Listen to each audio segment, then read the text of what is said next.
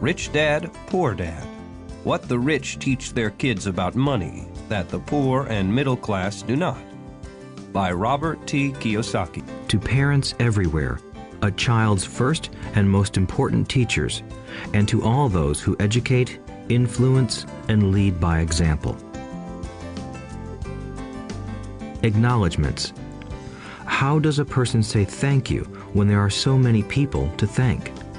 Obviously, this book is a thank you to my two fathers, who were powerful role models, and to my mom, who taught me love and kindness.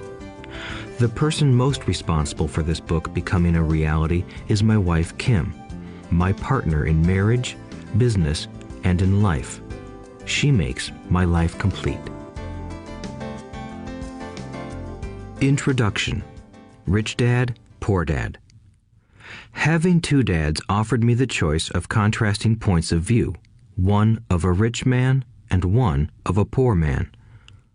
I had two fathers, a rich one and a poor one. One was highly educated and intelligent. He had a PhD and completed 4 years of undergraduate work in less than 2 years. He then went on to Stanford University, the University of Chicago, and Northwestern University to do his advanced studies, all on full financial scholarships. The other father never finished the 8th grade. Both men were successful in their careers, working hard all their lives. Both earned substantial incomes, yet one always struggled financially. The other would become one of the richest men in Hawaii. One died, leaving tens of millions of dollars to his family, charities, and his church. The other left bills to be paid. Both men were strong, charismatic, and influential.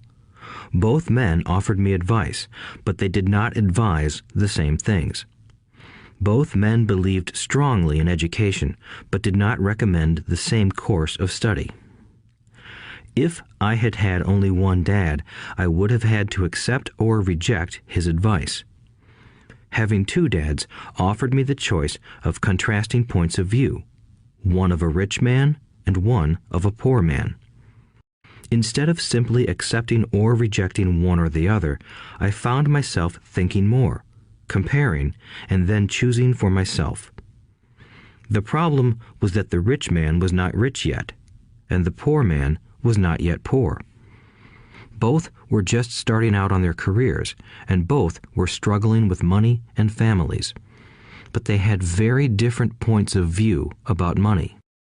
For example, one dad would say, "The love of money is the root of all evil." The other said, "The lack of money is the root of all evil."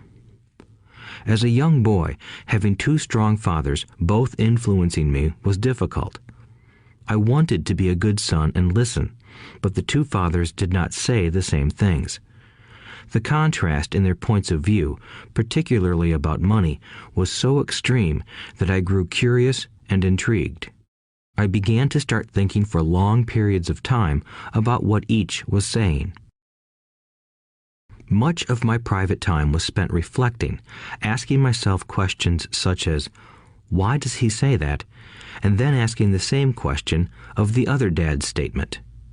It would have been much easier to simply say, "Yeah, he's right, I agree with that," or to simply reject the point of view by saying, "The old man doesn't know what he's talking about." Instead, having two dads whom I loved forced me to think and ultimately choose a way of thinking for myself.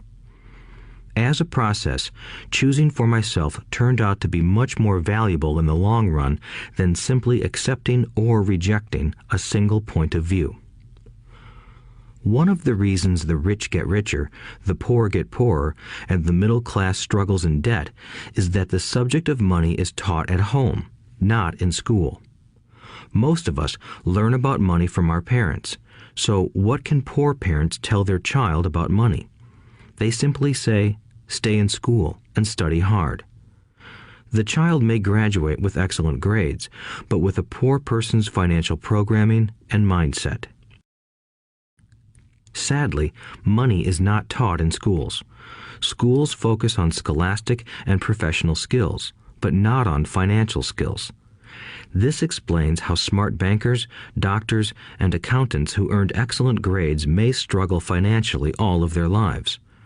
Our staggering national debt is due in large part to highly educated politicians and government officials making financial decisions with little or no training in the subject of money. Today, I often wonder what will soon happen when we have millions of people who need financial and medical assistance. They will be dependent upon their families or the government for financial support. What will happen when Medicare and Social Security run out of money? How will a nation survive if teaching children about money continues to be left to parents, most of whom will be, or already are, poor? Because I had two influential fathers, I learned from both of them. I had to think about each dad's advice, and in doing so, I gained valuable insight into the power and effect of one's thoughts on one's life. For example, one dad had a habit of saying, "I can't afford it." The other dad forbade those words to be used. He insisted I ask, "How can I afford it?" One is a statement, and the other is a question. One lets you off the hook, and the other forces you to think. My soon-to-be rich dad would explain that by automatically saying the words, "I can't afford it," your brain stops working. By asking the question, "How can I afford it?" your brain is put to work. He did not mean that you should buy everything you want. He was fanatical about exercising your mind, the most powerful computer in the world. He'd say, "My brain gets stronger every day because I exercise it. The stronger it gets, the more money I can make." He believed that automatically saying, "I can't afford it," was a sign of mental laziness. Although both dads worked hard, I noticed that one dad had a habit of putting his brain to sleep when it came to finances, and the other had a habit of exercising his brain. The long-term result was that one dad grew stronger financially, and the other grew weaker. It is not much different from a person who goes to the gym to exercise on a regular basis versus someone who sits on the couch watching television. Proper physical exercise increases your chances for health, and proper mental exercise increases your chances for wealth. My two dads had opposing attitudes, and that affected the way they thought. One dad thought that the rich should pay more in taxes to take care of those less fortunate. The other said, taxes punish those who produce and reward those who don't produce. One dad recommended, study hard so you can find a good company to work for. The other recommended, study hard so you can find a good company to buy. One dad said, the reason I'm not rich is because I have you kids. The other said, the reason I must be rich is because I have you kids.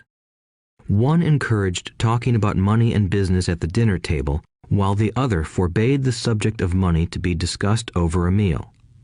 One said, when it comes to money, play it safe, don't take risks. The other said, learn to manage risk. One believed, our home is our largest investment and our greatest asset. The other believed, my house is a liability, and if your house is your largest investment, you're in trouble. Both dads paid their bills on time, yet one paid his bills first while the other paid his bills last. One dad believed in a company or the government taking care of you and your needs. He was always concerned about pay raises, retirement plans, medical benefits, sick leave, vacation days, and other perks. He was impressed with two of his uncles who joined the military and earned a retirement and entitlement package for life after 20 years of active service. He loved the idea of medical benefits and PX privileges the military provided its retirees. He also loved the tenure system available through the university. The idea of job protection for life and job benefits seemed more important at times than the job. He would often say, I've worked hard for the government and I'm entitled to these benefits. The other believed in total financial self-reliance. He spoke out against the entitlement mentality and how it created weak and financially needy people. He was emphatic about being financially competent. One dad struggled to save a few dollars. The other created investments. One dad taught me how to write an impressive resume so I could find a good job. The other taught me how to write strong business and financial plans so I could create jobs. Being a product of two strong dads allowed me the luxury of observing the effects different thoughts have on one's life. I noticed that people really do shape their lives through their thoughts. For example, my poor dad always said, "I'll never be rich," and that prophecy became reality. My rich dad, on the other hand, always referred to himself as rich. He would say things like, "I'm a rich man and rich people don't do this." Even when he was flat broke after a major financial setback, he continued to refer to himself as a rich man. He would cover himself by saying, "There is a difference between being poor and being broke. Broke is temporary. Poor is eternal." My poor dad would say, "I'm not interested in money," or "money doesn't matter." My rich dad always said, "Money is power." The power of our thoughts may never be measured or appreciated, but it became obvious to me as a young boy that it was important to be aware of my thoughts and how I expressed myself. I noticed that my poor dad was poor, not because of the amount of money he earned, which was significant, but because of his thoughts and actions. As a young boy having two fathers, I became acutely aware of being careful about which thoughts I chose to adopt as my own. Should I listen to my rich dad or to my poor dad? Although both men had tremendous respect for education and learning, they disagreed about what they thought was important to learn. One wanted me to study hard, earn a degree, and get a good job to earn money. He wanted me to study to become a professional, an attorney or an accountant, and to go to business school for my MBA. The other encouraged me to study to be rich, to understand how money works, and to learn how to have it work for me. "I don't work for money" were words he would repeat over and over. "Money works for me." At the age of 9, I decided to listen to and learn from my rich dad about money. In doing so, I chose not to listen to my poor dad, even though he was the one with all the college degrees. A lesson from Robert Frost. Robert Frost is my favorite poet.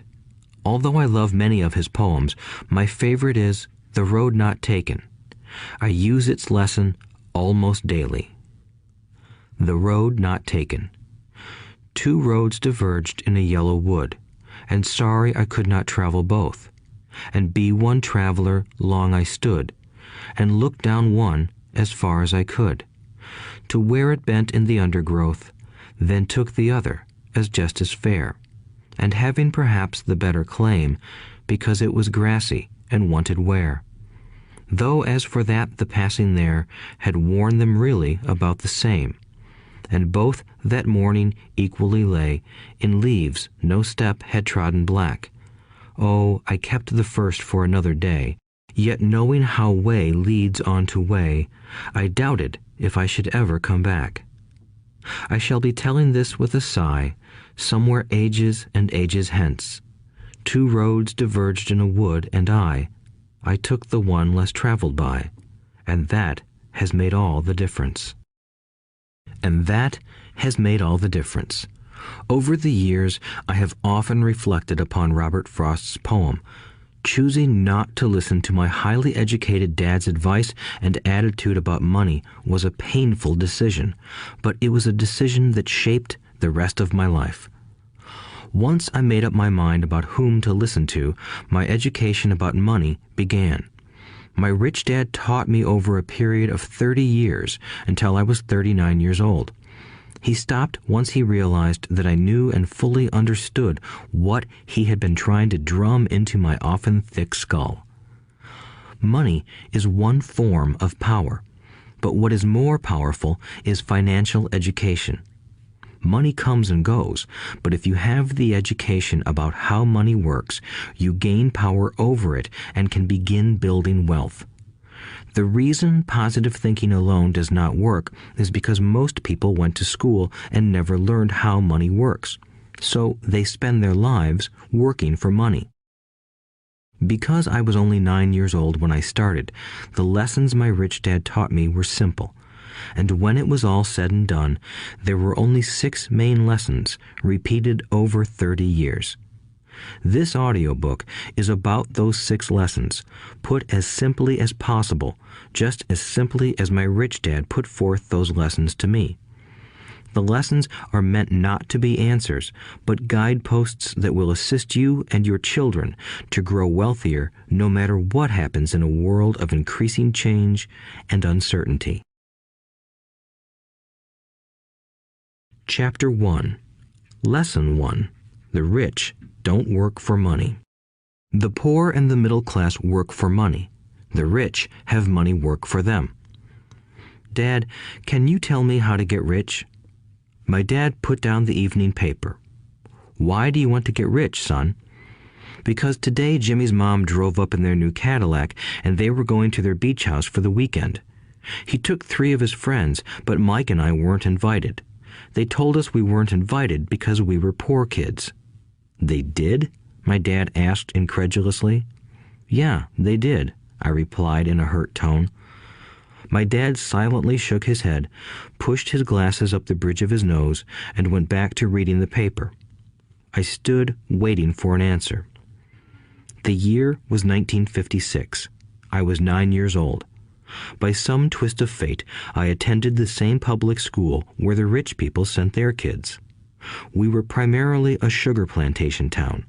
The managers of the plantation and the other affluent people, such as doctors, business owners, and bankers, sent their children to this elementary school. After grade 6, their children were generally sent off to private schools. Because my family lived on one side of the street, I went to this school. Had I lived on the other side of the street, I would have gone to a different school with kids from families more like mine. After grade 6, these kids and I would go on to the public intermediate and high school. There was no private school for them or for me. My dad finally put down the paper. I could tell he was thinking. Well, son, he began slowly, if you want to be rich, you have to learn to make money. How do I make money? I asked. Well, use your head, son, he said, smiling. Even then, I knew that really meant, that's all I'm going to tell you, or, I don't know the answer, so don't embarrass me. A partnership is formed. The next morning, I told my best friend, Mike, what my dad had said. As best as I could tell, Mike and I were the only poor kids in this school. Mike was also in this school by a twist of fate. Someone had drawn a jog in the line for the school district, and we wound up in school with the rich kids.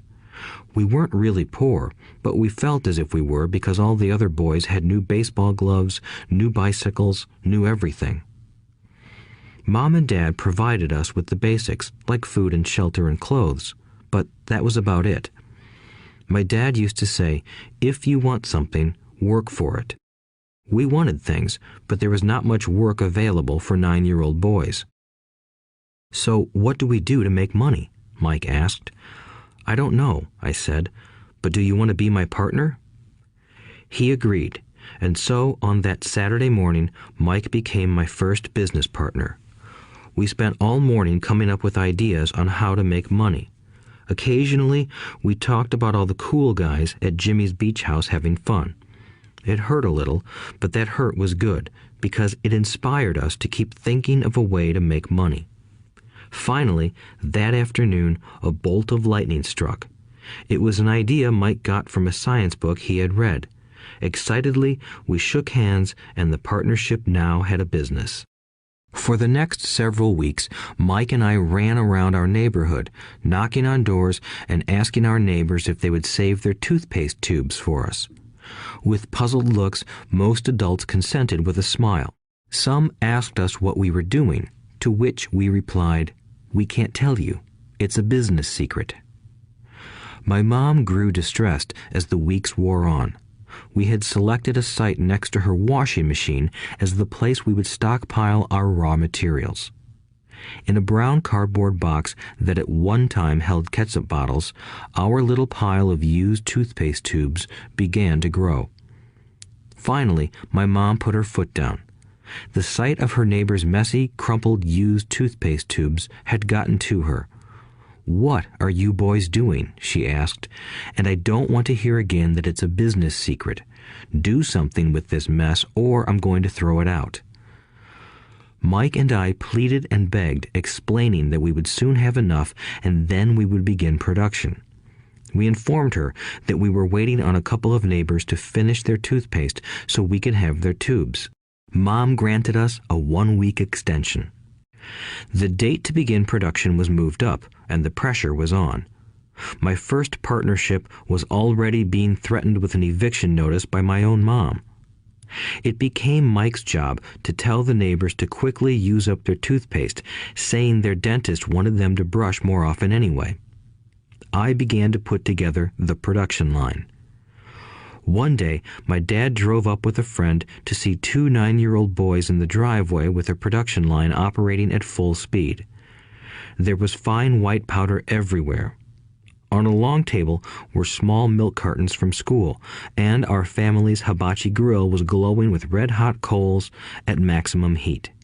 Dad walked up cautiously, having to park the car at the base of the driveway since the production line blocked the carport. As he and his friend got closer, they saw a steel pot sitting on top of the coals in which the toothpaste tubes were being melted down. In those days, toothpaste did not come in plastic tubes. The tubes were made of lead, so once the paint was burned off, the tubes were dropped in the small steel pot. They melted until they became liquid, and with my mom's pot holders, we poured the lead through a small hole in the top of the milk cartons. The milk cartons were filled with plaster of Paris. White powder was everywhere. In my haste, I had knocked the bag over, and the entire area looked like it had been hit by a snowstorm. The milk cartons were the outer containers for plaster of Paris molds. My dad and his friend watched as we carefully poured the molten lead through a small hole in the top of the plaster of Paris cube. "Careful," my dad said. I nodded without looking up. Finally, once the pouring was through, I put the steel pot down and smiled at my dad. "What are you boys doing?" he asked with a cautious smile. "We're doing what you told me to do. We're going to be rich," I said. "Yup," said Mike, grinning and nodding his head. "We're partners." "And what is in those plaster molds?" my dad asked. "Watch," I said. "This should be a good batch." With a small hammer, I tapped at the seal that divided the cube in half. Cautiously, I pulled up the top half of the plaster mold, and a lead nickel fell out. "Oh my God," my dad said, "you're casting nickels out of lead." "That's right," Mike said. "We're doing as you told us to do. We're making money." My dad's friend turned and burst into laughter. My dad smiled and shook his head. Along with a fire and a box of spent toothpaste tubes, in front of him were 2 little boys covered with white dust, smiling from ear to ear. He asked us to put everything down and sit with him on the front step of our house. With a smile, he gently explained what the word counterfeiting meant. Our dreams were dashed. "You mean this is illegal?" asked Mike in a quivering voice. "Let them go," my dad's friend said. "They might be developing a natural talent." My dad glared at him. "Yes, it is illegal," my dad said gently, "but you boys have shown great creativity and original thought. Keep going. I'm really proud of you." Disappointed, Mike and I sat in silence for about 20 minutes before we began cleaning up our mess. The business was over on opening day. Sweeping the powder up, I looked at Mike and said, "I guess Jimmy and his friends are right. We are poor." My father was just leaving as I said that. "Boys," he said, "you're only poor if you give up. The most important thing is that you did something. Most people only talk and dream of getting rich. You've done something. I'm very proud of the two of you. I will say it again. Keep going. Don't quit. Mike and I stood there in silence. They were nice words, but we still did not know what to do. "So how come you're not rich, Dad?" I asked. "Because I chose to be a school teacher. School teachers really don't think about being rich. We just like to teach. I wish I could help you, but I really don't know how to make money." Mike and I turned and continued our cleanup. "I know," said my dad. "If you boys want to learn how to be rich, don't ask me. Talk to your dad, Mike." "My dad?" asked Mike with a scrunched-up face. "Yeah, your dad," repeated my dad with a smile. "Your dad and I have the same banker, and he raves about your father. He's told me several times that your father is brilliant when it comes to making money." "My dad?" Mike asked again in disbelief. "Then how come we don't have a nice car and a nice house like the rich kids at school?" "A nice car and a nice house don't necessarily mean you're rich or you know how to make money," my dad replied. "Jimmy's dad works for the sugar plantation. He's not much different from me. He works for a company and I work for the government. The company buys the car for him. The sugar company is in financial trouble, and Jimmy's dad may soon have nothing. Your dad is different, Mike. He seems to be building an empire, and I suspect in a few years he will be a very rich man." With that, Mike and I got excited again. With new vigor, we began cleaning up the mess caused by our now defunct first business. As we were cleaning, we made plans for how and when to talk to Mike's dad. The problem was that Mike's dad worked long hours and often did not come home until late. His father owned warehouses, a construction company, a chain of stores, and 3 restaurants. It was the restaurants that kept him out late. Mike caught the bus home after we had finished cleaning up. He was going to talk to his dad when he got home that night and ask him if he would teach us how to become rich. Mike promised to call as soon as he had talked to his dad, even if it was late. The phone rang at 8:30 p.m. "Okay," I said, "next Saturday." I put the phone down. Mike's dad had agreed to meet with us. On Saturday, I caught the 7:30 a.m. bus to the poor side of town. The lessons begin. Mike and I met with his dad that morning at 8 o'clock. He was already busy, having been at work for more than an hour. His construction supervisor was just leaving in his pickup truck as I walked up to his simple, small, and tidy home. Mike met me at the door. "Dad's on the phone, and he said to wait on the back porch," Mike said as he opened the door. The old wooden floor creaked as I stepped across the threshold of the aging house. There was a cheap mat just inside the door. The mat was there to hide the years of wear from countless footsteps that the floor had supported. Although clean, it needed to be replaced. I felt claustrophobic as I entered the narrow living room that was filled with old, musty, overstuffed furniture that today would be collector's items. Sitting on the couch were 2 women, both a little older than my mom. Across from the women sat a man in workman's clothes. He wore khaki slacks and a khaki shirt, neatly pressed but without starch, and polished work boots. He was about 10 years older than my dad. They smiled as Mike and I walked past them toward the back porch. I smiled back shyly. "Who are those people?" I asked. "Oh, they work for my dad. The older man runs his warehouses, and the women are the managers of the restaurants. And as you arrived, you saw the construction supervisor who was working on a road project about 50 miles from here. His other supervisor, who was building a track of houses, left before you got here." "Does this go on all the time?" I asked. "Not always, but quite often," said Mike, smiling as he pulled up a chair to sit down next to me. "I asked my dad if he would teach us to make money," Mike said. "Oh, and what did he say to that?" I asked with cautious curiosity. "Well, he had a funny look on his face at first, and then he said he would make us an offer." "Oh," I said, rocking my chair back against the wall. I sat there, perched on two rear legs of the chair. Mike did the same thing. "Do you know what the offer is?" I asked. "No, but we'll soon find out." Suddenly, Mike's dad burst through the rickety screen door and onto the porch. Mike and I jumped to our feet, not out of respect, but because we were startled. "Ready, boys?" he asked as he pulled up a chair to sit down with us. We nodded our heads as we pulled our chairs away from the wall to sit in front of him. He was a big man, about 6 feet tall and 200 pounds. My dad was taller, about the same weight, and 5 years older than Mike's dad. They sort of looked alike, though not of the same ethnic makeup. Maybe their energy was similar. "Mike says you want to learn to make money. Is that correct, Robert?" I nodded my head quickly, but with a little trepidation. He had a lot of power behind his words and smile. "Okay, here's my offer. I'll teach you, but I won't do it classroom style. You work for me, I'll teach you. You don't work for me, I won't teach you.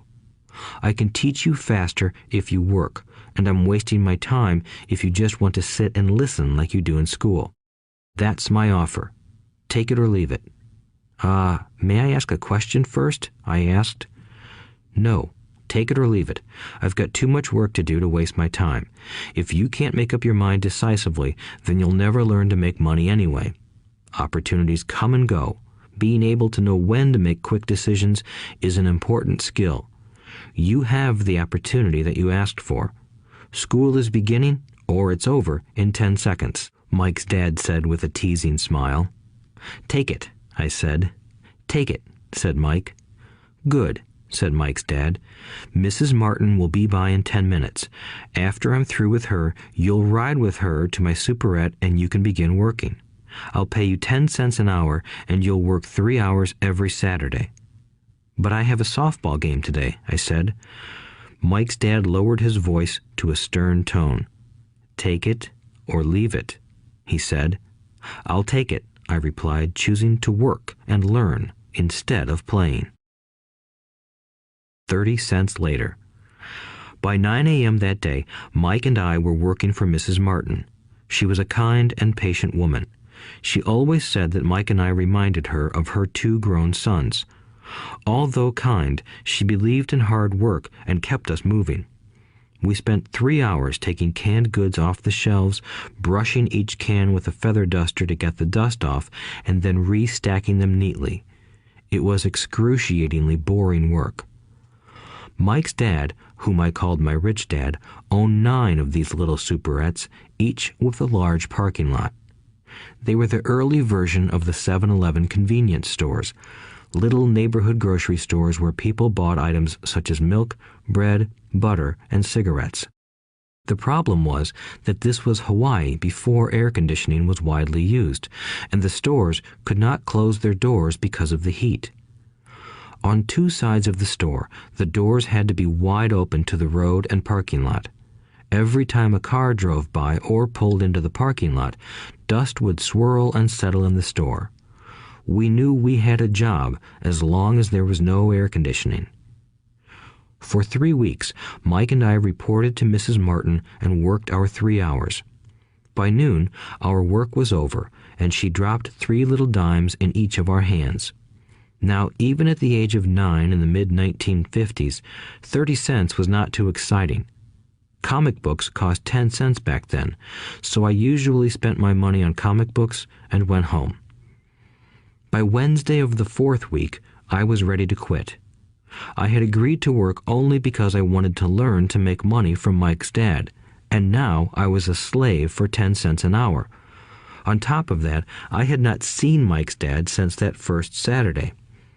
"I'm quitting," I told Mike at lunchtime. School was boring, and now I did not even have my Saturdays to look forward to. But it was the 30 cents that really got to me. This time, Mike smiled. "What are you laughing at?" I asked with anger and frustration. "Dad said this would happen. He said to meet with him when you were ready to quit." "What?" I said indignantly. "He's been waiting for me to get fed up?" Sort of, Mike said. Dad's kind of different. He doesn't teach like your dad. Your mom and dad lecture a lot. My dad is quiet and a man of few words. You just wait till this Saturday. I'll tell him you're ready. You mean I've been set up? No, not really. But maybe. Dad will explain on Saturday. Waiting in line on Saturday. I was ready to face Mike's dad. Even my real dad was angry with him. My real dad, the one I called the poor one, thought that my rich dad was violating child labor laws and should be investigated. My educated poor dad told me to demand what I deserve, at least 25 cents an hour. My poor dad told me that if I did not get a raise, I was to quit immediately. You don't need that damn job anyway, said my poor dad with indignation. At 8 o'clock Saturday morning, I walked through the door of Mike's house when Mike's dad opened it. Take a seat and wait in line, he said as I entered. He turned and disappeared into his little office next to a bedroom. I looked around the room and didn't see Mike anywhere. Feeling awkward, I cautiously sat down next to the same two women who were there 4 weeks earlier. They smiled and slid down the couch to make room for me. 45 minutes went by, and I was steaming.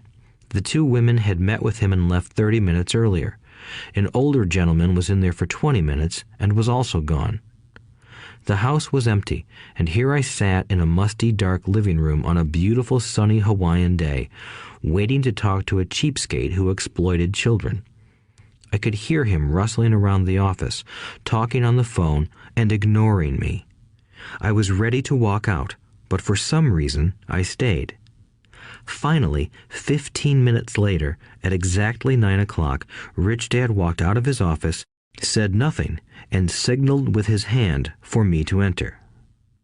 I understand you want a raise or you're going to quit, Rich Dad said as he swiveled in his office chair. Well, you're not keeping your end of the bargain, I blurted out, nearly in tears. It was really frightening for me to confront a grown-up. You said that you would teach me if I worked for you. Well, I've worked for you. I've worked hard. I've given up my baseball games to work for you, but you haven't kept your word, and you haven't taught me anything. You are a crook like everyone in town thinks you are. You're greedy. You want all the money and don't take care of your employees. You made me wait and don't show me any respect. I'm only a little boy, but I deserve to be treated better. Rich Dad rocked back in his swivel chair, hands up to his chin, and stared at me. Not bad, he said. In less than a month, you sound like most of my employees. What? I asked. Not understanding what he was saying, I continued with my grievance.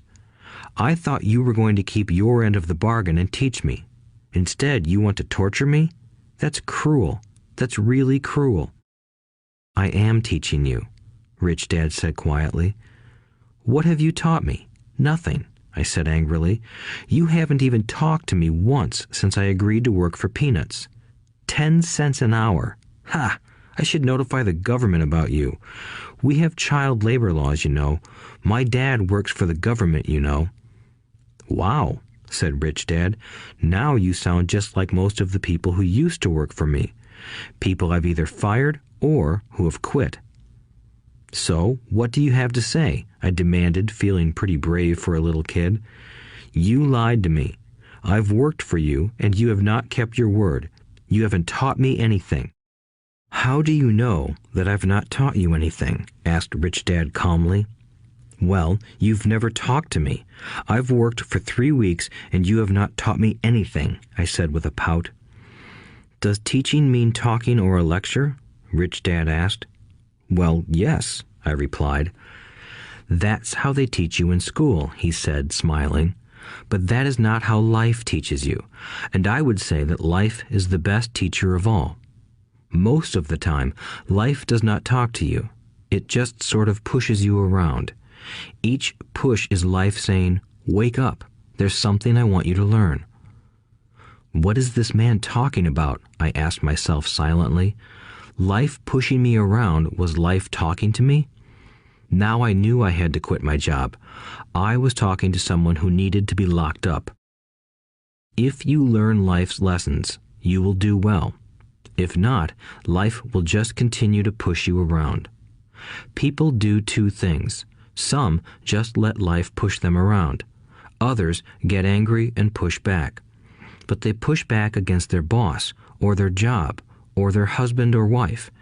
They do not know it's life that's pushing. I had no idea what he was talking about. Life pushes all of us around. Some people give up and others fight. A few learn the lesson and move on. They welcome life pushing them around. To these few people, it means they need and want to learn something. They learn and move on.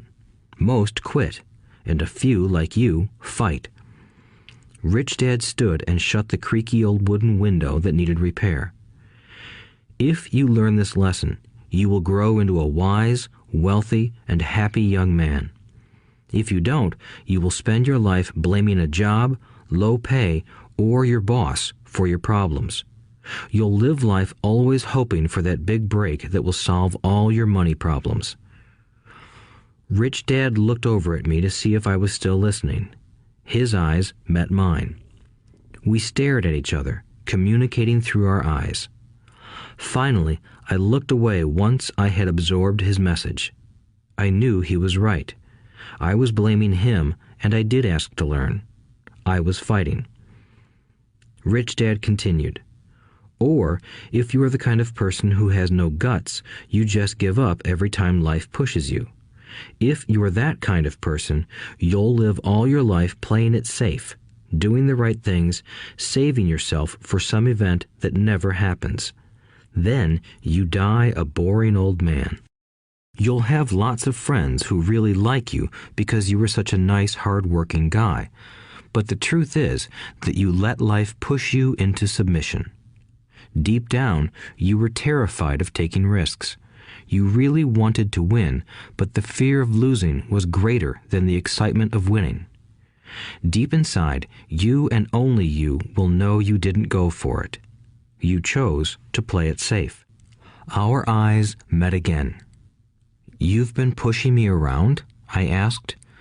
"Some people might say that," smiled Rich Dad. "I would say that I just gave you a taste of life."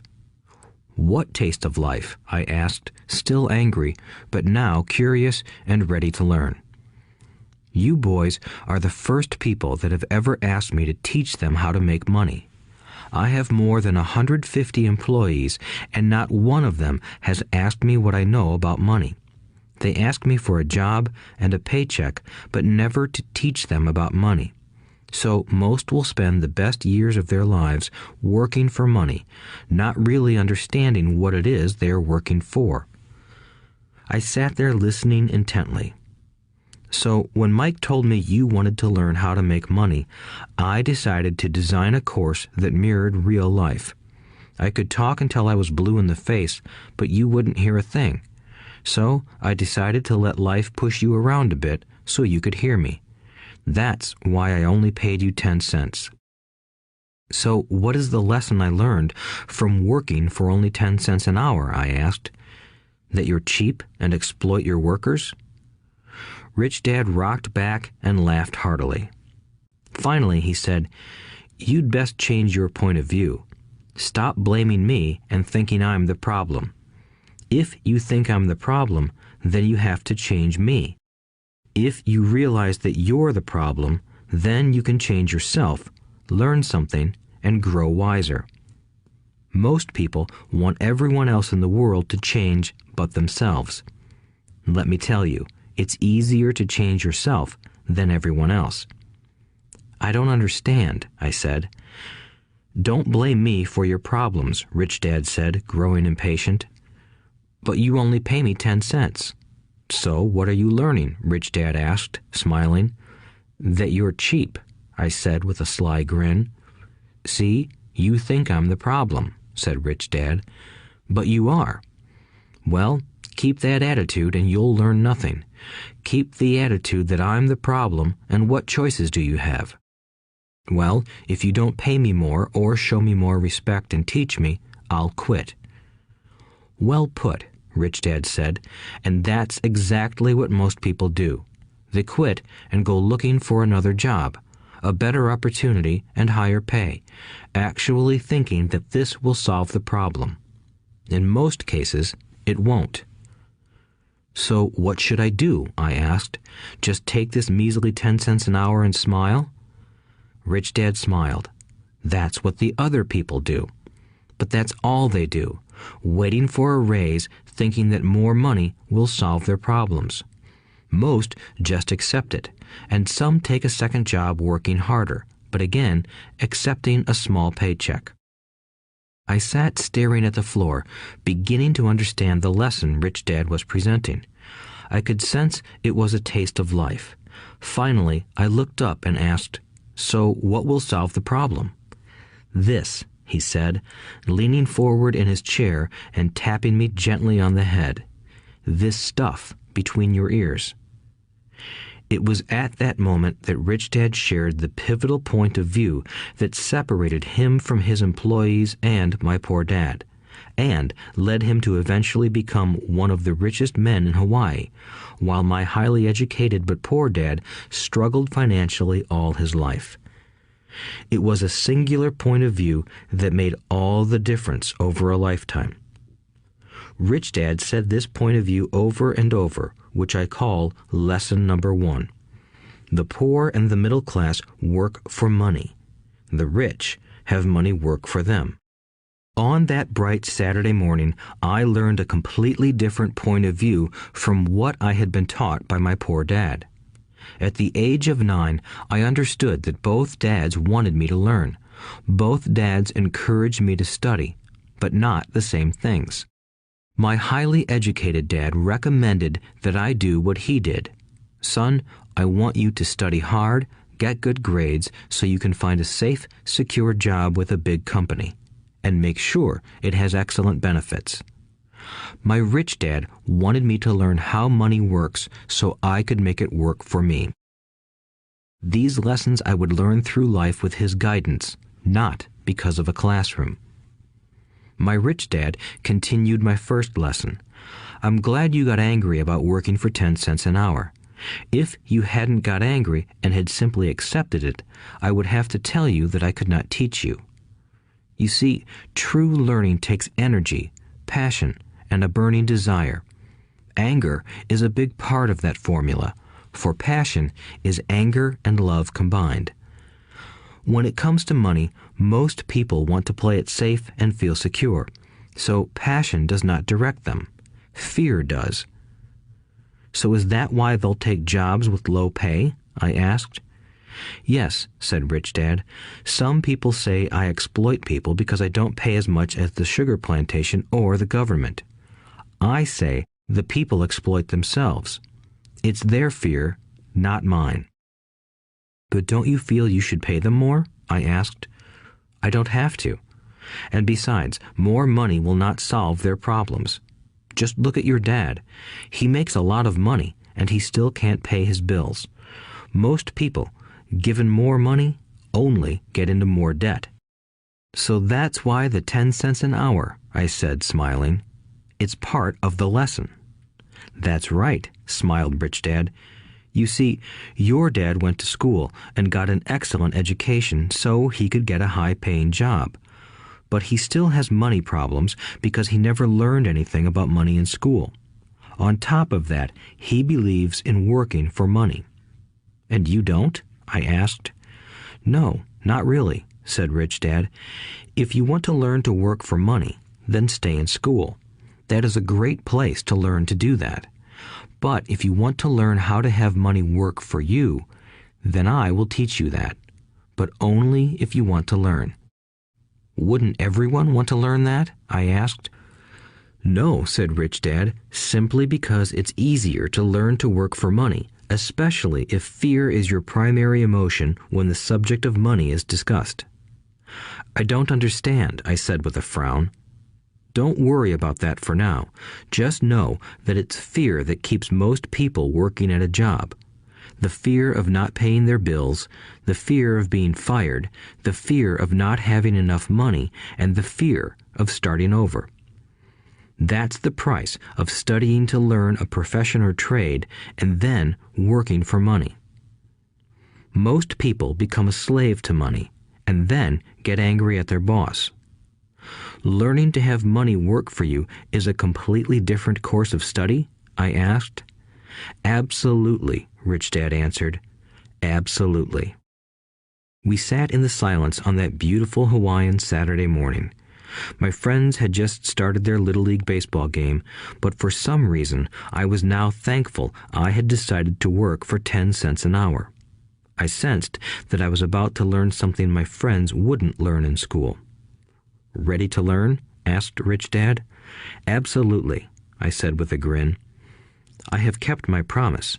I've been teaching you from afar, my Rich Dad said. At 9 years old, you've gotten a taste of what it feels like to work for money. Just multiply your last month by 50 years, and you will have an idea of what most people spend their life doing. I don't understand, I said. How did you feel waiting in line to see me, once to get hired and once to ask for more money? Terrible, I said. If you choose to work for money, that is what life will be like, said Rich Dad. And how did you feel when Mrs. Martin dropped 3 dimes in your hand for 3 hours of work? I felt like it wasn't enough. It seemed like nothing. I was disappointed, I said. And that is how most employees feel when they look at their paychecks, especially after all the tax and other deductions are taken out. At least you got 100%. You mean most workers don't get paid everything? I asked with amazement. Heavens no, said Rich Dad. The government always takes its share first. How do they do that? I asked.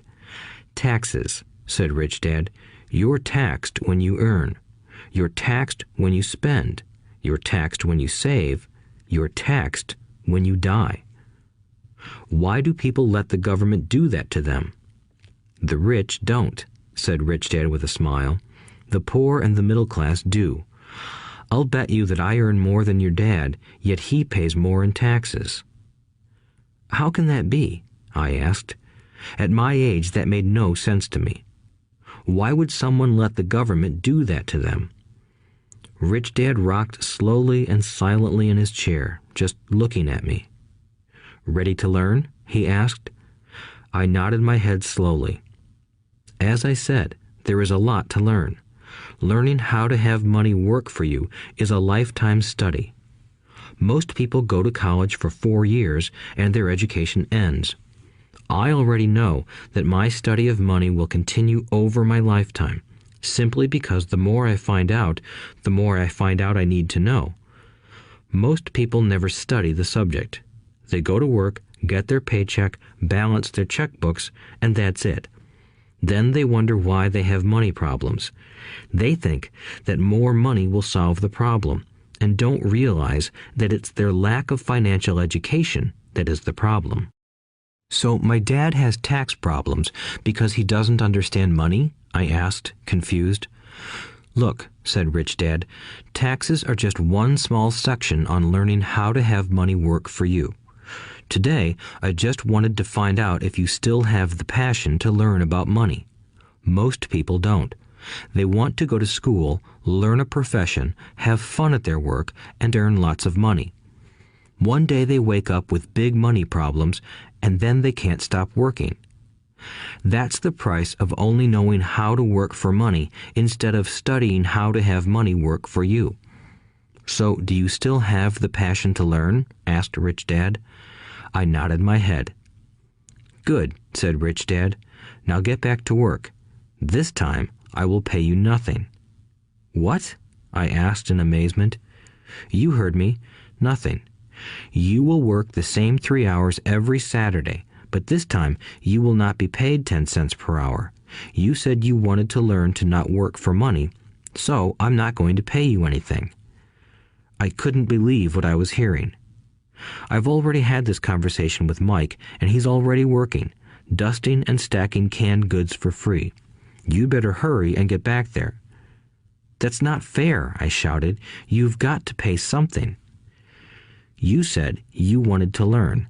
If you don't learn this now, you'll grow up to be like the two women and the older man sitting in my living room, working for money and hoping I don't fire them.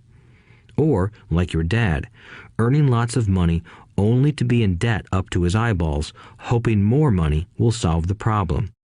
If that's what you want, I'll go back to our original deal of 10 cents an hour. Or you can do what most adults do. Complain that there is not enough pay, quit, and go looking for another job. But what do I do? I asked. Rich Dad tapped me on the head. Use this, he said. If you use it well, you will soon thank me for giving you an opportunity, and you will grow into a rich man. I stood there, still not believing what a raw deal I was handed. I came to ask for a raise, and somehow I was instead working for nothing. Rich Dad tapped me on the head again and said, "Use this. Now, get out of here and get back to work." Lesson number 1. The rich don't work for money. I didn't tell my poor dad I wasn't being paid. He wouldn't have understood, and I didn't want to try to explain something I didn't understand myself. For 3 more weeks, Mike and I worked 3 hours every Saturday for nothing. The work didn't bother me, and the routine got easier. But it was the missed baseball games and not being able to afford to buy a few comic books that got to me. Rich Dad stopped by at noon on the 3rd week. We heard his truck pull up in the parking lot and sputter when the engine was turned off. He entered the store and greeted Mrs. Martin with a hug. After finding out how things were going in the store, he reached into the ice cream freezer, pulled out 2 bars, paid for them, and signaled to Mike and me. "Let's go for a walk, boys." We crossed the street, dodging a few cars, and walked across a large grassy field where a few adults were playing softball. Sitting down at a lone picnic table, he handed Mike and me the treats. "How's it going, boys?" "Okay," Mike said. I nodded in agreement. "Learn anything yet?" Rich Dad asked. Mike and I looked at each other, shrugged our shoulders, and shook our heads in unison. Avoiding one of life's biggest traps. Well, you boys had better start thinking. You're staring at one of life's biggest lessons. If you learn it, you'll enjoy a life of great freedom and security. If you don't, you'll wind up like Mrs. Martin and most of the people playing softball in this park. They work very hard for little money, clinging to the illusion of job security and looking forward to a 3-week vacation each year and maybe a skimpy pension after 45 years of service. If that excites you, I'll give you a raise to 25 cents an hour. But these are good, hard-working people. Are you making fun of them? I demanded. A smile came over Rich Dad's face. Mrs. Martin is like a mother to me. I would never be that cruel. I may sound unkind because I'm doing my best to point something out to the 2 of you. I want to expand your point of view so you can see something most people never have the benefit of seeing because their vision is too narrow. Most people never see the trap they are in. Mike and I sat there, uncertain of his message. He sounded cruel, yet we could sense he was trying to drive home a point. With a smile, Rich Dad said, "Doesn't that 25 cents an hour sound good? Doesn't it make your heart beat a little faster?" I shook my head no, but it really did. 25 cents an hour would be big bucks to me. "Okay, I'll pay you $1 an hour," Rich Dad said, with a sly grin. Now my heart started to race. My brain was screaming, "Take it, take it." I could not believe what I was hearing. Still, I said nothing. "Okay, $2 an hour." My little brain and heart nearly exploded. After all, it was 1956, and being paid $2 an hour would have made me the richest kid in the world. I couldn't imagine earning that kind of money. I wanted to say yes. I wanted the deal. I could picture a new bicycle, new baseball glove, and the adoration of my friends when I flashed some cash. On top of that, Jimmy and his rich friends could never call me poor again. But somehow, my mouth stayed shut. The ice cream had melted and was running down my hand. Rich Dad was looking at two boys staring back at him, eyes wide open and brains empty. He was testing us, and he knew there was a part of our emotions that wanted to take the deal. He understood that every person has a weak and needy part of their soul that can be bought, and he knew that every individual also had a part of their soul that was resilient and could never be bought. It was only a question of which one was stronger. Okay, $5 an hour. Suddenly, I was silent. Something had changed. The offer was too big and ridiculous. Not many grown-ups in 1956 made more than that, but quickly my temptation disappeared and calm set in. Slowly, I turned to my left to look at Mike. He looked back at me. The part of my soul that was weak and needy was silenced. The part of me that had no price took over. I knew Mike had gotten to that point too. "Good," said Rich Dad softly. "Most people have a price, and they have a price because of human emotions named fear and greed. First, the fear of being without money motivates us to work hard, and then, once we get that paycheck, greed or desire starts us thinking about all the wonderful things money can buy.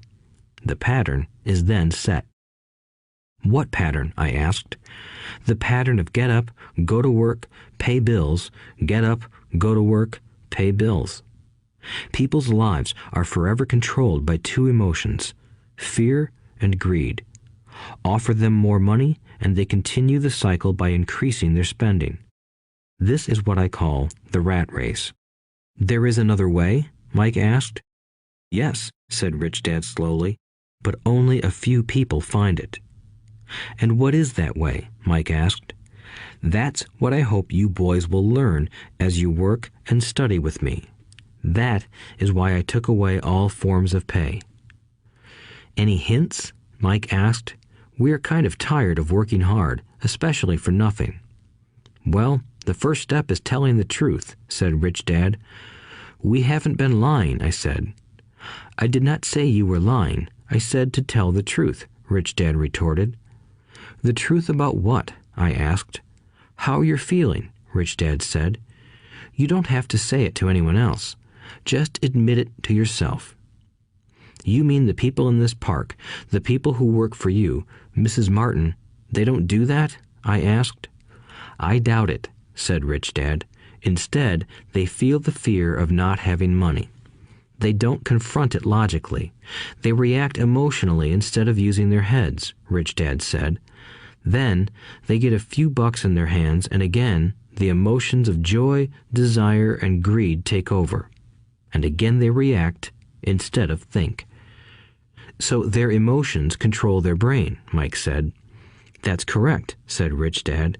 "Instead of admitting the truth about how they feel, they react to their feelings and fail to think. They feel the fear, so they go to work, hoping that money will soothe the fear, but it doesn't.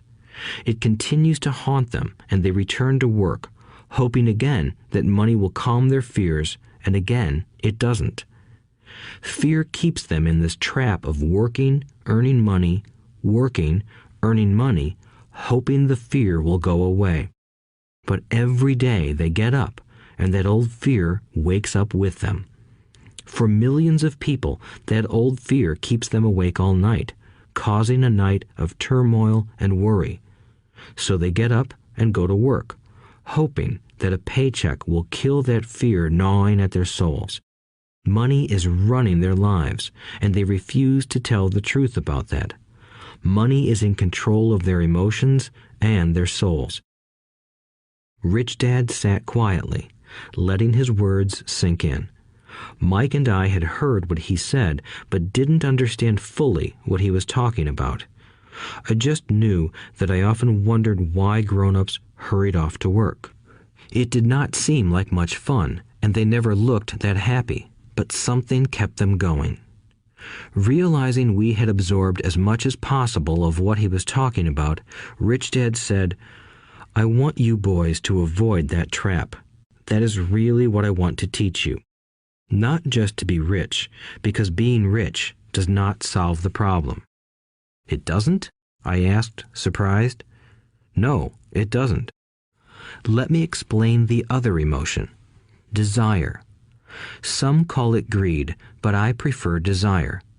It's perfectly normal to desire something better, prettier, more fun, or exciting. So people also work for money because of desire. They desire money for the joy they think it can buy. But the joy that money brings is often short-lived, and they soon need more money for more joy, more pleasure, more comfort, and more security. So they keep working, thinking money will soothe their souls that are troubled by fear and desire. But money can't do that. Even rich people do this?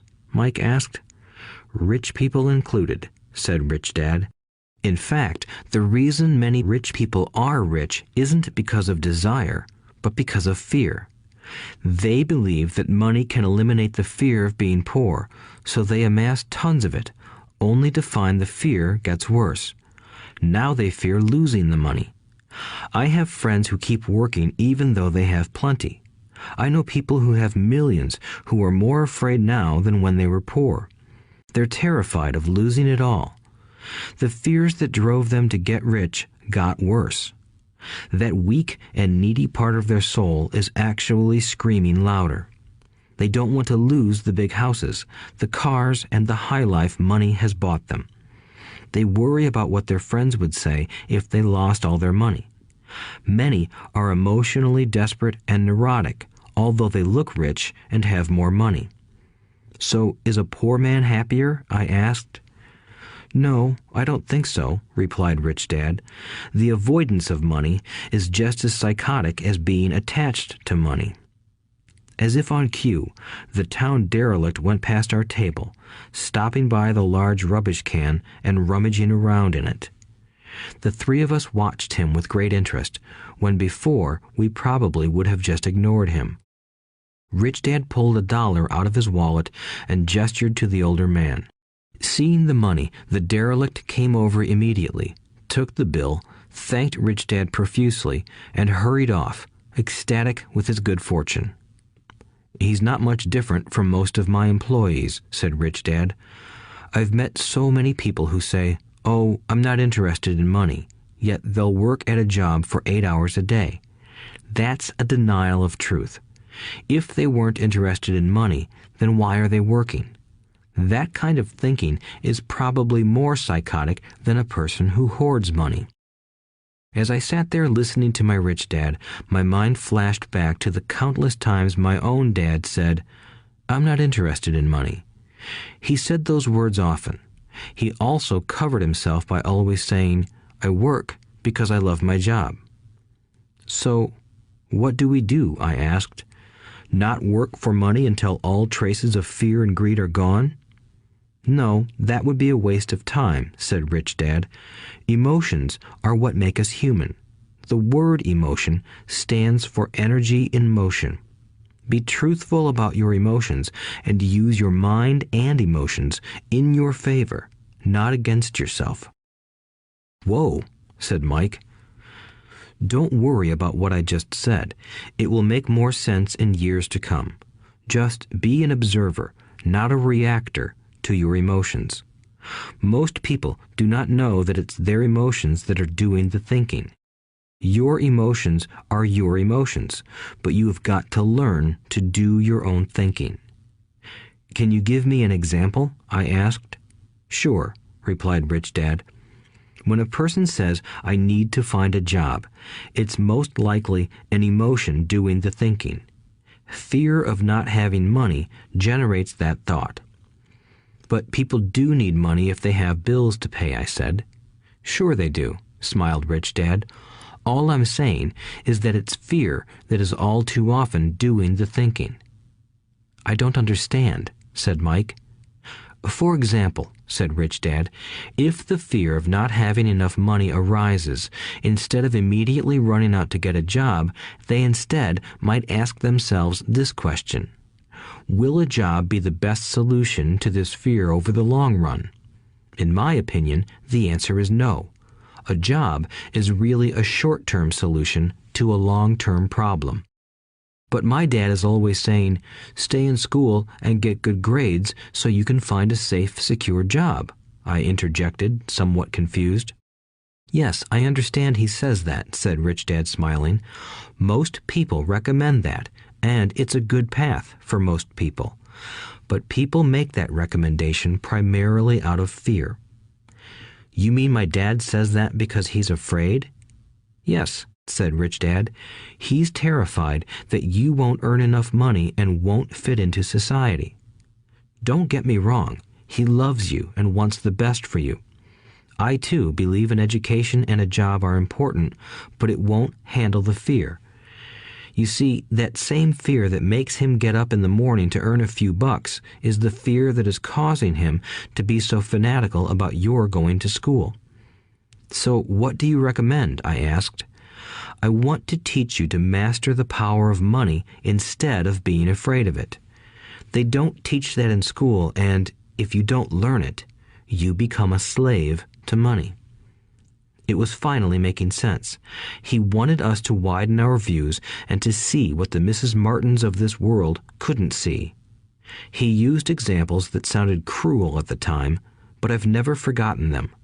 My vision widened that day, and I began to see the trap that lay ahead for most people. You see, we're all employees ultimately. We just work at different levels, said Rich Dad. I just want you boys to have a chance to avoid the trap caused by those two emotions, fear and desire. Use them in your favor, not against you. That's what I want to teach you. I'm not interested in just teaching you to make a pile of money. That won't handle the fear or desire. If you don't first handle fear and desire, and you get rich, you'll only be a highly paid slave.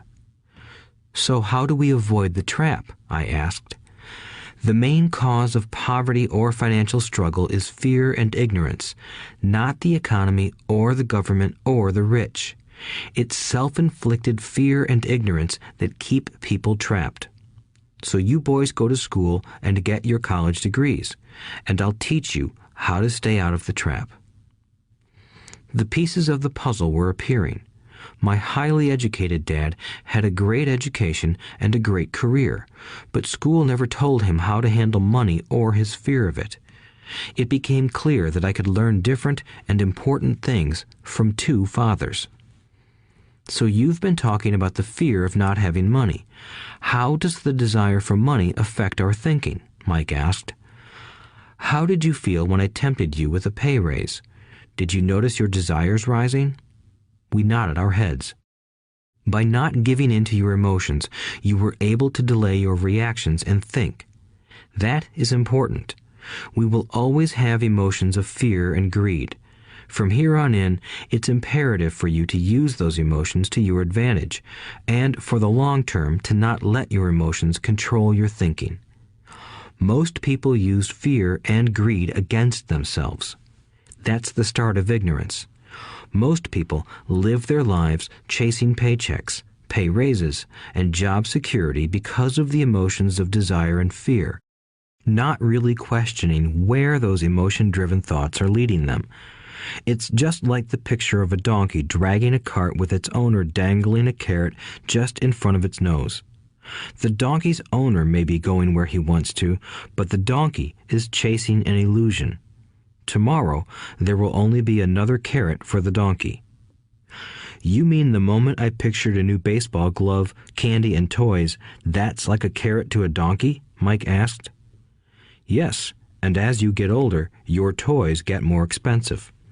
A new car, a boat, and a big house to impress your friends, said Rich Dad with a smile. Fear pushes you out the door, and desire calls to you. That's the trap. So what's the answer? Mike asked. What intensifies fear and desire is ignorance. That is why rich people with lots of money often have more fear the richer they get. Money is the carrot, the illusion. If the donkey could see the whole picture, it might rethink its choice to chase the carrot. Rich Dad went on to explain that a human's life is a struggle between ignorance and illumination. He explained that once a person stops searching for information and self-knowledge, ignorance sets in. That struggle is a moment-to-moment decision to learn to open or close one's mind.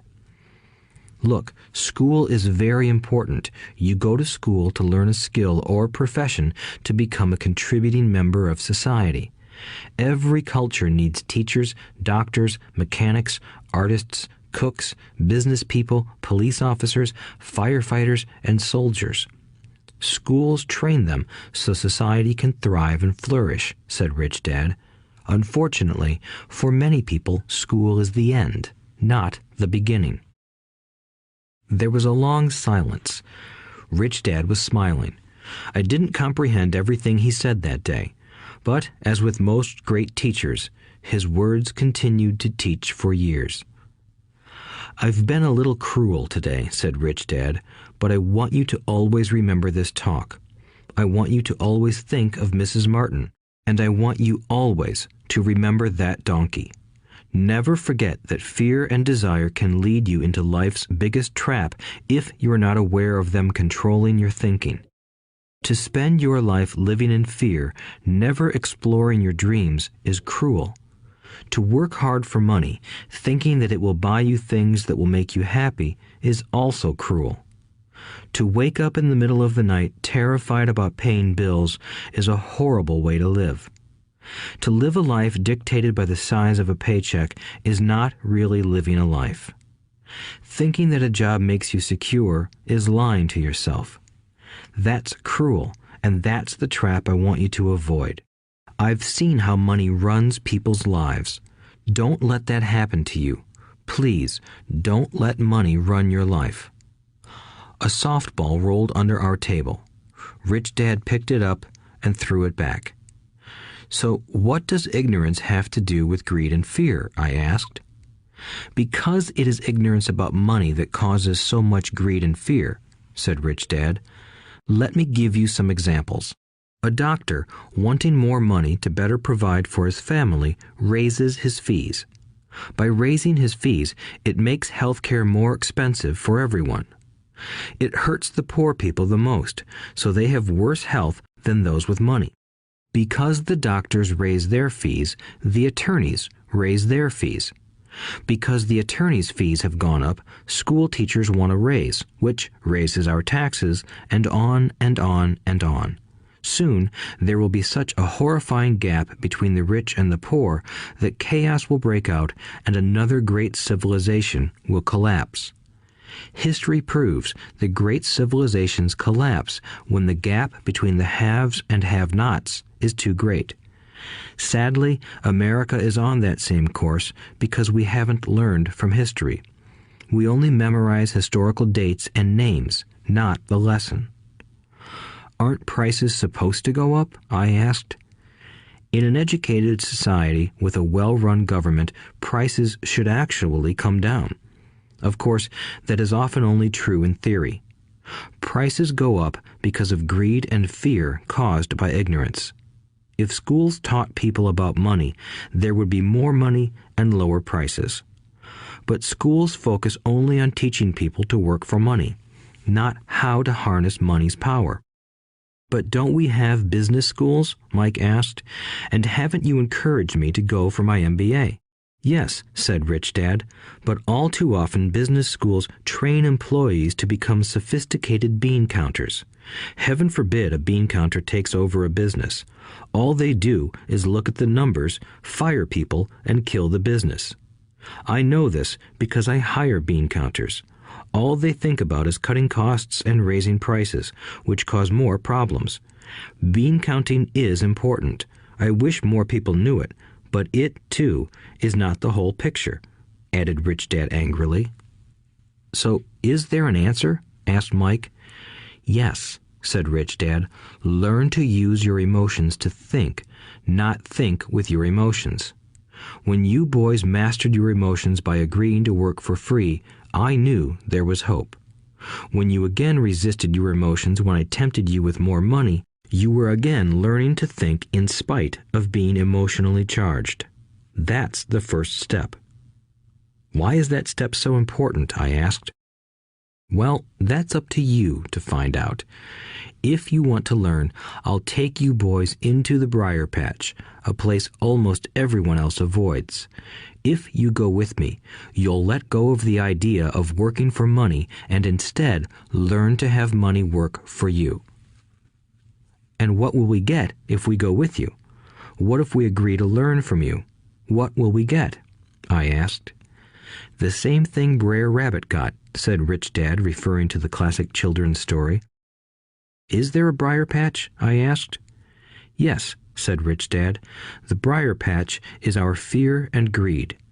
Confronting fear, weaknesses, and neediness by choosing our own thoughts is the way out. Choosing our thoughts? Mike asked, puzzled. Yes, choosing what we think rather than reacting to our emotions. Instead of just getting up and going to work because not having the money to pay your bills is scaring you, ask yourself, is working harder at this the best solution to this problem? Most people are too afraid to rationally think things through and instead run out the door to a job they hate. The tar baby is in control. That's what I mean by choosing your thoughts. And how do we do that? Mike asked. That's what I will teach you.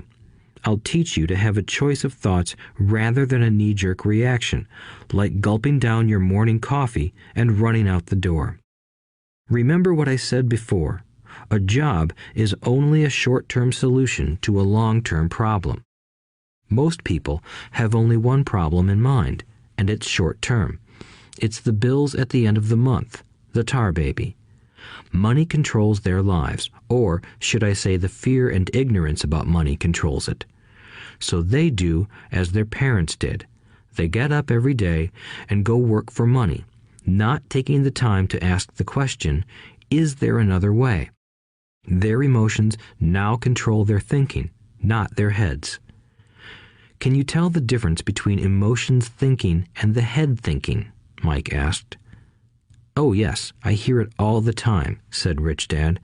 I hear things like, well, everyone has to work, or the rich are crooks, or I'll get another job, I deserve this raise, you can't push me around, or I like this job because it's secure. No one asks, is there something I'm missing here? Which would break through the emotional thought and give you time to think clearly. As we headed back to the store, Rich Dad explained that the rich really did make money. They did not work for it. He went on to explain that when Mike and I were casting 5-cent pieces out of lead, thinking we were making money, we were very close to thinking the way the rich think. The problem was that creating money is legal for the government and banks to do, but illegal for us to do. There are legal ways to create money from nothing, he told us. Rich Dad went on to explain that the rich know that money is an illusion, truly like the carrot for the donkey. It's only out of fear and greed that the illusion of money is held together by billions of people who believe that money is real. It's not. Money is really made up. It is only because of the illusion of confidence and the ignorance of the masses that this house of cards stands. He talked about the gold standard that America was on, and that each dollar bill was actually a silver certificate. What concerned him was the rumor that we would someday go off the gold standard and our dollars would no longer be backed by something tangible. If that happens, boys, all hell will break loose. The poor, the middle class, and the ignorant will have their lives ruined simply because they will continue to believe that money is real and that the company they work for or the government will look after them. We really did not understand what he was saying that day, but over the years, it made more and more sense. Seeing what others miss. As he climbed into his pickup truck outside his convenience store, Rich Dad said, "Keep working, boys, but the sooner you forget about needing a paycheck, the easier your adult life will be. Keep using your brain, work for free, and soon your mind will show you ways of making money far beyond what I could ever pay you. You will see things that other people never see. Most people never see these opportunities because they're looking for money and security, so that's all they get. The moment you see one opportunity, you'll see them for the rest of your life. The moment you do that, I'll teach you something else. Learn this, and you'll avoid one of life's biggest traps. Mike and I picked up our things from the store and waved goodbye to Mrs. Martin. We went back to the park, to the same picnic bench, and spent several more hours thinking and talking. We spent the next week at school thinking and talking too. For 2 more weeks, we kept thinking, talking, and working for free. At the end of the second Saturday, I was again saying goodbye to Mrs. Martin and looking at the comic book stand with a longing gaze. The hard thing about not even getting 30 cents every Saturday was that I didn't have any money to buy comic books. Suddenly, as Mrs. Martin said goodbye to Mike and me, I saw her do something I'd never seen her do before. Mrs. Martin was cutting the front page of the comic book in half. She kept the top half of the comic book cover and threw the rest of the book into a large cardboard box. When I asked her what she did with the comic books, she said, "I throw them away. I give the top half of the cover back to the comic book distributor for credit when he brings in the new comics. He's coming in an hour." Mike and I waited for an hour. Soon the distributor arrived, and I asked him if we could have the comic books. To my delight, he said, "You can have them if you work for this store and do not resell them." Remember our old business partnership? Well, Mike and I revived it. Using a spare room in Mike's basement, we began piling hundreds of comic books in that room. Soon, our comic book library was open to the public. We hired Mike's younger sister, who loved to study, to be head librarian. She charged each child 10 cents admission to the library, which was open from 2:30 p.m. to 4:30 p.m. every day after school. The customers, the children of the neighborhood, could read as many comics as they wanted in 2 hours. It was a bargain for them since a comic cost 10 cents each, and they could read 5 or 6 in 2 hours. Mike's sister would check the kids as they left to make sure they weren't borrowing any comic books. She also kept the books, logging in how many kids showed up each day, who they were, and any comments they might have. Mike and I averaged $9.50 per week over a 3-month period. We paid his sister $1 a week and allowed her to read the comics for free, which she rarely did since she was always studying. Mike and I kept our agreement by working in the store every Saturday and collecting all the comic books from the different stores. We kept our agreement to the distributor by not selling any comic books. We burned them once they got too tattered. We tried opening a branch office, but we could never quite find someone as trustworthy and dedicated as Mike's sister. At an early age, we found out how hard it was to find good staff. 3 months after the library first opened, a fight broke out in the room. Some bullies from another neighborhood pushed their way in, and Mike's dad suggested we shut down the business.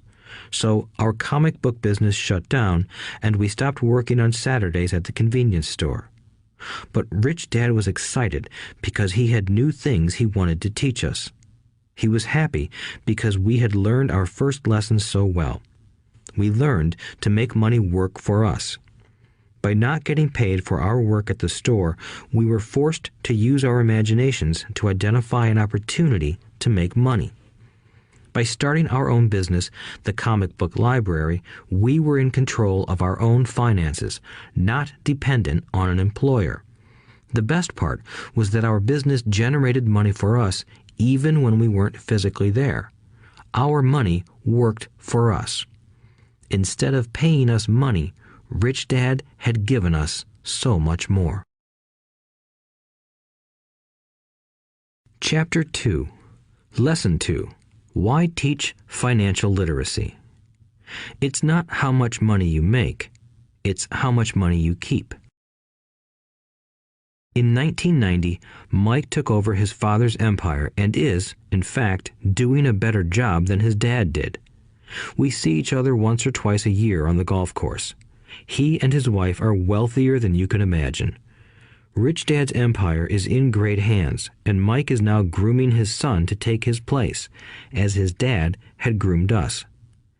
In 1994, I retired at the age of 47, and my wife Kim was 37. Retirement does not mean not working. For us, it means that, barring unforeseen cataclysmic changes, we can work or not work, and our wealth grows automatically, staying ahead of inflation. Our assets are large enough to grow by themselves. It's like planting a tree. You water it for years, and then one day it doesn't need you anymore. Its roots are implanted deep enough. Then the tree provides shade for your enjoyment. Mike chose to run the empire, and I chose to retire. Whenever I speak to groups of people, they often ask what I would recommend that they do. How do I get started? Is there a book you would recommend? What should I do to prepare my children? What is your secret to success? How do I make millions? Whenever I hear one of these questions, I'm reminded of the following story. The Richest Businessmen. In 1923, a group of our greatest leaders and richest businessmen held a meeting at the Edgewater Beach Hotel in Chicago.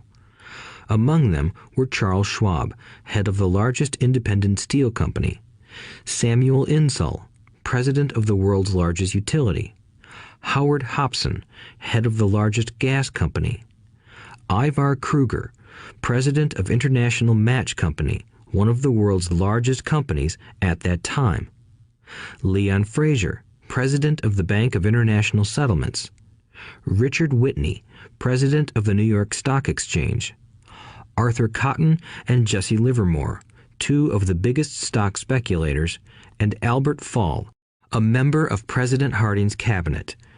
25 years later, 9 of these titans ended their lives as follows. Schwab died penniless after living for 5 years on borrowed money. Insull died broke in a foreign land, and Kruger and Cotton also died broke. Hobson went insane. Whitney and Albert Fall were released from prison, and Fraser and Livermore committed suicide. I doubt if anyone can say what really happened to these men. If you look at the date, 1923, it was just before the 1929 market crash and the Great Depression, which I suspect had a great impact on these men and their lives. The point is this. Today, we live in times of greater and faster change than these men did. I suspect there will be many booms and busts in the coming years that will parallel the ups and downs these men faced. I am concerned that too many people are too focused on money and not on their greatest wealth, their education. If people are prepared to be flexible, keep an open mind and learn, they will grow richer and richer despite tough changes. If they think money will solve problems, they will have a rough ride. Intelligence solves problems and produces money. Money without financial intelligence is money soon gone. Most people fail to realize that in life, it's not how much money you make, it's how much money you keep.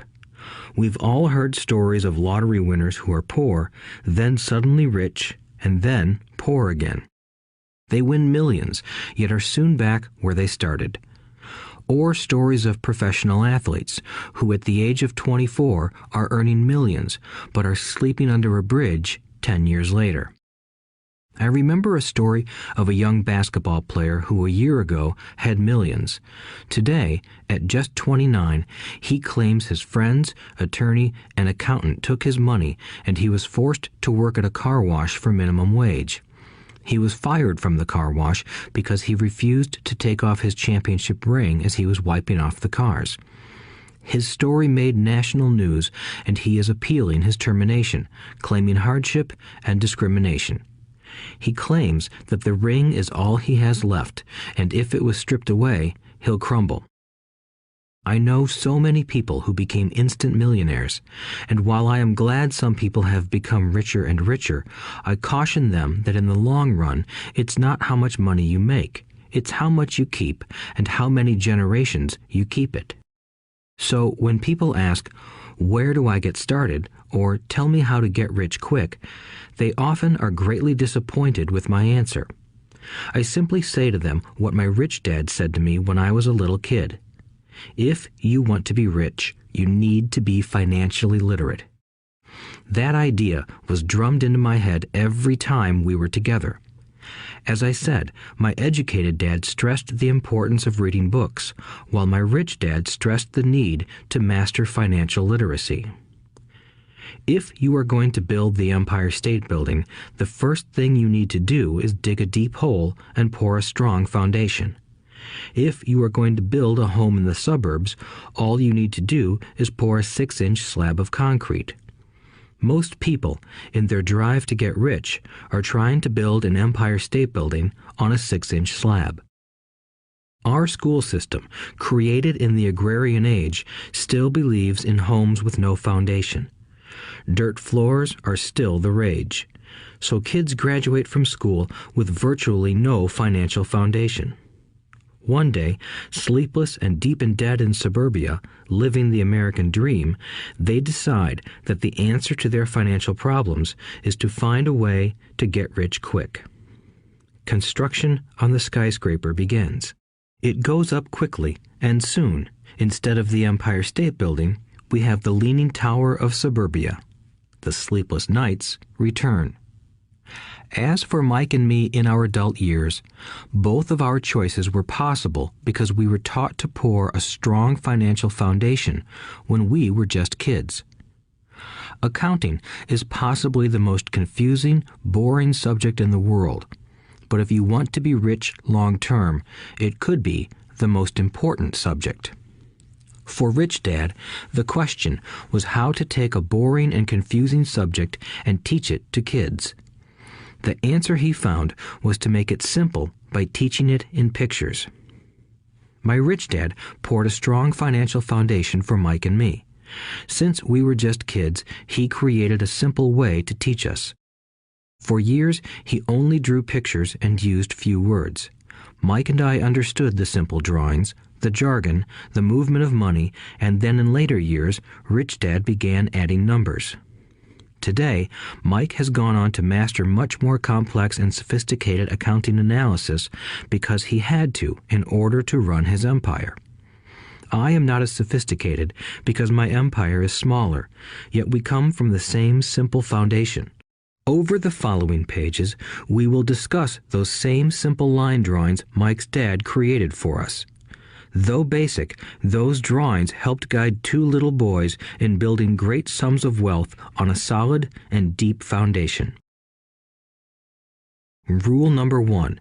You must know the difference between an asset and a liability, and buy assets. If you want to be rich, this is all you need to know. It is rule number 1. It is the only rule. This may sound absurdly simple, but most people have no idea how profound this rule is. Most people struggle financially because they do not know the difference between an asset and a liability. Rich people acquire assets. The poor and middle class acquire liabilities that they think are assets, said Rich Dad. When Rich Dad explained this to Mike and me, we thought he was kidding. Here we were, nearly teenagers, and waiting for the secret to getting rich. And this was his answer. It was so simple that we stopped for a long time to think about it. "What is an asset?" asked Mike. "Don't worry right now," said Rich Dad. "Just let the idea sink in. If you can comprehend the simplicity, your life will have a plan and be financially easy. It is simple. That is why the idea is missed." "You mean all we need to know is what an asset is, acquire them, and we'll be rich?" I asked. Rich Dad nodded his head. "It's that simple." "If it's that simple, how come everyone is not rich?" I asked. Rich Dad smiled. "Because people do not know the difference between an asset and a liability." I remember asking, how could adults be so misguided? If it is that simple, if it is that important, why would everyone not want to find out? It took Rich Dad only a few minutes to explain what assets and liabilities were. As an adult, I have difficulty explaining it to other adults. The simplicity of the idea escapes them because they have been educated differently. They were taught by other educated professionals, such as bankers, accountants, real estate agents, financial planners, and so forth. The difficulty comes in asking adults to unlearn or become children again. An intelligent adult often feels it is demeaning to pay attention to simplistic definitions. Rich Dad believed in the KISS principle: keep it simple, stupid, or keep it super simple. So he kept it simple for us, and that made our financial foundation strong. So what causes the confusion? How could something so simple be so screwed up? Why would someone buy an asset that was really a liability? The answer is found in basic education. We focus on the word literacy and not financial literacy. What defines something to be an asset or a liability are not words. In fact, if you really want to be confused, look up the words asset and liability in the dictionary. I know the definition may sound good to a trained accountant, but for the average person, it makes no sense. But we adults are often too proud to admit that something does not make sense. To us young boys, Rich Dad said, "What defines an asset are not words, but numbers. And if you can't read the numbers, you can't tell an asset from a hole in the ground." In accounting, Rich Dad would say, it's not the numbers, but what the numbers are telling you. It's just like words. It's not the words, but the story the words are telling you. If you want to be rich, you've got to read and understand numbers. If I heard that once, I heard it 1,000 times from my rich dad. And I also heard the rich acquire assets and the poor and middle class acquire liabilities.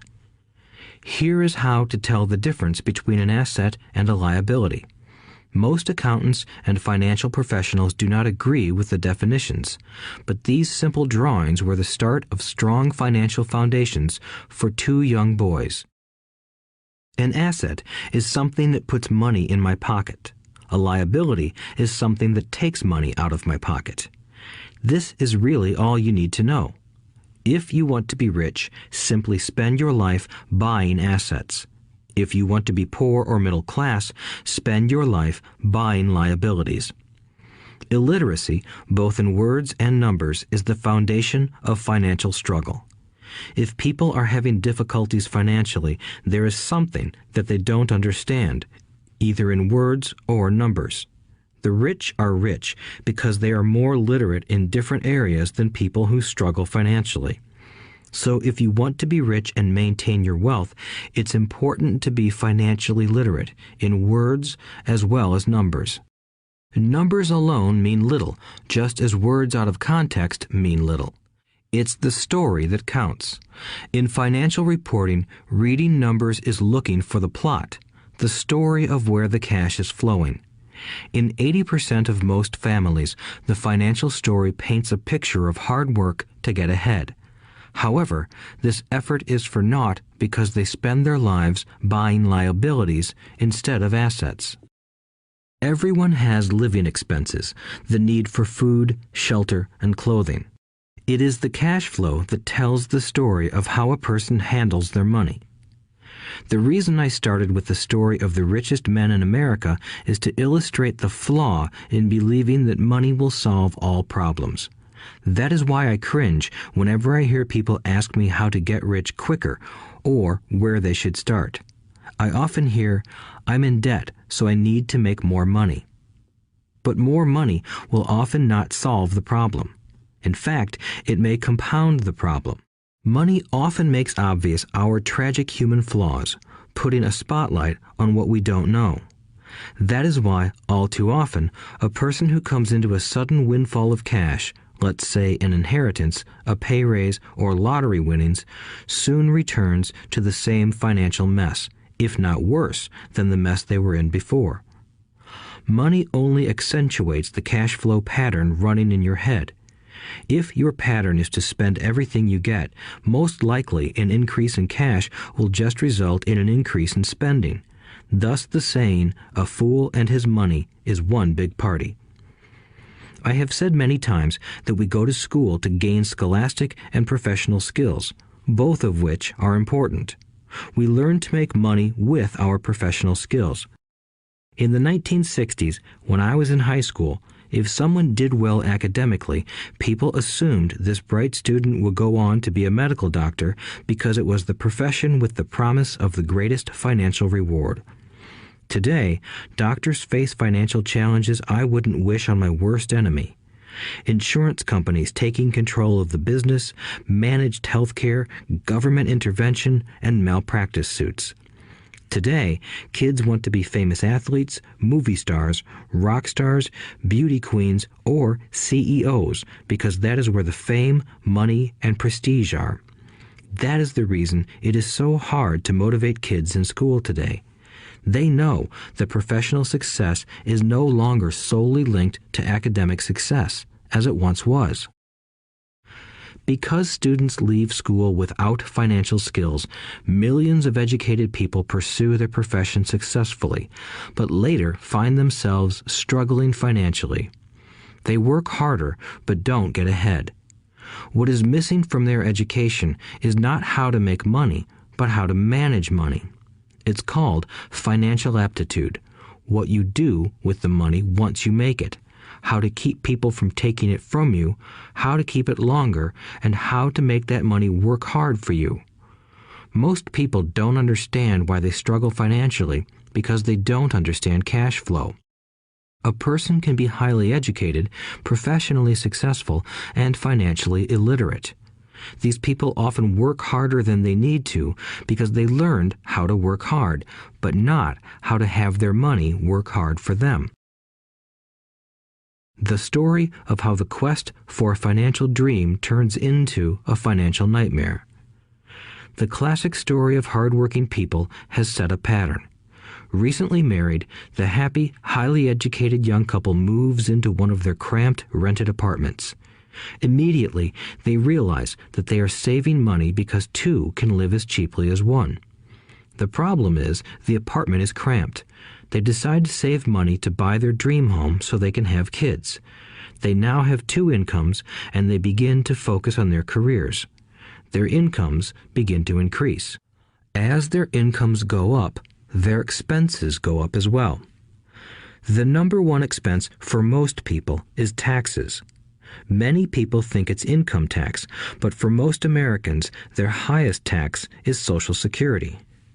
As an employee, it appears as if the Social Security tax combined with the Medicare tax rate is roughly 7.5%, but it's really 15% since the employer must match the Social Security amount. In essence, it is money the employer can't pay you. On top of that, you still have to pay income tax on the amount deducted from your wages for Social Security tax. Income you never received because it went directly to Social Security through withholding. Going back to the young couple, as a result of their incomes increasing, they decide to buy the house of their dreams. Once in their house, they have a new tax called property tax. Then they buy a new car, new furniture, and new appliances to match their new house. All of a sudden, they wake up and their liabilities column is full of mortgage and credit card debt. Their liabilities go up. They're now trapped in the rat race. Pretty soon, a baby comes along and they work harder. The process repeats itself. Higher incomes cause higher taxes, also called bracket creep. A credit card comes in the mail. They use it. It maxes out. A loan company calls and says their greatest asset, their home, has appreciated in value. Because their credit is so good, the company offers a bill consolidation loan and tells them the intelligent thing to do is clear off the high-interest consumer debt by paying off their credit card. And besides, interest on their home is a tax deduction. They go for it and pay off those high-interest credit cards. They breathe a sigh of relief. Their credit cards are paid off. They've now folded their consumer debt into their home mortgage. Their payments go down because they extend their debt over 30 years. It is the smart thing to do. Their neighbor calls to invite them to go shopping. The Memorial Day sale is on. They promise themselves they'll just window shop, but they take a credit card, just in case. I run into this young couple all the time. Their names change, but their financial dilemma is the same. They come to one of my talks to hear what I have to say. They ask me, "Can you tell us how to make more money?" They don't understand that their trouble is really how they choose to spend the money they do have. It is caused by financial illiteracy and not understanding the difference between an asset and a liability. More money seldom solves someone's money problems. Intelligence solves problems. There is a saying a friend of mine says over and over to people in debt. If you find you have dug yourself into a hole, stop digging. As a child, my dad often told us that the Japanese were aware of 3 powers: the power of the sword, the jewel, and the mirror. The sword symbolizes the power of weapons. America has spent trillions of dollars on weapons, and because of this is a powerful military presence in the world. The jewel symbolizes the power of money. There is some degree of truth to the saying, "Remember the golden rule. He who has the gold makes the rules." The mirror symbolizes the power of self-knowledge. This self-knowledge, according to Japanese legend, was the most treasured of the 3. All too often, the poor and middle class allow the power of money to control them. By simply getting up and working harder, failing to ask themselves if what they do makes sense, they shoot themselves in the foot as they leave for work every morning. By not fully understanding money, the vast majority of people allow its awesome power to control them. If they used the power of the mirror, they would have asked themselves, "Does this make sense?" All too often, instead of trusting their inner wisdom, that genius inside, most people follow the crowd. They do things because everybody else does them.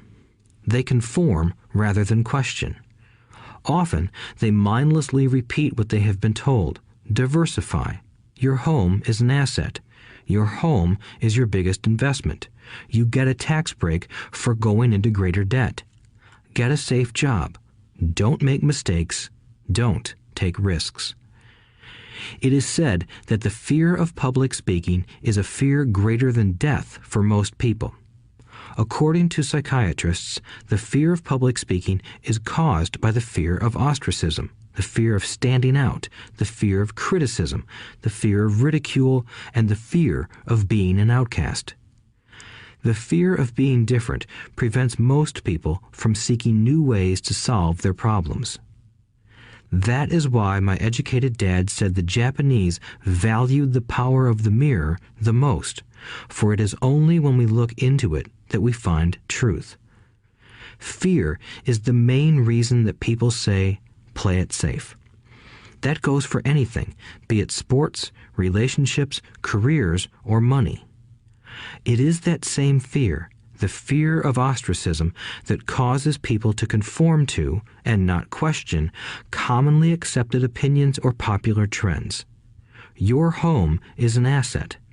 Get a bill consolidation loan and get out of debt. Work harder. It's a promotion. Someday I'll be a vice president. Save money. When I get a raise, I'll buy us a bigger house. Mutual funds are safe. Many financial problems are caused by trying to keep up with the Joneses. Occasionally, we all need to look in the mirror and be true to our inner wisdom rather than our fears. By the time Mike and I were 16 years old, we began to have problems in school. We were not bad kids. We just began to separate from the crowd. We worked for Mike's dad after school and on weekends. Mike and I often spent hours after work just sitting at a table with his dad while he held meetings with his bankers, attorneys, accountants, brokers, investors, managers, and employees. Here was a man who had left school at 13, who was now directing, instructing, ordering, and asking questions of educated people. They came at his beck and call and cringed when he didn't approve of them. Here was a man who had not gone along with the crowd. He was a man who did his own thinking and detested the words, "We have to do it this way because that's the way everyone else does it." He also hated the word can't. If you wanted him to do something, just say, "I don't think you can do it." Mike and I learned more sitting in on his meetings than we did in all our years of school, college included. Mike's dad was not book smart, but he was financially educated and successful as a result. He told us over and over again, an intelligent person hires people who are more intelligent than he is. So Mike and I had the benefit of spending hours listening to and learning from intelligent people. But because of this, Mike and I couldn't go along with the standard dogma our teachers preached, and that caused problems. Whenever the teacher said, "If you don't get good grades, you won't do well in the real world," Mike and I just raised our eyebrows. When we were told to follow set procedures and not deviate from the rules, we could see how school discouraged creativity. We started to understand why our rich dad told us that schools were designed to produce good employees instead of employers. Occasionally, Mike or I would ask our teachers how what we studied was applicable to the real world, or why we never studied money and how it worked.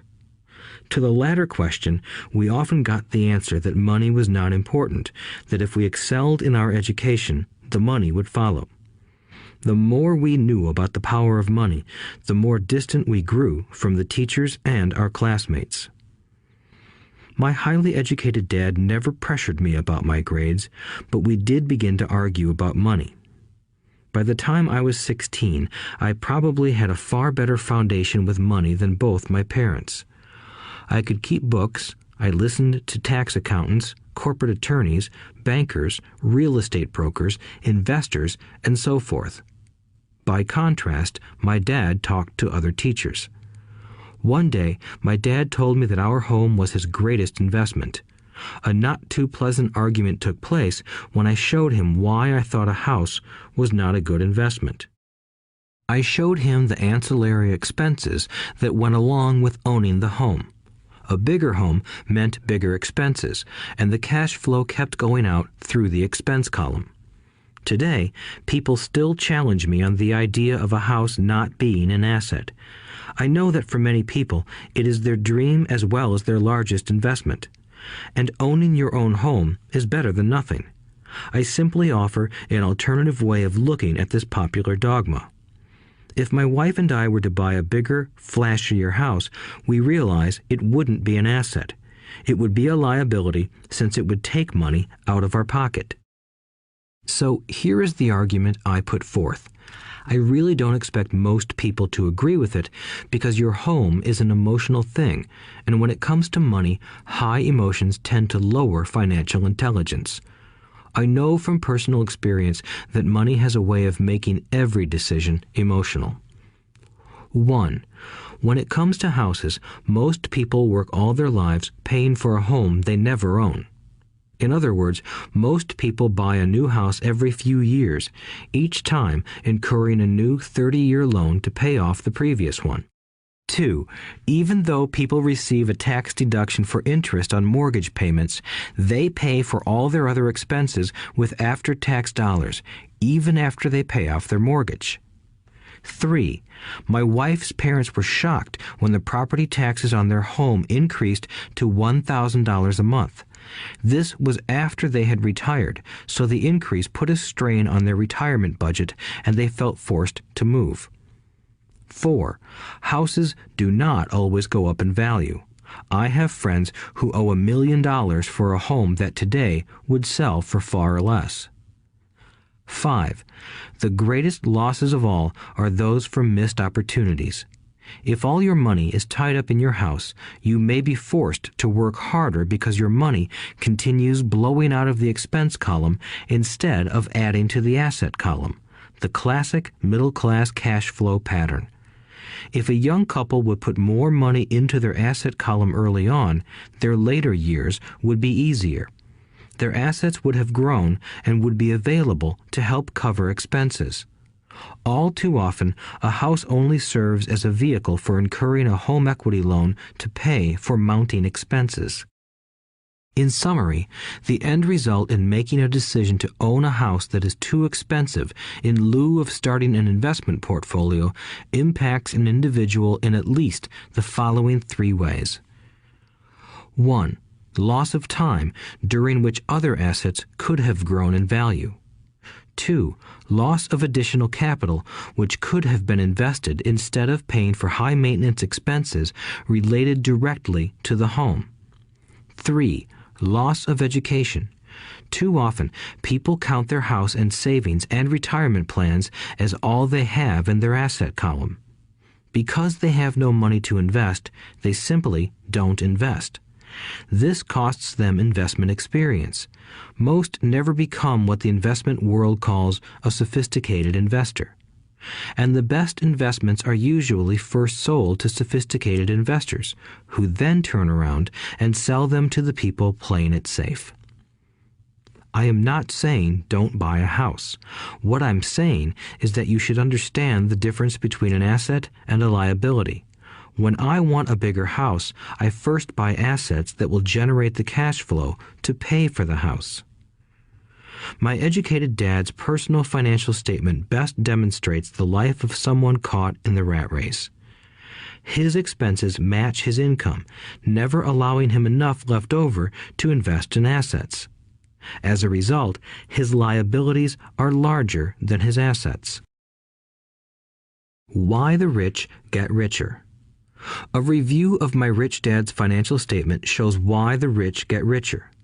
The asset column generates more than enough income to cover expenses, with the balance reinvested into the asset column. The asset column continues to grow, and therefore the income it produces grows with it. The result is that the rich get richer. Why the middle class struggle. The middle class finds itself in a constant state of financial struggle. Their primary income is through their salary. As their wages increase, so do their taxes. Their expenses tend to increase in proportion to their salary increase, hence the phrase, the rat race. They treat their home as their primary asset instead of investing in income-producing assets. This pattern of treating your home as an investment and the philosophy that a pay raise means you can buy a larger home or spend more is the foundation of today's debt-ridden society. Increased spending throws families into greater debt and into more financial uncertainty, even though they may be advancing in their jobs and receiving raises on a regular basis. This is high-risk living caused by weak financial education. The massive loss of jobs in recent times proves how shaky the middle class really is financially. Company pension plans are being replaced by 401k plans. Social Security is obviously in trouble and can't be relied upon as a source for retirement. Panic has set in for the middle class. Today, mutual funds are popular because they supposedly represent safety. Average mutual fund buyers are too busy working to pay taxes and mortgages, save for their children's college, and pay off credit cards. They do not have time to study investing, so they rely on the expertise of the manager of a mutual fund. Also, because the mutual fund includes many different types of investments, they feel their money is safer because it is diversified. This educated middle class subscribes to the dogma put out by mutual fund brokers and financial planners. Play it safe, avoid risk. The real tragedy is that the lack of early financial education is what creates the risk faced by average middle class people. The reason they have to play it safe is because their financial positions are tenuous at best. Their balance sheets are not balanced. Instead, they are loaded with liabilities and have no real assets that generate income. Typically, their only source of income is their paycheck. Their livelihood becomes entirely dependent on their employer. So when genuine deals of a lifetime come along, these people can't take advantage of them because they are working so hard, are taxed to the max, and are loaded with debt. As I said at the start of this section, the most important rule is to know the difference between an asset and a liability. Once you understand the difference, concentrate your efforts on buying income-generating assets. That's the best way to get started on a path to becoming rich. Keep doing that and your asset column will grow. Keep liabilities and expenses down so more money is available to continue pouring into the asset column. Soon, the asset base will be so deep that you can afford to look at more speculative investments. Investments that may have returns of 100% to infinity. $5,000 investments that are soon turned into $1 million or more. Investments that the middle class calls too risky. The investment is not risky for the financially literate. As an employee who is also a homeowner, your working efforts are generally as follows. 1. You work for the company. Employees make their business owner or the shareholders rich, not themselves. Your efforts and success will help provide for the owner's success and retirement. 2. You work for the government. The government takes its share from your paycheck before you even see it. By working harder, you simply increase the amount of taxes taken by the government. Most people work from January to May just for the government. 3. You work for the bank. After taxes, your next largest expense is usually your mortgage and credit card debt. The problem with simply working harder is that each of these 3 levels takes a greater share of your increased efforts. You need to learn how to have your increased efforts benefit you and your family directly. Once you have decided to concentrate on minding your own business, focusing your efforts on acquiring assets instead of a bigger paycheck, how do you set your goals? Most people must keep their job and rely on their wages to fund their acquisition of assets. As their assets grow, how do they measure the extent of their success? When does someone know that they are rich, that they have wealth? As well as having my own definitions for assets and liabilities, I also have my own definition for wealth. Actually, I borrowed it from a man named R. Buckminster Fuller. Some call him a quack, and others call him a genius. Years ago, he got architects buzzing because he applied for a patent for something he called a geodesic dome. But in the application, Fuller also said something about wealth. It was pretty confusing at first, but after reading it, it began to make some sense. Wealth is a person's ability to survive so many number of days forward, or, if I stopped working today, how long could I survive? Unlike net worth, the difference between your assets and liabilities, which is often filled with a person's expensive junk and opinions of what things are worth, this definition creates the possibility for developing a truly accurate measurement. I could now measure and know where I was in terms of my goal to become financially independent. Although net worth often includes non-cash producing assets, like stuff you bought that now sits in your garage, wealth measures how much money your money is making and, therefore, your financial survivability. Wealth is the measure of the cash flow from the asset column compared with the expense column. Let's use an example. Let's say I have cash flow from my asset column of $1,000 a month, and I have monthly expenses of $2,000 a month. What is my wealth? Let's go back to Buckminster Fuller's definition. Using his definition, how many days forward can I survive? Assuming a 30-day month, I have enough cash flow for half a month. When I achieve $2,000 a month cash flow from my assets, then I will be wealthy. So, while I'm not yet rich, I am wealthy. I now have income generated from assets each month that fully cover my monthly expenses.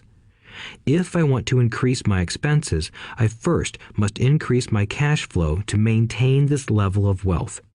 Also note that it is at this point that I'm no longer dependent on my wages. I have focused on and been successful in building an asset column that has made me financially independent. If I quit my job today, I would be able to cover my monthly expenses with the cash flow from my assets. My next goal would be to have the excess cash flow from my assets reinvested into the asset column. The more money that goes into my asset column, the more my asset column grows. The more my assets grow, the more my cash flow grows. And as long as I keep my expenses less than the cash flow from these assets, I grow richer with more and more income from sources other than my physical labor. As this reinvestment process continues, I am well on my way to becoming rich. Just remember this simple observation. The rich buy assets. The poor only have expenses. The middle class buy liabilities they think are assets. So how do I start minding my own business? What is the answer? Listen to the founder of McDonald's in the next chapter. Chapter 3. Lesson 3. Mind your own business.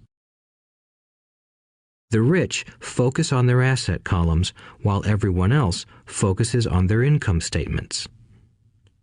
In 1974, Ray Kroc, the founder of McDonald's, was asked to speak to the MBA class at the University of Texas at Austin. A friend of mine was a student in that MBA class. After a powerful and inspiring talk, the class adjourned and the students asked Ray if he would join them at their favorite hangout to have a few beers. Ray graciously accepted. "What business am I in?" Ray asked once the group had all their beers in hand. Everyone laughed, my friend said. Most of the MBA students thought Ray was just fooling around. No one answered, so Ray asked again. "What business do you think I'm in?" The students laughed again, and finally one brave soul yelled out, "Ray, who in the world doesn't know that you're in the hamburger business?" Ray chuckled. "That's what I thought you would say." He paused and then quickly added, "Ladies and gentlemen, I'm not in the hamburger business. My business is real estate." As my friend tells the story, Ray spent a good amount of time explaining his viewpoint. In his business plan, Ray knew that the primary business focus was to sell hamburger franchises, but what he never lost sight of was the location of each franchise. He knew that the land and its location were the most significant factors in the success of each franchise. Basically, the person who bought the franchise was also buying the real estate under the franchise for Ray Kroc's organization. Today, McDonald's is the largest single owner of real estate in the world, owning even more than the Catholic Church. McDonald's owns some of the most valuable intersections and street corners in America and around the globe. My friend considers this as one of the most important lessons in his life. Today, he owns car washes, but his business is the real estate under those car washes. The previous chapter presented that most people work for everyone but themselves. They work first for the owners of the company, then for the government through taxes, and finally for the bank that owns their mortgage. When I was a young boy, we did not have a McDonald's nearby. Yet my rich dad was responsible for teaching Mike and me the same lesson that Ray Kroc talked about at the University of Texas. It is secret number 3 of the rich. The secret is mind your own business. Financial struggle is often directly the result of people working all their lives for someone else. Many people will simply have nothing at the end of their working days to show for their efforts. Our current educational system focuses on preparing today's youth to get good jobs by developing scholastic skills. Their lives will revolve around their wages or, as described earlier, their income column. Many will study further to become engineers, scientists, cooks, police officers, artists, writers, and so on. These professional skills allow them to enter the workforce and work for money. But there is a big difference between your profession and your business. Often I ask people, "What is your business?" And they will say, "Oh, I'm a banker." Then I ask them if they own the bank, and they usually respond, "No, I work there." In that instance, they have confused their profession with their business. Their profession may be a banker, but they still need their own business. A problem with school is that you often become what you study. So if you study cooking, you become a chef. If you study the law, you become an attorney. And a study of auto mechanics makes you a mechanic. The mistake in becoming what you study is that too many people forget to mind their own business. They spend their lives minding someone else's business and making that person rich. To become financially secure, a person needs to mind their own business. Your business revolves around your asset column, not your income column. As stated earlier, the number one rule is to know the difference between an asset and a liability and to buy assets. The rich focus on their asset columns, while everyone else focuses on their income statements. That is why we hear so often, "I need a raise. If only I had a promotion. I am going back to school to get more training so I can get a better job. I am going to work overtime. Maybe I can get a second job." In some circles, these are sensible ideas, but you are still not minding your own business. These ideas all still focus on the income column and will only help a person become more financially secure if the additional money is used to purchase income-generating assets. The primary reason the majority of the poor and middle class are fiscally conservative, which means I can't afford to take risks, is that they have no financial foundation. They have to cling to their jobs and play it safe. When downsizing became the in thing to do, millions of workers found out their largest so-called asset, their home, was eating them alive. Their asset was costing them money every month. Their car, another asset, was eating them alive. The golf clubs in the garage that cost $1,000 were not worth $1,000 anymore. Without job security, they had nothing to fall back on. What they thought were assets could not help them survive in a time of financial crisis. I assume most of us have filled out a credit application to buy a house or a car. It's always interesting to look at the net worth section because of what accepted banking and accounting practices allow a person to count as assets. One day when I wanted a loan, my financial position did not look too good. So I added my new golf clubs, my art collection, books, electronics, Armani suits, wristwatches, shoes, and other personal effects to boost the number in the asset column. But I was turned down because I had too much investment real estate. The loan committee didn't like that I made so much money from rent. They wanted to know why I did not have a normal job with a salary. They did not question the Armani suits, golf clubs, or art collection. Life is sometimes tough when you do not fit the standard profile. I cringe every time I hear someone say to me that their net worth is $1 million or $100,000 or whatever. One of the main reasons net worth is not accurate is simply because the moment you begin selling your assets, you are taxed for any gains. So many people have put themselves in deep financial trouble when they run short of income. To raise cash, they sell their assets, but their personal assets can generally be sold for only a fraction of the value that is listed on their personal balance sheet. Or, if there is a gain on the sale of the assets, they are taxed on the gain. So again, the government takes its share, thus reducing the amount available to help them out of debt. That is why I say someone's net worth is often worth less than they think. Start minding your own business. Keep your daytime job, but start buying real assets, not liabilities or personal effects that have no real value once you get them home. A new car loses nearly 25% of the price you pay for it the moment you drive it off the lot.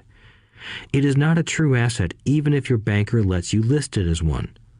My $400 new titanium driver was worth $150 the moment I teed off. Keep expenses low, reduce liabilities, and diligently build a base of solid assets. For young people who have not yet left home, it is important for parents to teach them the difference between an asset and a liability. Get them to start building a solid asset column before they leave home, get married, buy a house, have kids, and get stuck in a risky financial position, clinging to a job and buying everything on credit. I see so many young couples who get married and trap themselves into a lifestyle that will not let them get out of debt for most of their working years. For many people, just as the last child leaves home, the parents realize they have not adequately prepared for retirement and they begin to scramble to put some money away. Then their own parents become ill and they find themselves with new responsibilities. So, what kind of assets am I suggesting that you or your children acquire? In my world, real assets fall into the following categories. Businesses that do not require my presence. I own them, but they are managed or run by other people. If I have to work there, it's not a business. It becomes my job. Stocks, bonds, income-generating real estate, notes, IOUs, royalties from intellectual property such as music, scripts, and patents. Anything else that has value, produces income, or appreciates, and has a ready market. As a young boy, my educated dad encouraged me to find a safe job, but my rich dad encouraged me to begin acquiring assets that I loved. If you don't love it, you won't take care of it. I collect real estate simply because I love buildings and land. I love shopping for them, and I could look at them all day long. When problems arise, the problems aren't so bad that it changes my love for real estate. For people who hate real estate, they shouldn't buy it. I also love stocks of small companies, especially startups, because I am an entrepreneur, not a corporate person. In my early years, I worked in large organizations such as Standard Oil of California, the U.S. Marine Corps, and Xerox Corporation. I enjoyed my time with those organizations and have fond memories, but I know deep down I am not a company man. I like starting companies, not running them. So my stock buys are usually of small companies. Sometimes I even start the company and take it public. Fortunes are made in new stock issues, and I love the game. Many people are afraid of small cap companies and call them risky, and they are. But that risk is diminished if you love what the investment is, understand it, and know the game. With small companies, my investment strategy is to be out of the stock in a year. On the other hand, my real estate strategy is to start small and keep trading up for bigger properties, and, therefore, delay paying taxes on the gain. This allows the value to increase dramatically. I generally hold real estate less than 7 years. For years, even while I was with the Marine Corps and Xerox, I did what my rich dad recommended. I kept my day job, but I still minded my own business. I was active in my asset column trading real estate and small stocks. Rich Dad always stressed the importance of financial literacy. The better I was at understanding the accounting and cash management, the better I would be at analyzing investments and eventually starting and building my own company. I don't encourage anyone to start a company unless they really want to. Knowing what I know about running a company, I wouldn't wish that task on anyone. There are times when people can't find employment and starting a company seems like the best solution. But the odds are against success. 9 out of 10 companies fail in 5 years. Of those that survive the first 5 years, 9 out of every 10 of those eventually fail as well. So only if you really have the desire to own your own company do I recommend it. Otherwise, keep your day job and mind your own business. When I say mind your own business, I mean to build and keep your asset column strong. Once a dollar goes into it, never let it come out. Think of it this way. Once a dollar goes into your asset column, it becomes your employee. The best thing about money is that it works 24 hours a day and can work for generations. Keep your day job, be a great hard-working employee, but keep building that asset column. As your cash flow grows, you can indulge in some luxuries. An important distinction is that rich people buy luxuries last, while the poor and middle class tend to buy luxuries first. The poor and the middle class often buy luxury items like big houses, diamonds, furs, jewelry, or boats because they want to look rich. They look rich, but in reality they just get deeper in debt on credit. The old money people, the long-term rich, build their asset column first. Then the income generated from the asset column buys their luxuries. The poor and middle class buy luxuries with their own sweat, blood, and children's inheritance. A true luxury is a reward for investing in and developing a real asset. For example, when my wife Kim and I had extra money coming from our apartment houses, she went out and bought her Mercedes. It didn't take any extra work or risk on her part because the apartment house bought the car. She did, however, have to wait 4 years while the real estate investment portfolio grew and began generating enough extra cash flow to pay for the car. But the luxury, the Mercedes, was a true reward because she proved she knew how to grow her asset column. That car now means a lot more to her than simply another pretty car. It means she used her financial intelligence to afford it. Instead, most people impulsively go out and buy a new car or some other luxury on credit. They may feel bored and just want a new toy. Buying a luxury on credit often causes a person to eventually resent that luxury because the debt becomes a financial burden. After you've taken the time and invested in and built your own business, you are now ready to learn the biggest secret of the rich, the secret that puts the rich way ahead of the pack. Chapter 4. Lesson 4. The History of Taxes and the Power of Corporations.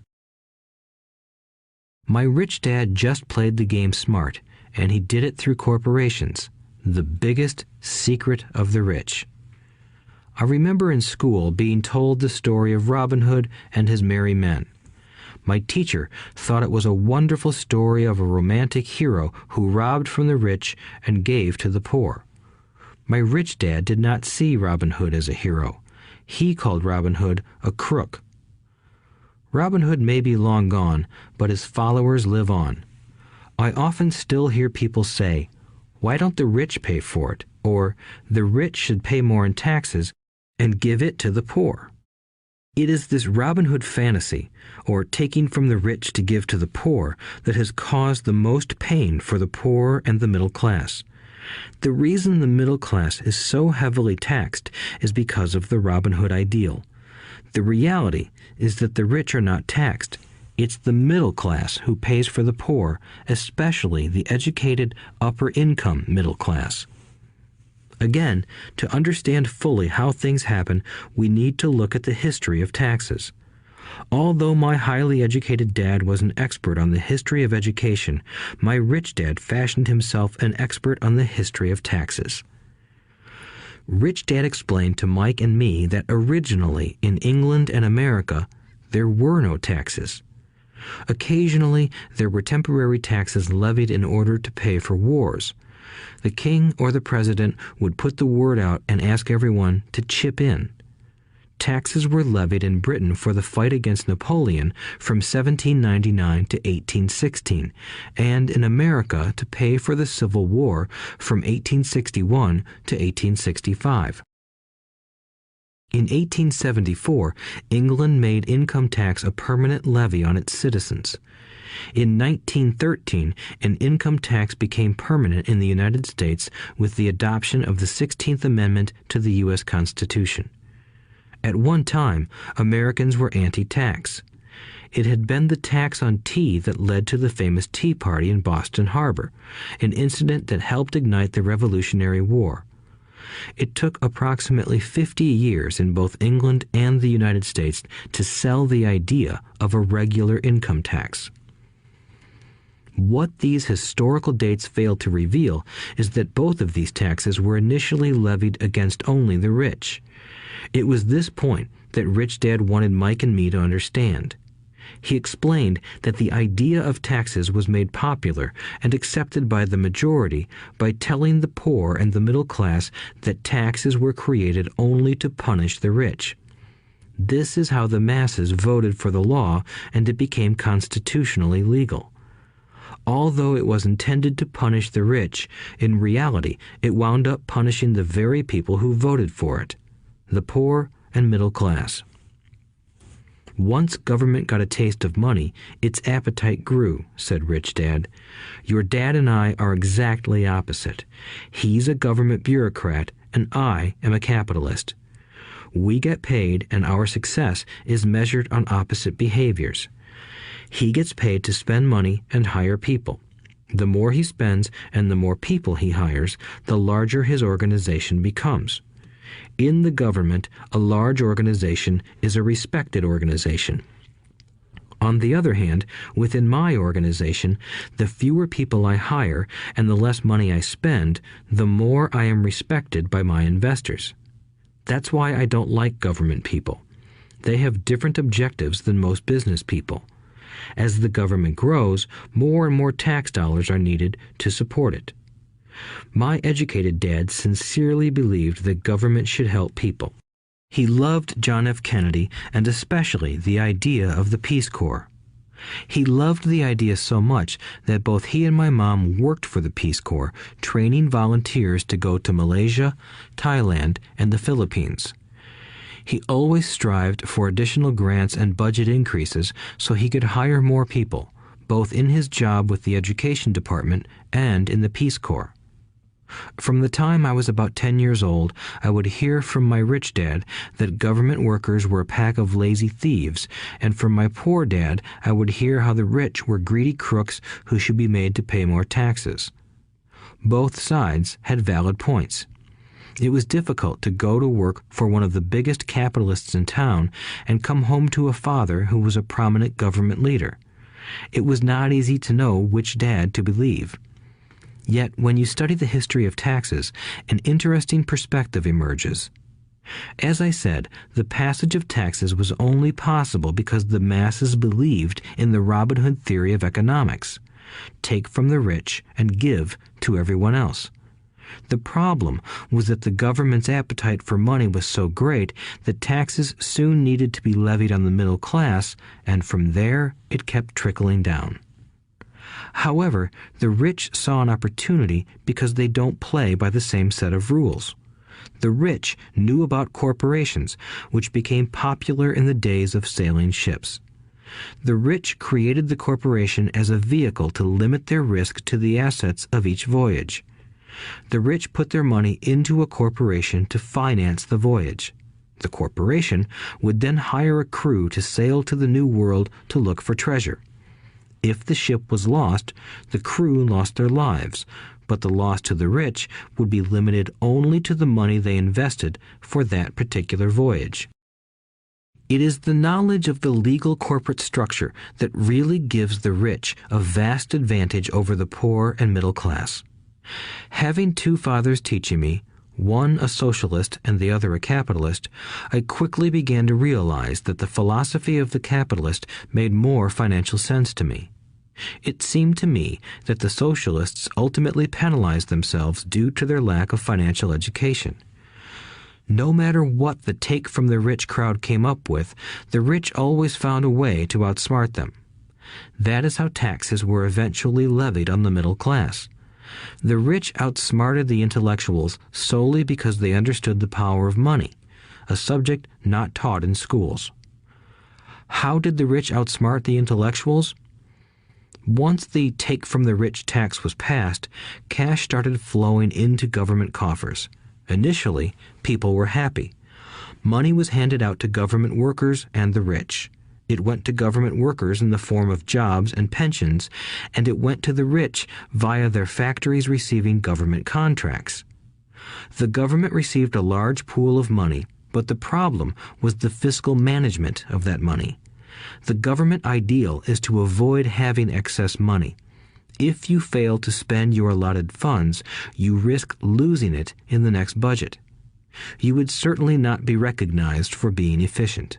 Business people, on the other hand, are rewarded for having excess money and are applauded for their efficiency. As this cycle of growing government spending continued, the demand for money increased, and the tax the rich idea was adjusted to include lower income levels down to the very people who voted it in, the poor and the middle class. True capitalists used their financial knowledge to simply find an escape. They headed back to the protection of a corporation. But what many people who have never formed a corporation don't know is that a corporation is not really a thing. A corporation is merely a file folder with some legal documents in it, sitting in some attorney's office and registered with a state government agency. It's not a big building or a factory or a group of people. A corporation is merely a legal document that creates a legal body without a soul. Using it, the wealth of the rich was once again protected. It was popular because the income tax rate of a corporation is less than the individual income tax rates. In addition, certain expenses could be paid by a corporation with pre-tax dollars. This war between the haves and have-nots has raged for hundreds of years. The battle is waged whenever and wherever laws are made, and it will go on forever. The problem is that the people who lose are the uninformed, the ones who get up every day and diligently go to work and pay taxes. If they only understood the way the rich play the game, they could play it too. Then they would be on their way to their own financial independence. This is why I cringe every time I hear a parent advise their children to go to school so they can find a safe, secure job. An employee with a safe, secure job without financial aptitude has no escape. Average Americans today work 5 to 6 months for the government just to cover their taxes. In my opinion, that is simply too long. The harder you work, the more you pay the government. That is why I believe that the idea of take from the rich backfired on the very people who voted it in. Every time people try to punish the rich don't simply comply. They react. They have the money, power, and intent to change things. They don't just sit there and voluntarily pay more taxes. Instead, they search for ways to minimize their tax burden. They hire smart attorneys and accountants and persuade politicians to change laws or create legal loopholes. They use their resources to effect change. The tax code of the United States also allows other ways to reduce taxes. Most of these vehicles are available to anyone, but it is the rich who find them because they are minding their own business. For example, 1031 is jargon for Section 1031 of the Internal Revenue Code, which allows a seller to delay paying taxes on a piece of real estate that is sold for a capital gain through an exchange for a more expensive piece of real estate. Real estate is one investment vehicle that has a great tax advantage. As long as you keep trading up in value, you will not be taxed on the gains until you liquidate. People who don't take advantage of these legal tax savings are missing a great opportunity to build their asset columns. The poor and middle class don't have the same resources. They sit there and let the government's needles enter their arm and allow the blood donation to begin. Today, I am constantly shocked at the number of people who pay more taxes or take fewer deductions simply because they are afraid of the government. I have friends who have had their businesses shut down and destroyed, only to find out it was a mistake on the part of the government.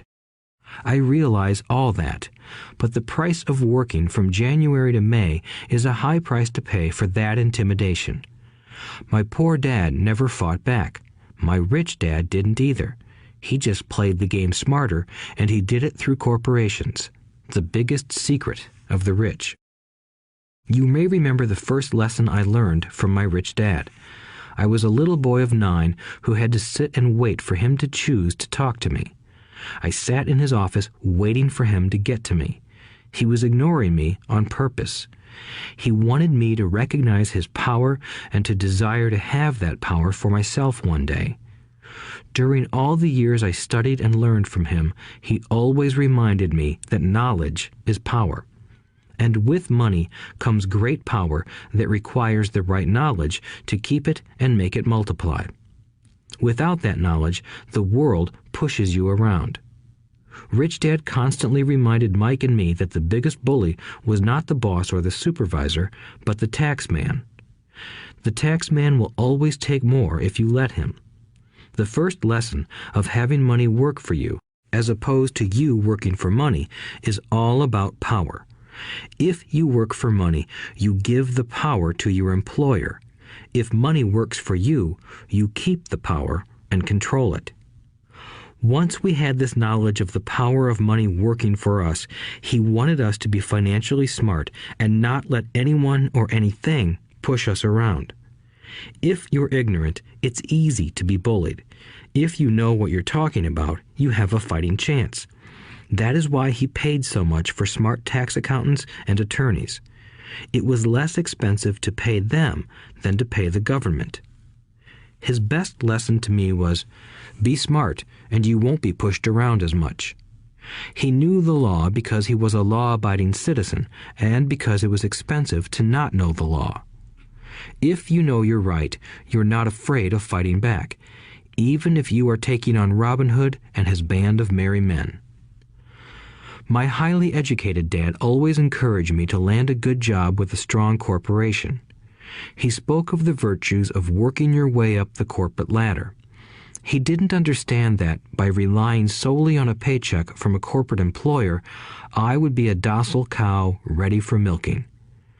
When I told my rich dad of my father's advice, he only chuckled. "Why not own the ladder?" was all he said. As a young boy, I did not understand what Rich Dad meant by owning my own corporation. It was an idea that seemed impossible and intimidating. Although I was excited by the idea, my inexperience wouldn't let me envision the possibility that grown-ups would someday work for a company I would own. The point is that, if not for my rich dad, I would have probably followed my educated dad's advice.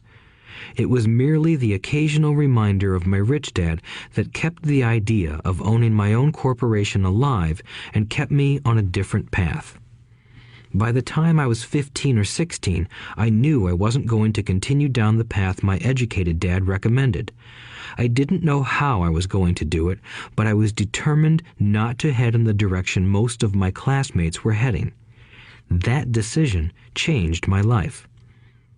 It was not until my mid-20s that my rich dad's advice began to make more sense to me. I was just out of the Marine Corps and working for Xerox. I was making a lot of money, but every time I looked at my paycheck, I was disappointed. The deductions were so large, and the more I worked, the greater they became. As I became more successful, my bosses talked about promotions and raises.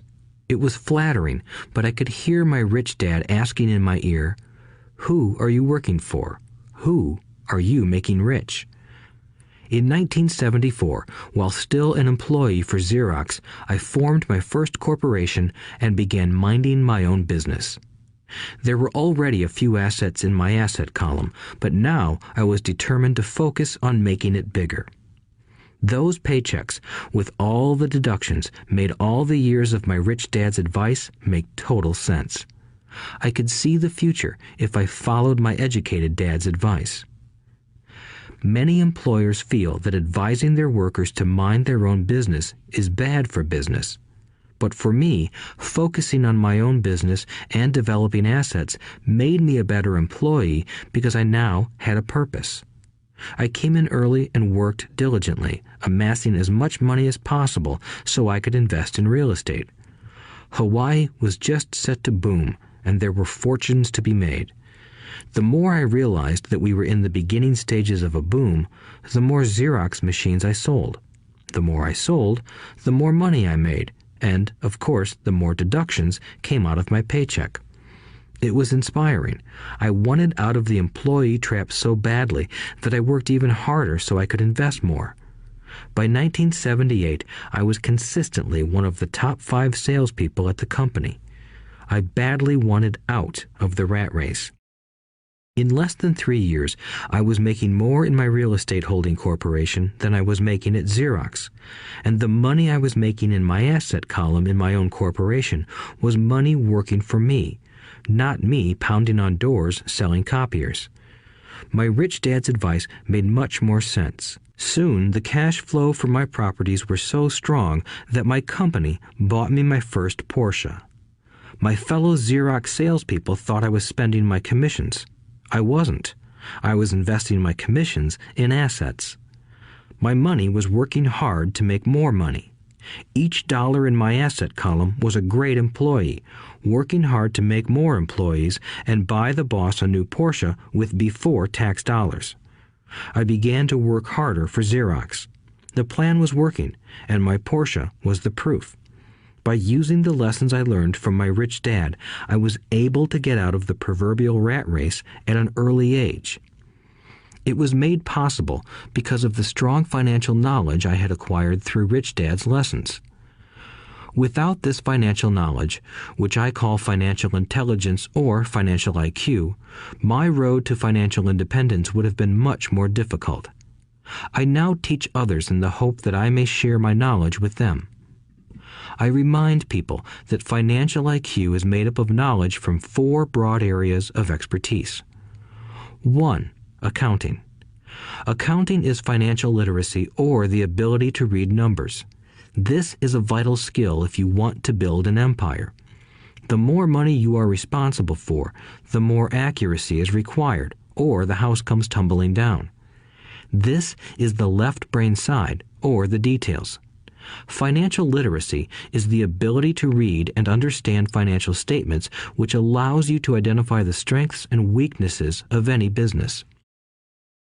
2. Investing. Investing is the science of money making money. This involves strategies and formulas which use the creative right brain side. 3.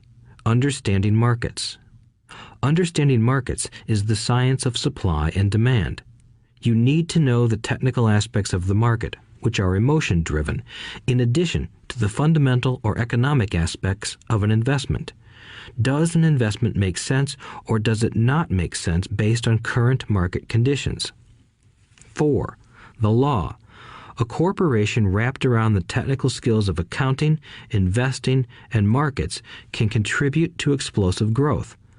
A person who understands the tax advantages and protections provided by a corporation can get rich so much faster than someone who is an employee or a small business sole proprietor. It's like the difference between someone walking and someone flying. The difference is profound when it comes to long-term wealth. Tax advantages. A corporation can do many things that an employee cannot, like pay expenses before paying taxes. That is a whole area of expertise that is very exciting. Employees earn and get taxed and then try to live on what is left.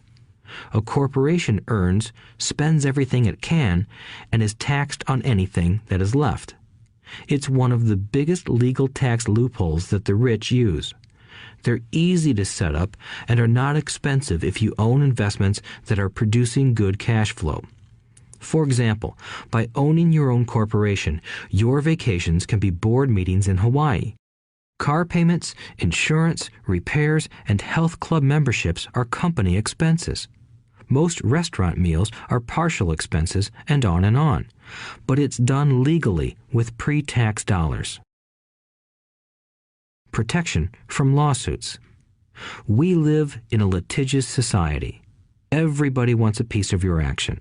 The rich hide much of their wealth using vehicles such as corporations and trusts to protect their assets from creditors. When someone sues a wealthy individual, they are often met with layers of legal protection and often find that the wealthy person actually owns nothing. They control everything, but own nothing. The poor and middle class try to own everything and lose it to the government or to fellow citizens who like to sue the rich. They learned it from the Robin Hood story. Take from the rich and give it to the poor. It is not the purpose of this audiobook to go into the specifics of owning a corporation. But I will say that if you own any kind of legitimate assets, I would consider finding out more about the benefits and protection offered by a corporation as soon as possible. There are many books written on the subject that will detail the benefits and even walk you through the steps necessary to set up a corporation. Garrett Sutton's books on corporations provide wonderful insight into the power of personal corporations.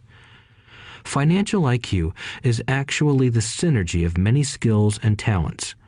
I would say it is the combination of the 4 technical skills listed above that make up basic financial intelligence. If you aspire to great wealth, it is the combination of these skills that will greatly amplify your financial intelligence. In summary, business owners with corporations 1. Earn, 2. Spend, 3. Pay taxes. Employees who work for corporations 1. Earn, 2. Pay taxes, 3. Spend. As part of your overall financial strategy, I recommend that you learn about the protection that legal entities can provide for businesses and assets. Chapter 5. Lesson 5. The rich invent money. Often in the real world, it's not the smart who get ahead, but the bold. Last night, I took a break from writing and watched a TV program on the history of a young man named Alexander Graham Bell.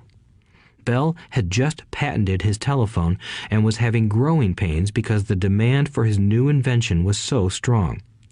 Needing a bigger company, he then went to the giant at that time, Western Union, and asked them if they would buy his patent and his tiny company. He wanted $100,000 for the whole package. The president of Western Union scoffed at him and turned him down, saying the price was ridiculous. The rest is history. A multi-billion-dollar industry emerged, and AT&T was born. The evening news came on right after the story of Alexander Graham Bell. On the news was a story of another downsizing at a local company. The workers were angry and complained that the company ownership was unfair. A terminated manager of about 45 years of age had his wife and 2 babies at the plant and was begging the guards to let him talk to the owners to ask if they would reconsider his termination. He had just bought a house and was afraid of losing it. The camera focused in on his pleading for all the world to see. Needless to say, it held my attention. I have been teaching professionally since 1984. It has been a great experience and a rewarding one.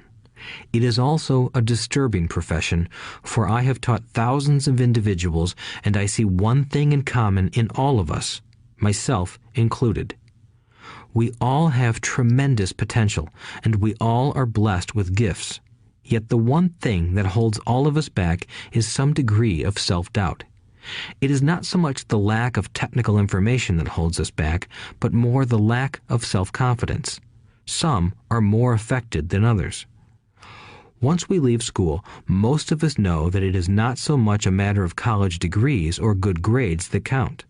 In the real world, outside of academics, something more than just grades is required. I have heard it called many things: guts, chutzpah, balls, audacity, bravado, cunning, daring, tenacity, and brilliance. This factor, whatever it is labeled, ultimately decides one's future much more than school grades do. Inside each of us is one of these brave, brilliant, and daring characters. There is also the flip side of that character, people who could get down on their knees and beg if necessary. After a year in Vietnam as a Marine Corps pilot, I got to know both of those characters inside of me intimately. One is not better than the other. Yet, as a teacher, I recognized that it was excessive fear and self-doubt that were the greatest detractors of personal genius. It broke my heart to see students know the answers, yet lack the courage to act on the answer. Often in the real world, it's not the smart who get ahead, but the bold. In my personal experience, your financial genius requires both technical knowledge as well as courage. If fear is too strong, the genius is suppressed. In my classes, I strongly urge students to learn to take risks, to be bold, and to let their genius convert that fear into power and brilliance. It works for some and just terrifies others. I have come to realize that for most people, when it comes to the subject of money, they would rather play it safe. I have had to field questions such as, why take risks? Why should I bother developing my financial IQ? Why should I become financially literate? And I answer, just to have more options. There are huge changes up ahead. In the coming years, there will be more people just like the young inventor Alexander Graham Bell. There will be 100 people like Bill Gates and hugely successful companies like Microsoft created every year all over the world. And there will also be many more bankruptcies, layoffs, and downsizings. So why bother developing your financial IQ? No one can answer that but you. Yet I can tell you why I myself do it. I do it because it is the most exciting time to be alive. I'd rather be welcoming change than dreading change.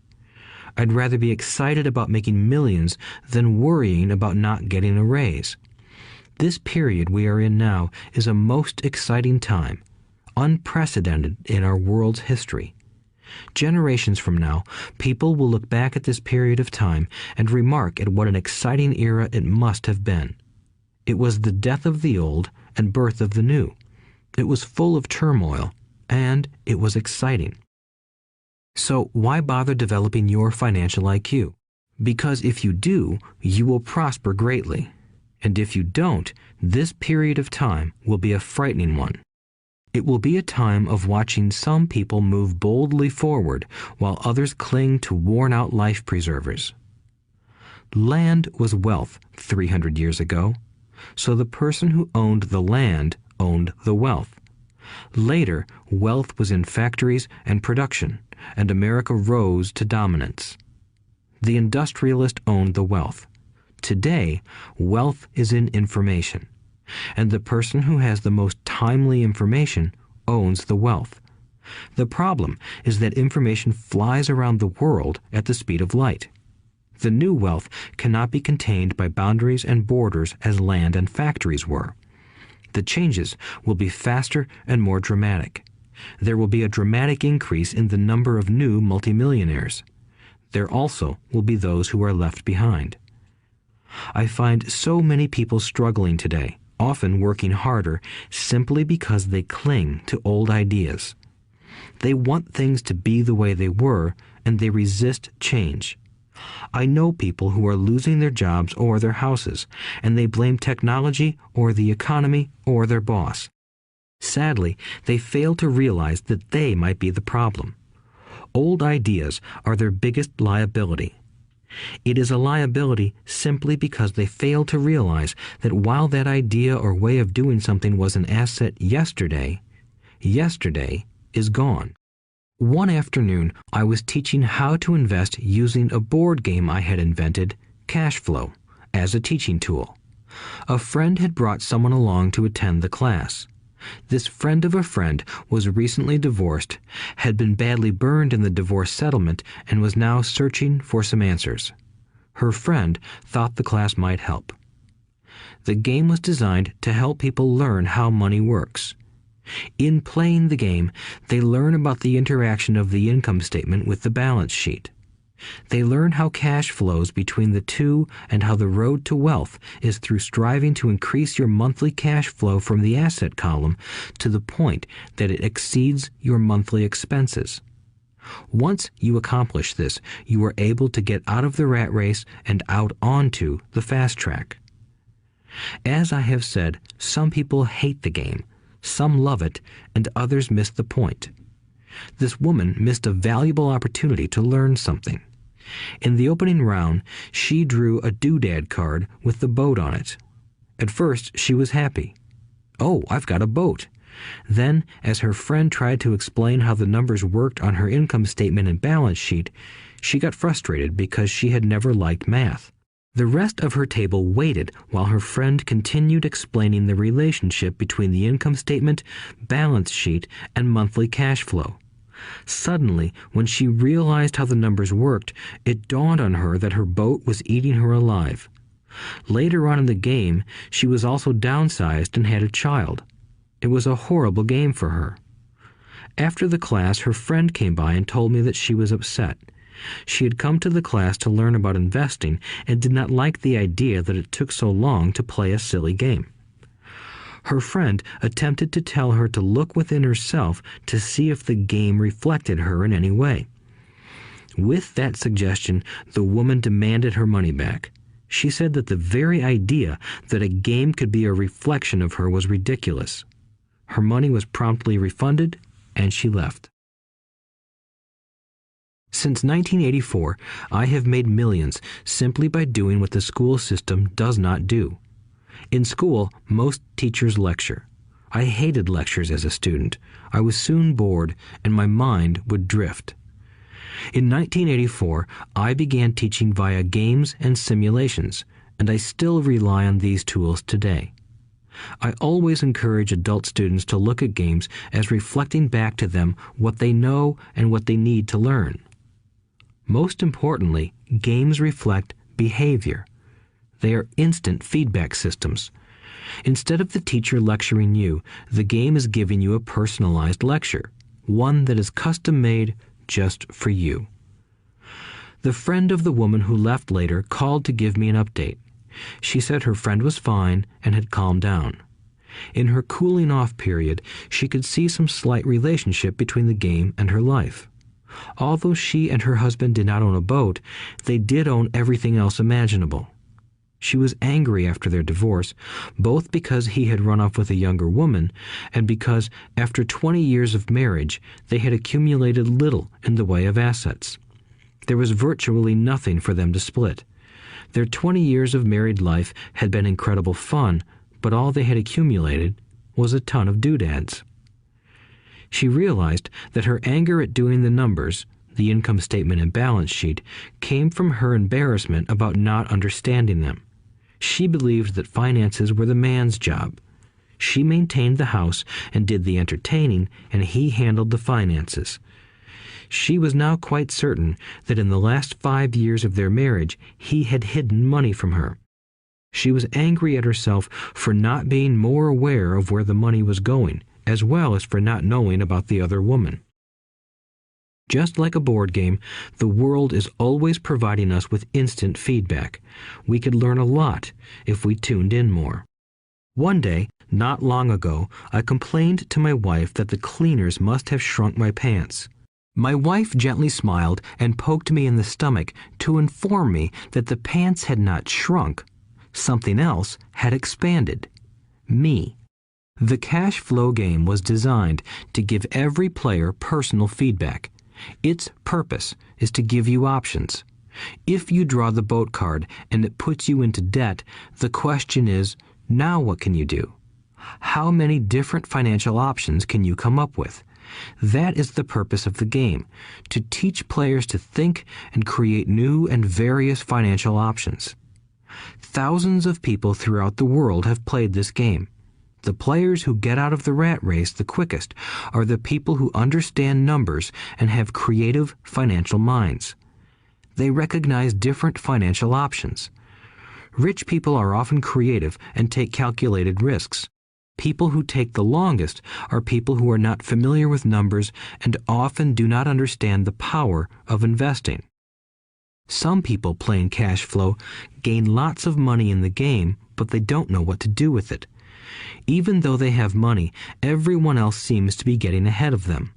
And that is true in real life. There are a lot of people who have a lot of money and do not get ahead financially.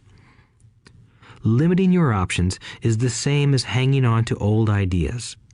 I have a friend from high school who now works at 3 jobs. Years ago, he was the richest of all my classmates. When the local sugar plantation closed, the company he worked for went down with the plantation. In his mind, he had but one option, and that was the old option: work hard. The problem was that he couldn't find an equivalent job that recognized his seniority from the old company. As a result, he is overqualified for the jobs he currently has. so his salary is lower. He now works 3 jobs to earn enough to survive. I have watched people playing cash flow complain that the right opportunity cards are not coming their way, so they sit there. I know people who do that in real life. They wait for the right opportunity. I have watched people get the right opportunity card and then not have enough money. Then they complain that they would have gotten out of the rat race if they had had more money. So they sit there. I know people in real life who do that also. They see all the great deals, but they have no money. And I have seen people pull a great opportunity card, read it out loud, and have no idea that it is a great opportunity. They have the money, the time is right, they have the card, but they can't see the opportunity staring them in the face. They fail to see how it fits into their financial plan for escaping the rat race. And I know more people like that than all the others combined. Most people have an opportunity of a lifetime flash right in front of them, and they fail to see it. A year later, they find out about it, after everyone else got rich. Financial intelligence is simply having more options. If the opportunities aren't coming your way, what else can you do to improve your financial position? If an opportunity lands in your lap and you have no money and the bank won't talk to you, what else can you do to get the opportunity to work in your favor? If your hunch is wrong and what you've been counting on doesn't happen, how can you turn a lemon into millions? That is financial intelligence. It is not so much what happens, but how many different financial solutions you can think of to turn a lemon into millions. It is how creative you are in solving financial problems. Most people only know one solution: work hard, save, and borrow. So why would you want to increase your financial intelligence? Because you want to be the kind of person who creates your own luck. You take whatever happens and make it better. Few people realize that luck is created, just as money is. And if you want to be luckier and create money instead of working hard, then your financial intelligence is important. If you are the kind of person who is waiting for the right thing to happen, you might wait for a long time. It's like waiting for all the traffic lights to be green for 5 miles before you'll start your trip. As young boys, Mike and I were constantly told by my rich dad that money is not real. Rich Dad occasionally reminded us of how close we came to the secret of money on that first day we got together and began making money out of plaster of Paris. The poor and middle class work for money, he would say. The rich make money. The more real you think money is, the harder you will work for it. If you can grasp the idea that money is not real, you will grow richer faster. What is it? Was a question Mike and I often came back with. What is money if it is not real? What we agree it is, was all Rich Dad would say. The single most powerful asset we all have is our mind. If it is trained well, it can create enormous wealth seemingly instantaneously. An untrained mind can also create extreme poverty that can crush a family for generations. In the information age, money is increasing exponentially. A few individuals are getting ridiculously rich from nothing, just ideas and agreements. If you ask many people who trade stocks or other investments for a living, they see it done all the time. Often, millions can be made instantaneously from nothing. And by nothing, I mean no money was exchanged. It is done via agreement, a hand signal in a trading pit, a blip on a trader's screen in Lisbon from a trader's screen in Toronto and back to Lisbon, a call to my broker to buy and a moment later to sell. Money did not change hands. Agreements did. So why develop your financial genius? Only you can answer that. I can tell you why I have been developing this area of my intelligence. I do it because I want to make money fast. Not because I need to, but because I want to. It is a fascinating learning process. I develop my financial IQ because I want to participate in the fastest game and biggest game in the world. And, in my own small way, I would like to be part of this unprecedented evolution of humanity, the era where humans work purely with their minds and not with their bodies. Besides, it is where the action is. It is what is happening. It's hip, it's scary, and it's fun. That is why I invest in my financial intelligence, developing the most powerful asset I have. I want to be with people moving boldly forward. I do not want to be with those left behind. I will give you a simple example of creating money. In the early 1990s, the economy of Phoenix, Arizona was horrible. I was watching a TV show when a financial planner came on and began forecasting doom and gloom. His advice was to save money. Put $100 away every month, he said. In 40 years, you will be a multimillionaire. Well, putting money away every month is a sound idea. It is one option, the option most people subscribe to. The problem is this. It blinds the person to what is really going on. It causes them to miss major opportunities for much more significant growth of their money. The world is passing them by. As I said, the economy was terrible at that time. For investors, this is the perfect market condition. A chunk of my money was in the stock market and in apartment houses. I was short of cash. Because people were giving properties away, I was buying. I was not saving money. I was investing. Kim and I had more than $1 million in cash working in a market that was rising fast. It was the best opportunity to invest. The economy was terrible. I just could not pass up these small deals. Houses that were once $100,000 were now $75,000. But instead of shopping with local real estate agents, I began shopping at the bankruptcy attorney's office or the courthouse steps. In these shopping places, a $75,000 house could sometimes be bought for $20,000 or less.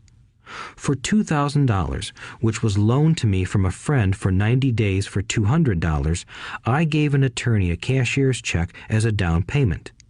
While the acquisition was being processed, I ran an ad advertising a $75,000 house for only $60,000 and no money down. The phone rang hard and heavy. Prospective buyers were screened, and once the property was legally mine, all the prospective buyers were allowed to look at the house. It was a feeding frenzy. The house sold in a few minutes. I asked for a $2,500 processing fee, which they gladly handed over, and the escrow and title company took over from there. I returned the $2,000 to my friend with an additional $200. He was happy, the home buyer was happy, the attorney was happy, and I was happy. I had sold a house for $60,000 that cost me $20,000. The $40,000 was created from money in my asset column in the form of a promissory note from the buyer. Total working time, 5 hours. So, now that you are on your way to becoming more financially literate and skilled at reading numbers, I will tell you why this is an example of money being invented. During this depressed market, Kim and I were able to do 6 of these simple transactions in our spare time. While the bulk of our money was in larger properties and the stock market, we were able to create more than $190,000 in assets, notes at 10% interest, in those 6 buy, create, and sell transactions. That comes to approximately $19,000 a year income, much of it sheltered through our private corporation. Much of that $19,000 a year goes to pay for our company cars, gas, trips, insurance, dinners with clients, and other things. By the time the government gets a chance to tax that income, it's been spent on legally allowed pre-tax expenses. This was a simple example of how money is invented, created, and protected using financial intelligence. Ask yourself, how long would it take to save $190,000? Would the bank pay you 10% interest on your money? And the promissory note is good for 30 years. I hope they never pay me the $190,000. I have to pay a tax if they pay me the principal, and besides, $19,000 paid over 30 years is a little over $500,000 in income. I have people ask what happens if the person doesn't pay. That does happen, and it's good news. That $60,000 home could be taken back and resold for $70,000 and another $2,500 collected as a loan processing fee. It would still be a zero-down transaction in the mind of the new buyer, and the process would go on. The first time I sold the house, I paid back the $2,000, so technically I have no money in the transaction. My return on investment, ROI, is infinity.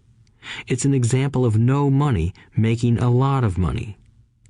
In the second transaction, when resold, I would have put $2,000 in my pocket and re-extended the loan to 30 years. What would my ROI be if I got paid money to make money? I do not know, but it sure beats saving $100 a month, which actually starts out as $150 because it's after-tax income for 40 years earning low interest. And again, you're taxed on the interest. That is not too intelligent. It may be safe, but it's not smart. A few years later, as the Phoenix real estate market strengthened, those houses we sold for $60,000 became worth $110,000. Foreclosure opportunities were still available, but became rare. It cost a valuable asset, my time, to go out looking for them. Thousands of buyers were looking for the few available deals. The market had changed. It was time to move on and look for other opportunities to put in the asset column. You cannot do that here. That is against the law. You're lying. I hear those comments much more often than, "Can you show me how to do that?" The math is simple. You do not need algebra or calculus, and the escrow company handles the legal transaction and the servicing of the payments. I have no roofs to fix or toilets to unplug because the owners do that. It's their house. Occasionally, someone does not pay, and that is wonderful because there are late fees, or they move out and the property is sold again. The court system handles that. And it may not work in your area. The market conditions may be different, but the example illustrates how a simple financial process can create hundreds of thousands of dollars with little money and low risk. It is an example of money being only an agreement. Anyone with a high school education can do it.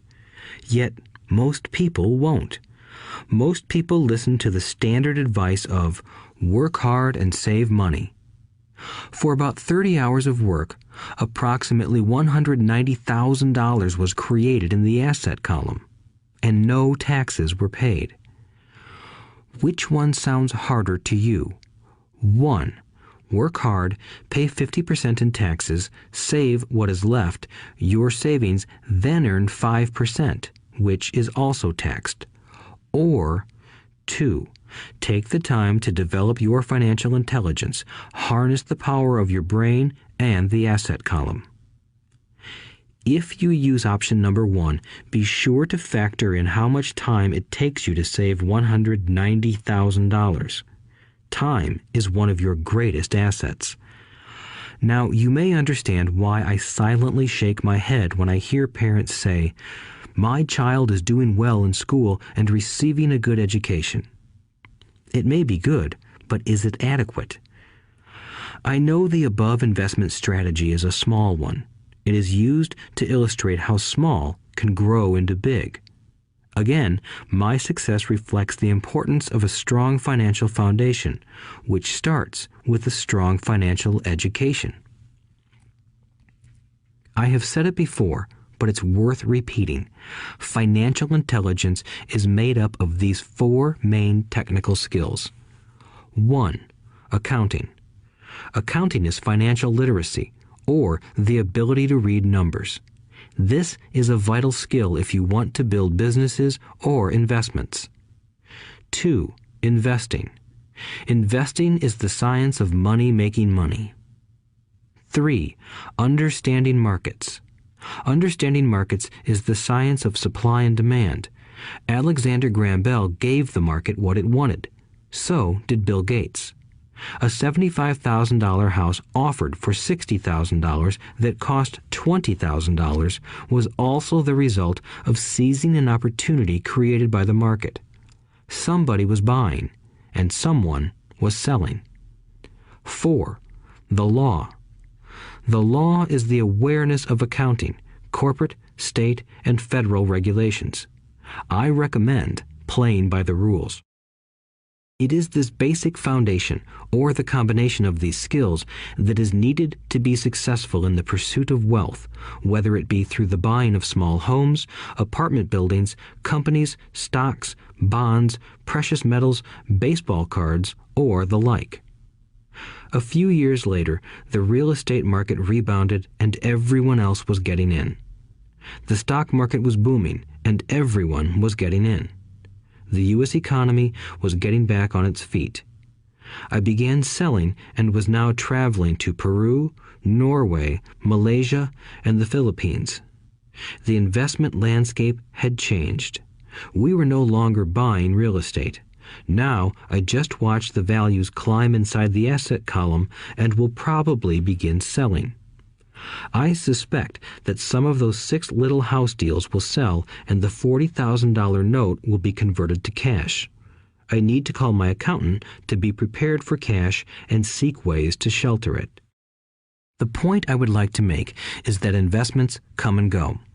The market goes up and comes down. Economies improve and crash. The world is always handing you opportunities of a lifetime, every day of your life, but all too often we fail to see them. But they are there. And the more the world changes and the more technology changes, the more opportunities there will be to allow you and your family to be financially secure for generations to come. So why bother developing your financial intelligence? Again, only you can answer that. I know why I continue to learn and develop. I do it because I know there are changes coming. I'd rather welcome change than cling to the past. I know there will be market booms and market crashes. I want to continually develop my financial intelligence because at each market change, some people will be on their knees begging for their jobs. Others, meanwhile, will take the lemons that life hands them, and we are all handed lemons occasionally, and turn them into millions. That's financial intelligence. I am often asked about the lemons I have turned into millions. I hesitate using many more examples of personal investments because I am afraid it comes across as bragging or tooting my own horn. That is not my intention. I use the examples only as numerical and chronological illustrations of actual and simple cases. I use the examples because I want you to know that it is easy. And the more familiar you become with the 4 pillars of financial intelligence, the easier it becomes. Personally, I use 2 main vehicles to achieve financial growth: real estate and small cap stocks. I use real estate as my foundation. Day in and day out, my properties provide cash flow and occasional spurts of growth and value. The small cap stocks are used for fast growth. I do not recommend anything that I do. The examples are just that, examples. If the opportunity is too complex and I do not understand the investment, I don't do it. Simple math and common sense are all you need to do well financially. There are 5 reasons for using examples. 1. To inspire people to learn more. 2. To let people know it is easy if the foundation is strong. 3. To show that anyone can achieve great wealth. 4. To show that there are millions of ways to achieve your goals. 5. To show that it's not rocket science. In 1989, I used to jog through a lovely neighborhood in Portland, Oregon. It was a suburb that had little gingerbread houses. They were small and cute. I almost expected to see Little Red Riding Hood skipping down the sidewalk on her way to Granny's.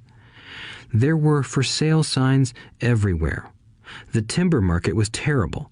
The stock market had just crashed, and the economy was depressed. On one street, I noticed a for sale sign that was up longer than most. It looked old. Jogging past it one day, I ran into the owner, who looked troubled.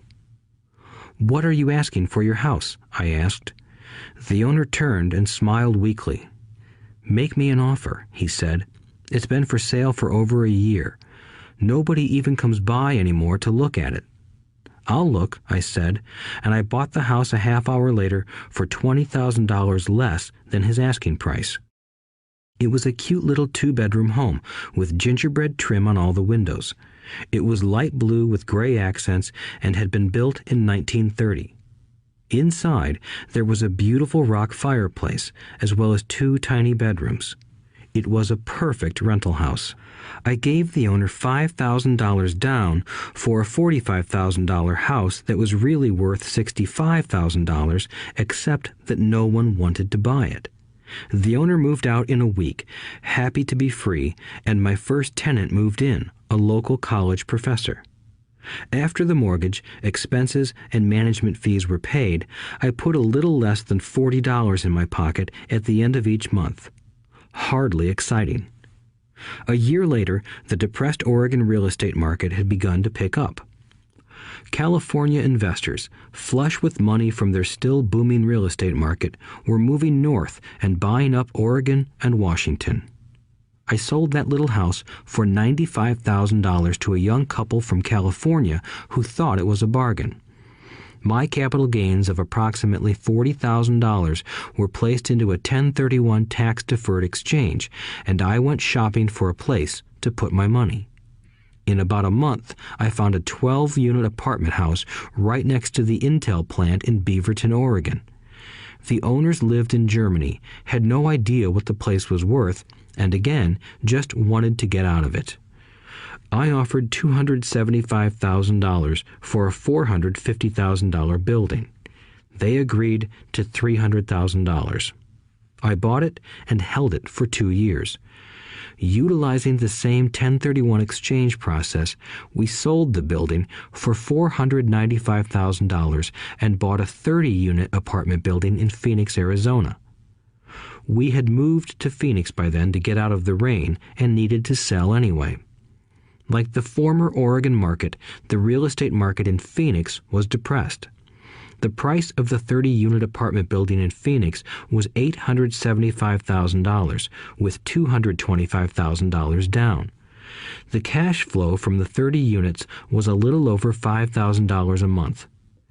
The Arizona market began moving up, and a few years later, a Colorado investor offered us $1.2 million for the property. The point of this example is how a small amount can grow into a large amount. Again, it is a matter of understanding financial statements, investment strategies, a sense of the market, and the laws. If people are not versed in these subjects, then obviously they must follow standard dogma, which is to play it safe, diversify, and only invest in secure investments. The problem with secure investments is that they are often sanitized, that is, made so safe that the gains are less. Most large brokerage houses will not touch speculative transactions in order to protect themselves and their clients, and that is a wise policy. The really hot deals are not offered to people who are novices. Often, the best deals that make the rich even richer are reserved for those who understand the game. It is technically illegal to offer speculative deals to someone who is considered not sophisticated, but of course, it happens. The more sophisticated I get, the more opportunities come my way. Another case for developing your financial intelligence over a lifetime is simply that more opportunities are presented to you. And the greater your financial intelligence, the easier it is to tell whether a deal is good. It's your intelligence that can spot a bad deal or make a bad deal good. The more I learn, and there is a lot to learn, the more money I make simply because I gain experience and wisdom as the years go on. I have friends who are playing it safe, working hard at their profession and failing to gain financial wisdom, which does take time to develop. My overall philosophy is to plant seeds inside my asset column. That is my formula. I start small and plant seeds. Some grow, some don't. Inside our real estate corporation, we have property worth several $million. It is our own right, or real estate investment trust. The point I'm making is that most of those millions started out as little $5,000 to $10,000 investments. All of those down payments were fortunate to catch a fast-rising market and increase tax-free. We traded in and out several times over a number of years. We also own a stock portfolio, surrounded by a corporation that Kim and I call our personal mutual fund. We have friends who deal specifically with investors like us who have extra money each month to invest. We buy high-risk, speculative private companies that are just about to go public on a stock exchange in the United States or Canada. An example of how fast gains can be made are 100,000 shares purchased for 25 cents each before the company goes public. 6 months later, the company is listed, and the 100,000 shares now are worth $2 each. If the company is well managed, the price keeps going up, and the stock may go to $20 or more per share. There are years when our $25,000 has gone to $1 million in less than a year. It is not gambling if you know what you're doing. It is gambling if you're just throwing money into a deal and praying.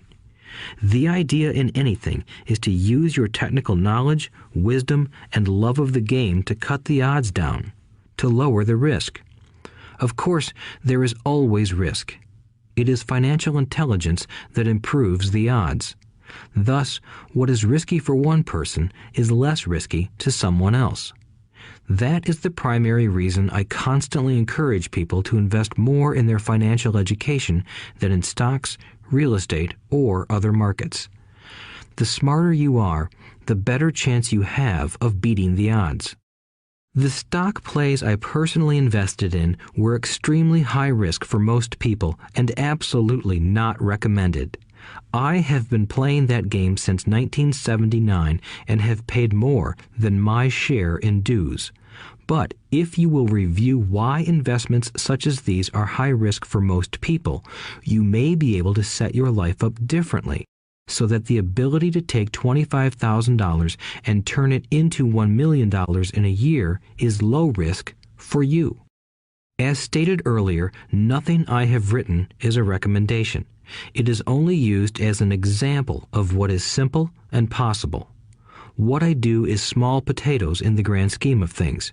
Yet, for the average individual, a passive income of more than $100,000 a year is nice and not hard to achieve. Depending on the market and how smart you are, it could be done in 5 to 10 years. If you keep your living expenses modest, $100,000 coming in as additional income is pleasant, regardless of whether you work. You can work if you like, or take time off if you choose, and use the government tax system in your favor rather than against you. My personal basis is real estate. I love real estate because it's stable and slow-moving. I keep the base solid. The cash flow is fairly steady and, if properly managed, has a good chance of increasing in value. The beauty of a solid base of real estate is that it allows me to take greater risks, as I do with speculative stocks. If I make great profits in the stock market, I pay my capital gains tax on the gain and then reinvest what's left in real estate, again further securing my asset foundation. A last word on real estate. I have traveled all over the world and taught investing. In every city, I hear people say you cannot buy real estate cheap. That is not my experience.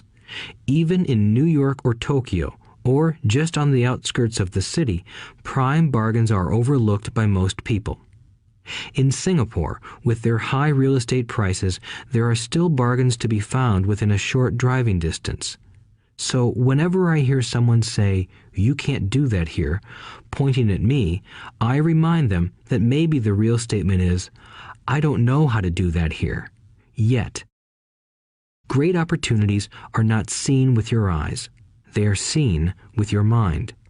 Most people never get wealthy simply because they are not trained financially to recognize opportunities right in front of them. I am often asked, how do I start?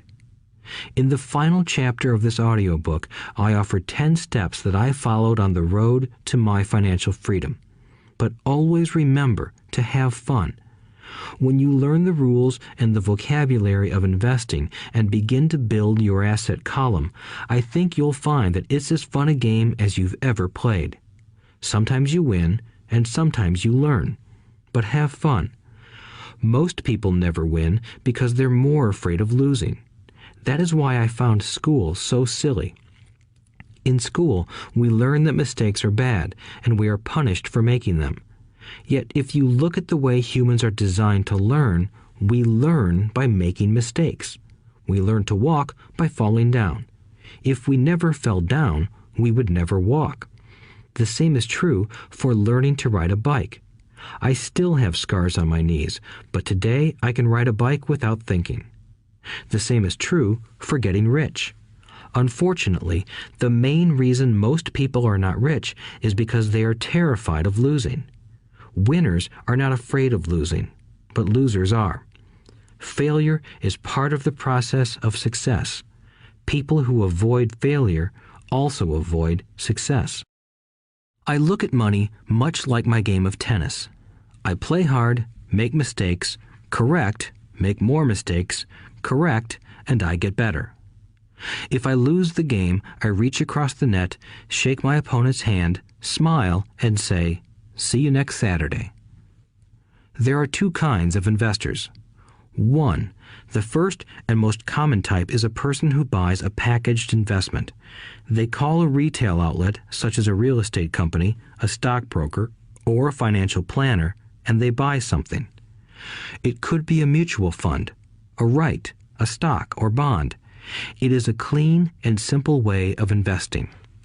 An analogy would be a shopper who goes to a computer store and buys a computer right off the shelf. 2. The second type is an investor who creates investments. This investor usually assembles a deal in the same way a person who buys components builds a computer. I do not know the first thing about putting components of a computer together, but I do know how to put pieces of opportunities together, or know people who know how. It is this second type of investor who is the more professional investor.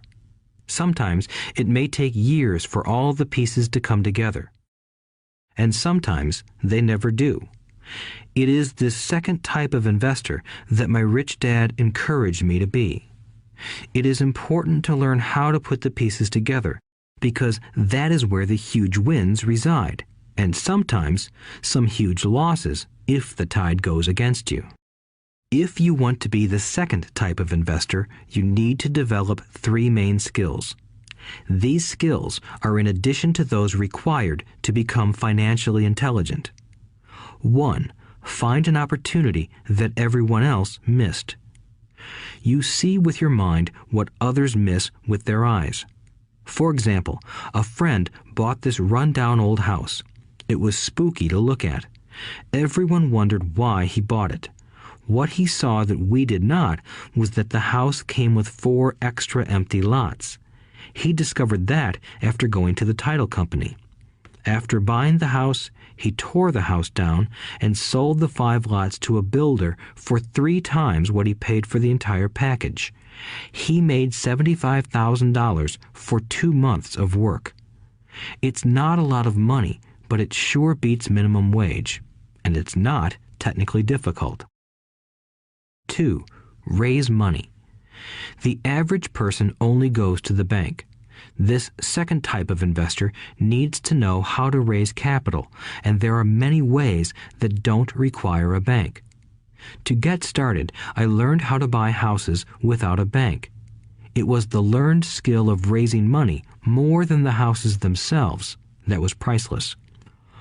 All too often, I hear people say, "The bank won't lend me money," or "I don't have the money to buy it." If you want to be a Type 2 investor, you need to learn how to do that which stops most people.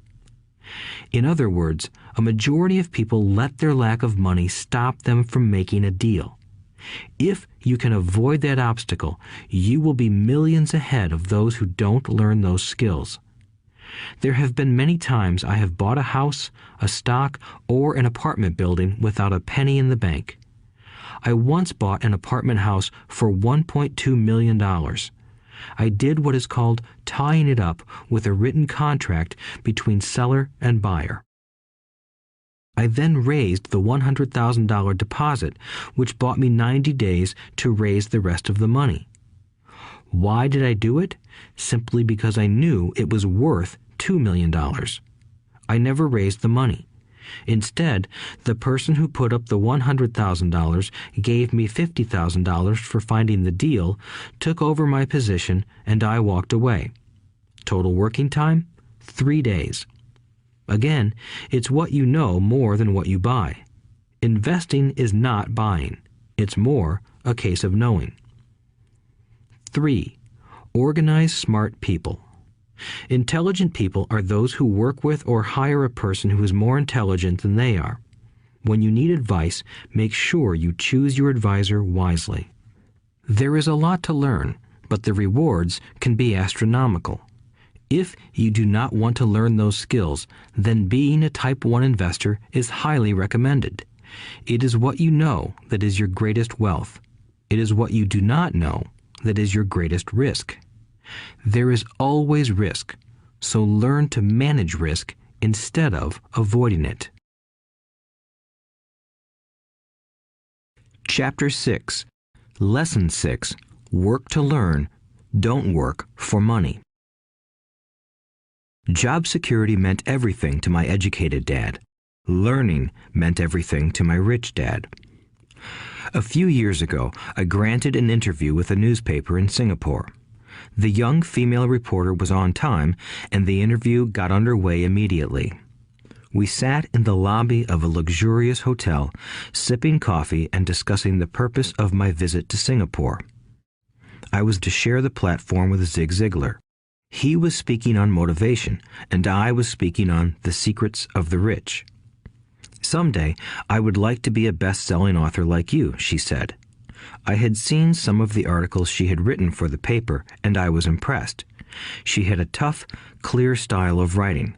Her articles held a reader's interest. You have a great style, I said in reply. What holds you back from achieving your dream? My work does not seem to go anywhere, she said quietly. Everyone says that my novels are excellent, but nothing happens. So I keep my job with the paper. At least it pays the bills. Do you have any suggestions? Yes, I do, I said brightly. A friend of mine here in Singapore runs a school that trains people to sell. He runs sales training courses for many of the top corporations here in Singapore, and I think attending one of his courses would greatly enhance your career. She stiffened. Are you saying I should go to school to learn to sell? I nodded. You aren't serious, are you? Again, I nodded. What is wrong with that? I was now backpedaling. She was offended by something, and now I was wishing I had not said anything. In my attempt to be helpful, I found myself defending my suggestion. I have a master's degree in English literature.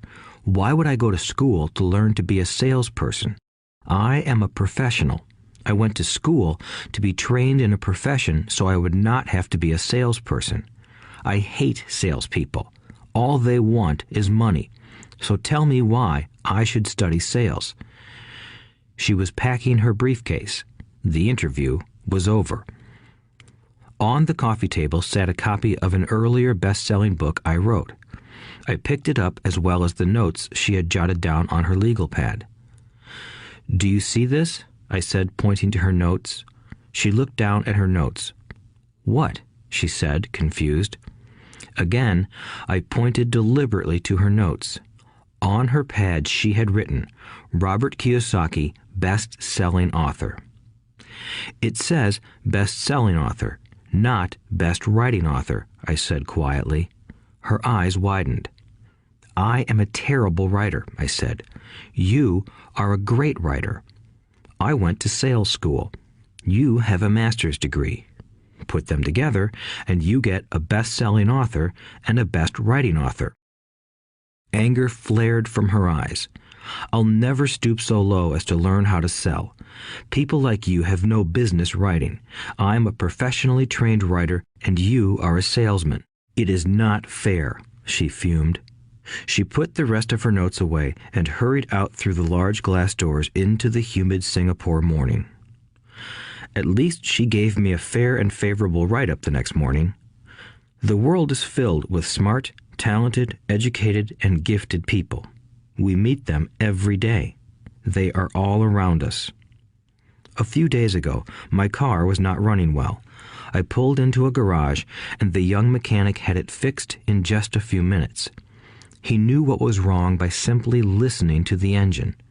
I was amazed. I am constantly shocked at how little talented people earn.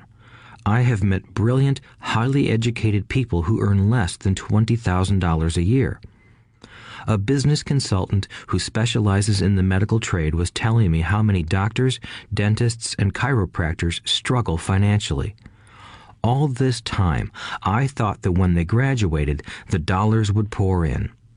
It was this business consultant who gave me the phrase, "They are one skill away from great wealth."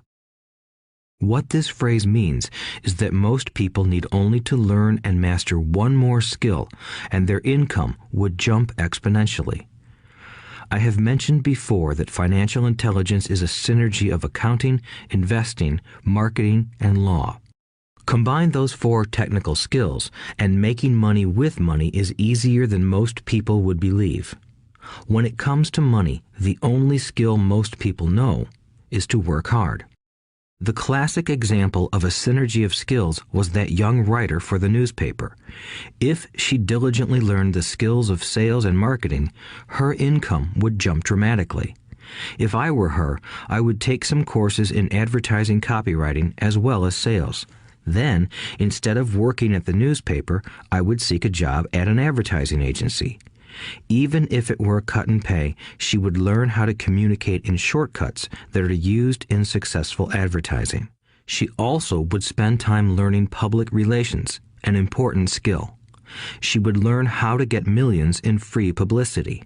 Then, at night and on weekends, she could be writing her great novel. When it was finished, she would be better able to sell her book. Then, in a short while, she could be a best-selling author. When I came out with my first book, If You Want to Be Rich and Happy, Don't Go to School, a publisher suggested I change the title to The Economics of Education. I told the publisher that, with a title like that, I would sell 2 books, one to my family and one to my best friend. The problem is that they would expect it for free. The obnoxious title, If You Want to Be Rich and Happy, Don't Go to School, was chosen because we knew it would get tons of publicity. I am pro-education and believe in education reform. If I were not pro-education, why would I continue to press for changing our antiquated educational system? So I chose a title that would get me on more TV and radio shows simply because I was willing to be controversial. Many people thought I was a fruitcake, but the book sold and sold. When I graduated from the U.S. Merchant Marine Academy in 1969, my educated dad was happy. Standard Oil of California had hired me for its oil tanker fleet as a third mate. The pay was low compared with my classmates, but it was okay for a first real job after college. My starting pay was about $42,000 a year, including overtime, and I only had to work for 7 months. I had 5 months of vacation. If I had wanted to, I could have taken the run to Vietnam with a subsidiary shipping company and easily doubled my pay instead of taking 5 months of vacation. I had a great career ahead of me, yet I resigned after 6 months with the company and joined the Marine Corps to learn how to fly. My educated dad was devastated. Rich Dad congratulated me. In school and in the workplace, the popular opinion is the idea of specialization. That is, in order to make more money or get promoted, you need to specialize. That is why medical doctors immediately begin to seek a specialty such as orthopedics or pediatrics. The same is true for accountants, architects, lawyers, pilots, and others. My educated dad believed in the same dogma. That is why he was thrilled when he eventually achieved his doctorate. He often admitted that schools reward people who study more and more about less and less. Rich Dad encouraged me to do exactly the opposite. You want to know a little about a lot, was his suggestion. That is why for years I worked in different areas of his companies. For a while, I worked in his accounting department. Although I would probably never have been an accountant, he wanted me to learn via osmosis. Rich Dad knew I would pick up jargon and a sense of what is important and what is not. I also worked as a busboy and construction worker as well as in sales, reservations, and marketing. He was grooming Mike and me. That is why he insisted we sit in on the meetings with his bankers, lawyers, accountants, and brokers. He wanted us to know a little about every aspect of his empire. When I quit my high-paying job with Standard Oil, my educated dad had a heart-to-heart talk with me. He was bewildered. He could not understand my decision to resign from a career that offered high pay, great benefits, lots of time off, and opportunity for promotion. When he asked me one evening, "Why did you quit?" I could not explain it to him, though I tried hard to. My logic did not fit his logic. The big problem was that my logic was my rich dad's logic. Job security meant everything to my educated dad. Learning meant everything to my rich dad. Educated dad thought I went to school to learn to be a ship's officer. Rich dad knew that I went to school to study international trade. So as a student, I made cargo runs, navigating large freighters, oil tankers, and passenger ships to the Far East and the South Pacific. Rich Dad emphasized that I should stay in the Pacific instead of taking ships to Europe because he knew that the emerging nations were in Asia, not Europe. While most of my classmates, including Mike, were partying at their fraternity houses, I was studying trade, people, business styles, and cultures in Japan, Taiwan, Thailand, Singapore, Hong Kong, Vietnam, Korea, Tahiti, Samoa, and the Philippines. I was partying also, but it was not in any frat house. I grew up rapidly. Educated Dad just could not understand why I decided to quit and join the Marine Corps. I told him I wanted to learn to fly, but really I wanted to learn to lead troops. Rich Dad explained to me that the hardest part of running a company is managing people. He had spent 3 years in the Army. My educated dad was draft exempt. Rich Dad valued learning to lead men into dangerous situations. Leadership is what you need to learn next, he said. If you are not a good leader, you'll get shot in the back, just like they do in business. Returning from Vietnam in 1973, I resigned my commission, even though I loved flying. I found a job with Xerox Corporation. I joined it for one reason, and it was not for the benefits. I was a shy person, and the thought of selling was the most frightening subject in the world. Xerox has one of the best sales trainings programs in America. Rich Dad was proud of me. My educated dad was ashamed. Being an intellectual, he thought that salespeople were below him. I worked with Xerox for 4 years until I overcame my fear of knocking on doors and being rejected. Once I could consistently be in the top 5 in sales, I again resigned and moved on, leaving behind another great career with an excellent company. In 1977, I formed my first company. Rich Dad had groomed Mike and me to take over companies, so I now had to learn to form them and put them together. My first product, the nylon and Velcro wallet, was manufactured in the Far East and shipped to a warehouse in New York, near where I had gone to school. My formal education was complete, and it was time to test my wings. If I failed, I would go broke. Rich Dad thought it best to go broke before 30.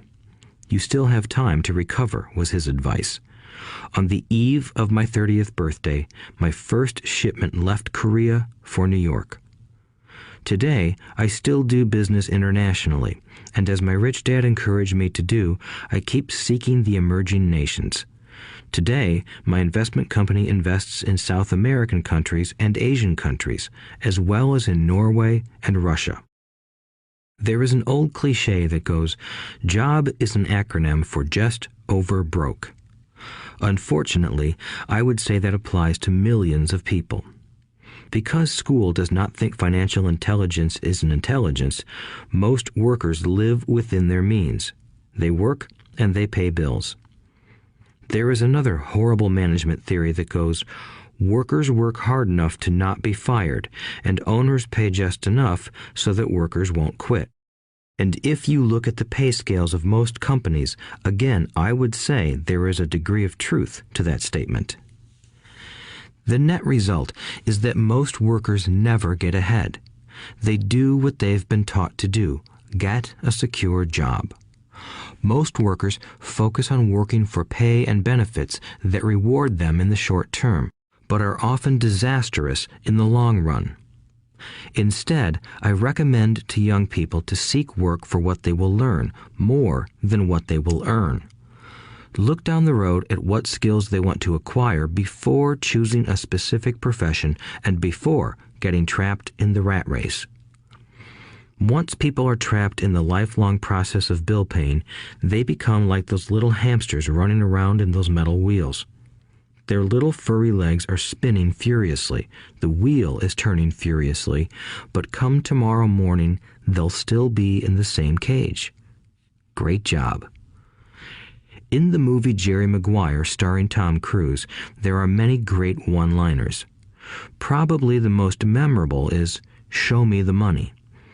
But there is one line I thought most truthful. It comes from the scene where Tom Cruise is leaving the firm. He has just been fired, and he is asking the entire company, "Who wants to come with me?" And the whole place is silent and frozen. Only one woman speaks up and says, "I'd like to, but I'm due for a promotion in 3 months." That statement is probably the most truthful statement in the whole movie. It is the type of statement that people use to keep themselves busy, working away to pay bills. I know my educated dad looked forward to his pay raise every year, and every year he was disappointed. So he would go back to school to earn more qualifications so he could get another raise. Then, once again, there would be another disappointment. The question I often ask people is, where is this daily activity taking you? Just like the little hamster, I wonder if people look at where their hard work is taking them. What does the future hold? In his book, The Retirement Myth, Craig S. Carpel writes, "I visited the headquarters of a major national pension consulting firm and met with a managing director who specializes in designing lush retirement plans for top management. When I asked her what people who don't have corner offices will be able to expect in the way of pension income, she said with a confident smile, 'The silver bullet.'" "What," I asked, "is the silver bullet?" She shrugged and said, "If baby boomers discover they don't have enough money to live on when they're older, they can always blow their brains out." Carpel goes on to explain the difference between the old defined benefit retirement plans and the new 401k plans that are riskier. It is not a pretty picture for most people working today, and that is just for retirement. Add medical fees and long-term nursing home care, and the picture is frightening. Already, many hospitals in countries with socialized medicine need to make tough decisions such as who will live and who will die. They make those decisions purely on how much money they have and how old the patients are. If the patient is old, they often will give the medical care to someone younger. The older, poor patient gets put to the back of the line. Just as the rich can afford better education, the rich will be able to keep themselves alive, while those who have little wealth will die. So I wonder, are workers looking into the future or just until their next paycheck, never questioning where they are headed? When I speak to adults who want to earn more money, I always recommend the same thing. I suggest taking a long view of their life. Instead of simply working for the money and security, which I admit are important, I suggest they take a second job that will teach them a second skill.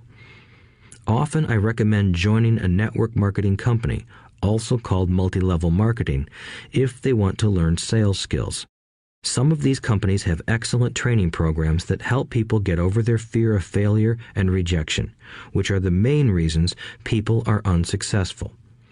Education is more valuable than money in the long run. When I offer this suggestion, I often hear in response, "Oh, that is too much hassle," or "I only want to do what I am interested in." If they say it's too much of a hassle, I ask, so you would rather work all your life giving 50% of what you earn to the government? If they tell me, I only do what I am interested in, I say, I'm not interested in going to the gym, but I go because I want to feel better and live longer. Unfortunately, there is some truth to the old statement, you can't teach an old dog new tricks. Unless a person is used to changing, it's hard to change. But for those of you who might be on the fence when it comes to the idea of working to learn something new, I offer this word of encouragement. Life is much like going to the gym. The most painful part is deciding to go.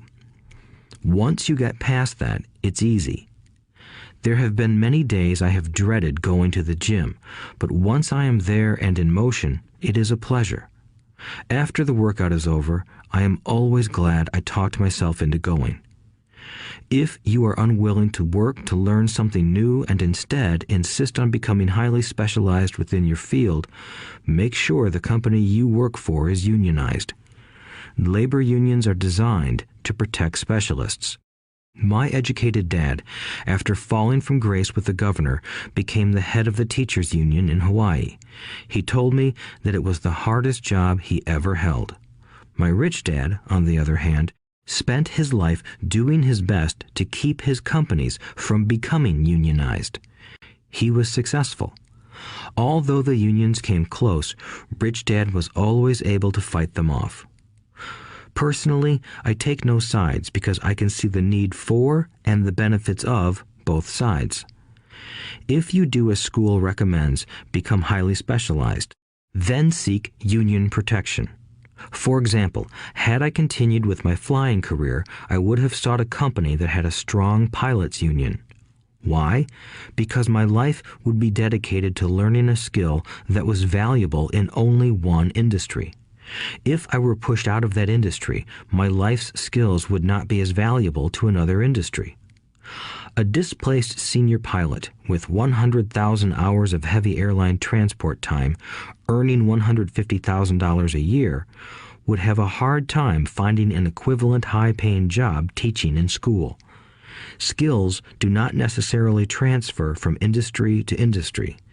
Skills the pilots are paid for in the airline industry are not as important in, say, the school system.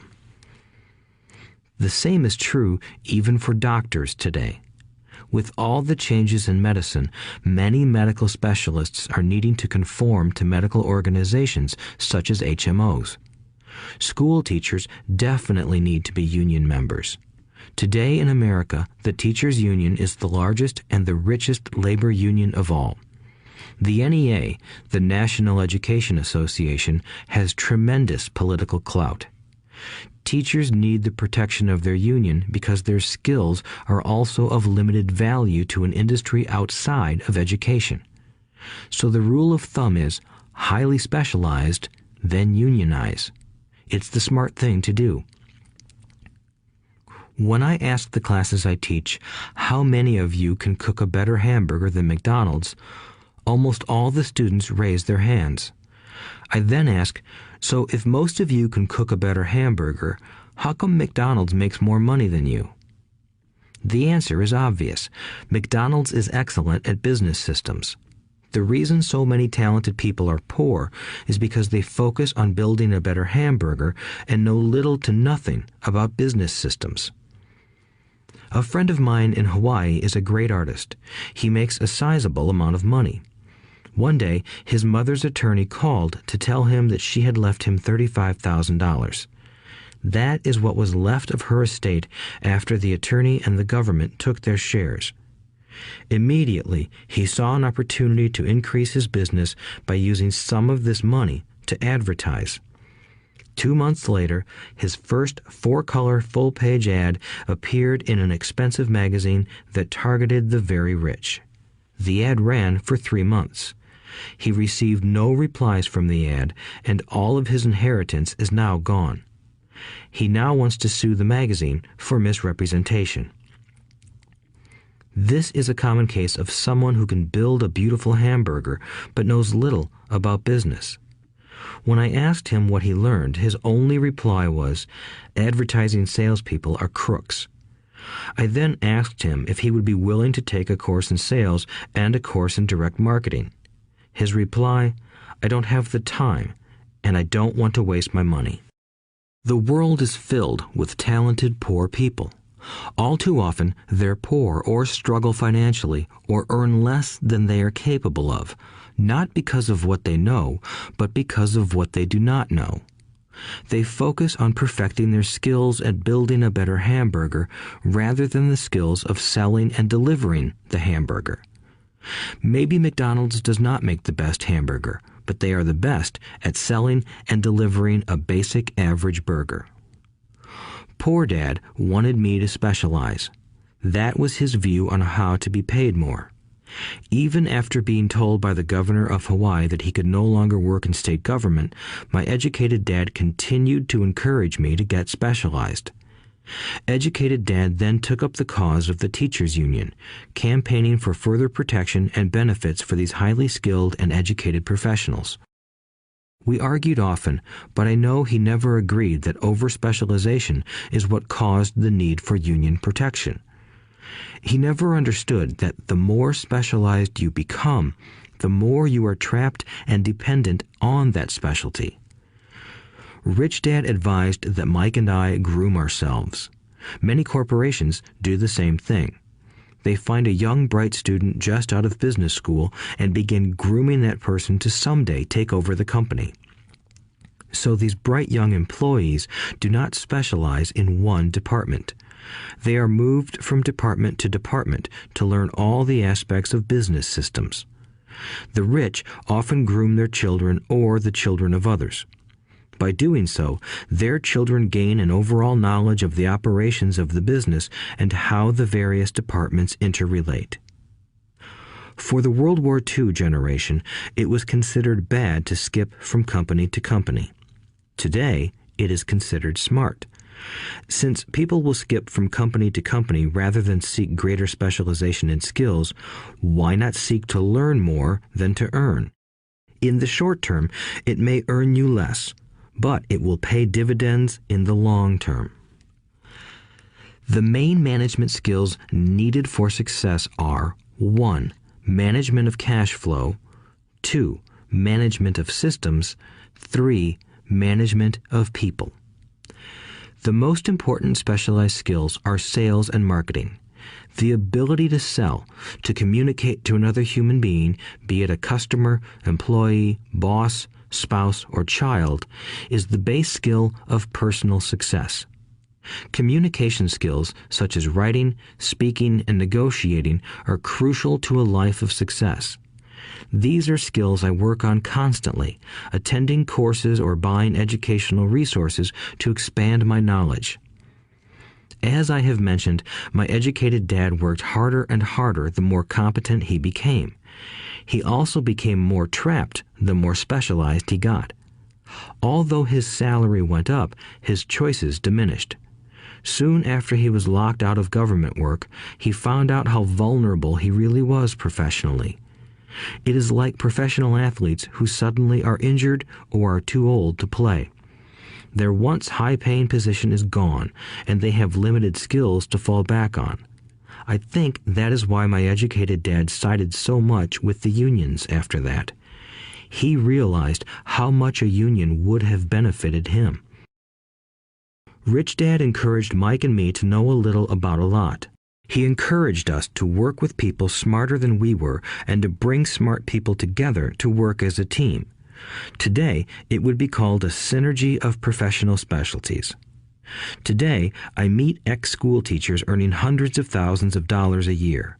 They earn that much because they have specialized skills in their field as well as other skills. They can teach as well as sell and market. I know of no other skills to be more important than selling and marketing. The skills of selling and marketing are difficult for most people, primarily due to their fear of rejection.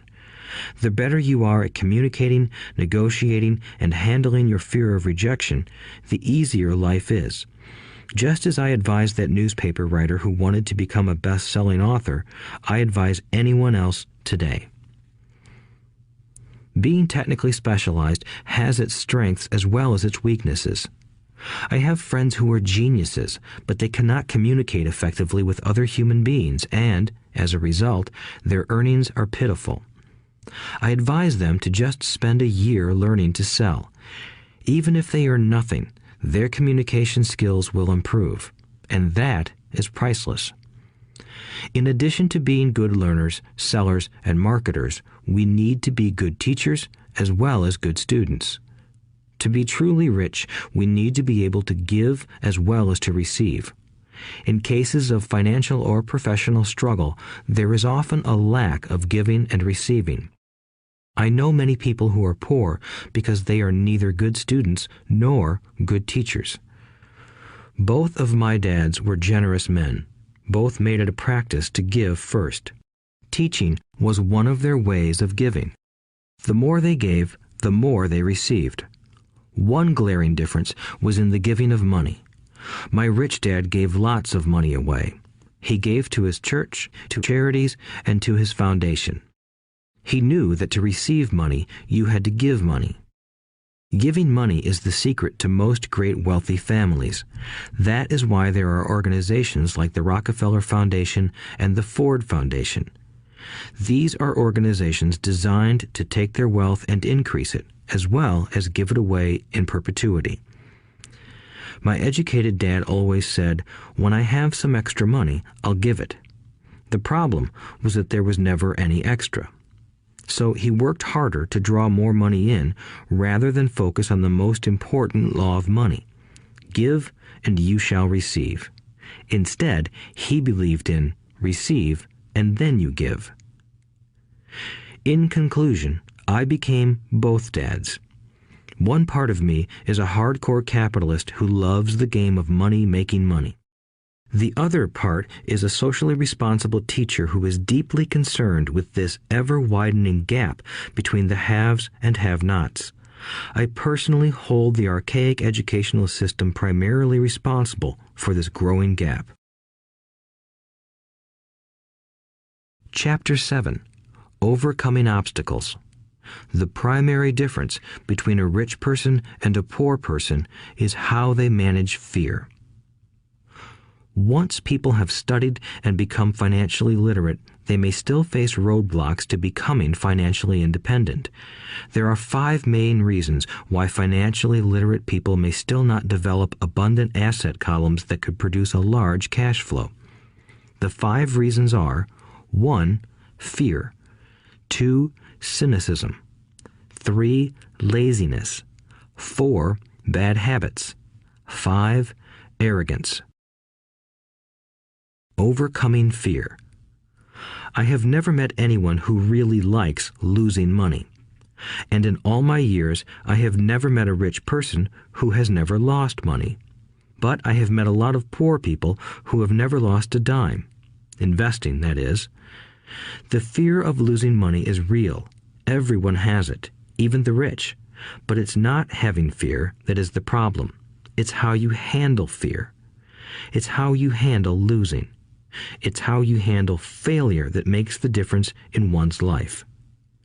The primary difference between a rich person and a poor person is how they manage that fear. It's okay to be fearful. It's okay to be a coward when it comes to money. You can still be rich. We're all heroes at something and cowards at something else. My friend's wife is an emergency room nurse. When she sees blood, she flies into action. When I mention investing, she runs away. When I see blood, I don't run. I pass out. My rich dad understood phobias about money. Some people are terrified of snakes. Some people are terrified about losing money. Both are phobias, he would say. So his solution to the phobia of losing money was this little rhyme. If you hate risk and worry, start early. If you start young, it's easier to be rich. I won't go into it here, but there is a staggering difference between a person who starts investing at age 20 versus age 30. The purchase of Manhattan Island is said to be one of the greatest bargains of all time. New York was purchased for $24 in trinkets and beads. Yet if that $24 had been invested at 8% annually, that $24 would have been worth more than $28 trillion by 1995. Manhattan could be repurchased with money left over to buy much of Los Angeles. But what if you don't have much time left or would like to retire early? How do you handle the fear of losing money? My poor dad did nothing. He simply avoided the issue, refusing to discuss the subject. My rich dad, on the other hand, recommended that I think like a Texan. I like Texas and Texans, he used to say. In Texas, everything is bigger. When Texans win, they win big. And when they lose, it's spectacular. They like losing? I asked. That's not what I'm saying. Nobody likes losing. Show me a happy loser, and I'll show you a loser, said Rich Dad. It's a Texan's attitude toward risk, reward, and failure I'm talking about. It's how they handle life. They live it big. Not like most of the people around here, living like roaches when it comes to money, terrified that someone will shine a light on them and whimpering when the grocery clerk shortchanges them a quarter. Rich Dad went on, "What I like best is the Texas attitude. They're proud when they win, and they brag when they lose. Texans have a saying, if you're going to go broke, go big. You don't want to admit you went broke over a duplex." He constantly told Mike and me that the greatest reason for lack of financial success was because most people played it too safe. People are so afraid of losing that they lose, were his words. Fran Tarkenton, a one-time great NFL quarterback, says it still another way. Winning means being unafraid to lose. In my own life, I've noticed that winning usually follows losing. Before I finally learned to ride a bike, I first fell down many times. I've never met a golfer who has never lost a golf ball. I've never met people who have fallen in love who have never had their heart broken. And I've never met someone rich who has never lost money. So for most people, the reason they don't win financially is because the pain of losing money is far greater than the joy of being rich. Another saying in Texas is, everyone wants to go to heaven, but no one wants to die. Most people dream of being rich, but are terrified of losing money, so they never get to heaven. Rich Dad used to tell Mike and me stories about his trips to Texas. If you really want to learn the attitude of how to handle risk, losing, and failure, go to San Antonio and visit the Alamo. The Alamo is a great story of brave people who chose to fight, knowing there was no hope of success. They chose to die instead of surrendering. It's an inspiring story worthy of study. Nonetheless, it's still a tragic military defeat. They got their butts kicked. So, how do Texans handle failure? They still shout, "Remember the Alamo." Mike and I heard this story a lot. He always told us this story when he was about to go into a big deal and he was nervous. After he had done all his due diligence and it was time to put up or shut up, he told us this story. Every time he was afraid of making a mistake or losing money, he told us this story. It gave him strength, for it reminded him that he could always turn a financial loss into a financial win. Rich Dad knew that failure would only make him stronger and smarter. It's not that he wanted to lose. He just knew who he was and how he would take a loss. He would take a loss and make it a win. That's what made him a winner and others losers. It gave him the courage to cross the line when others backed out. That's why I like Texans so much, he would say. They took a great failure and turned it into inspiration, as well as a tourist destination that makes them millions. But probably his words that mean the most to me today are these. Texans don't bury their failures. They get inspired by them. They take their failures and turn them into rallying cries. Failure inspires Texans to become winners. But that formula is not just the formula for Texans. It is the formula for all winners. I've said that falling off my bike was part of learning to ride. I remember falling off only made me more determined to learn to ride, not less. I also said that I have never met a golfer who has never lost a ball. For top professional golfers, losing a ball or a tournament provides the inspiration to be better, to practice harder, to study more.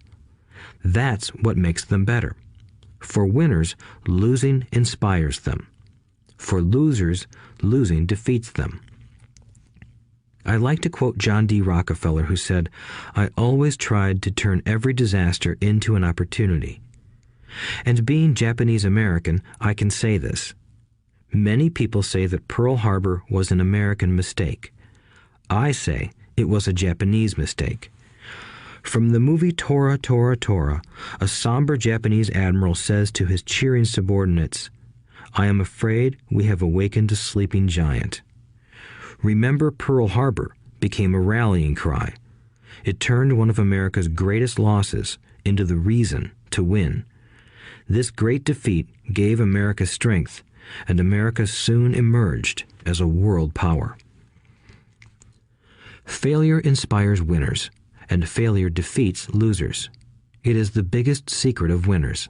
It's the secret that losers do not know. The greatest secret of winners is that failure inspires winning. Thus, they're not afraid of losing. Repeating Fran Tarkenton's quote, "Winning means being unafraid to lose." People like Fran Tarkenton are not afraid of losing because they know who they are. They hate losing, so they know that losing will only inspire them to become better. There is a big difference between hating losing and being afraid to lose. Most people are so afraid of losing money that they lose. They go broke over a duplex. Financially, they play life too safe and too small. They buy big houses and big cars, but not big investments. The main reason that over 90% of the American public struggles financially is because they play not to lose. They don't play to win. They go to their financial planners or accountants or stockbrokers and buy a balanced portfolio. Most have lots of cash in CDs, low-yield bonds, mutual funds that can be traded within a mutual fund family, and a few individual stocks.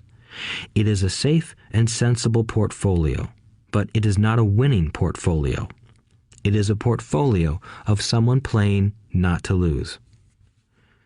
Don't get me wrong, it's probably a better portfolio than more than 70% of the population has, and that's frightening.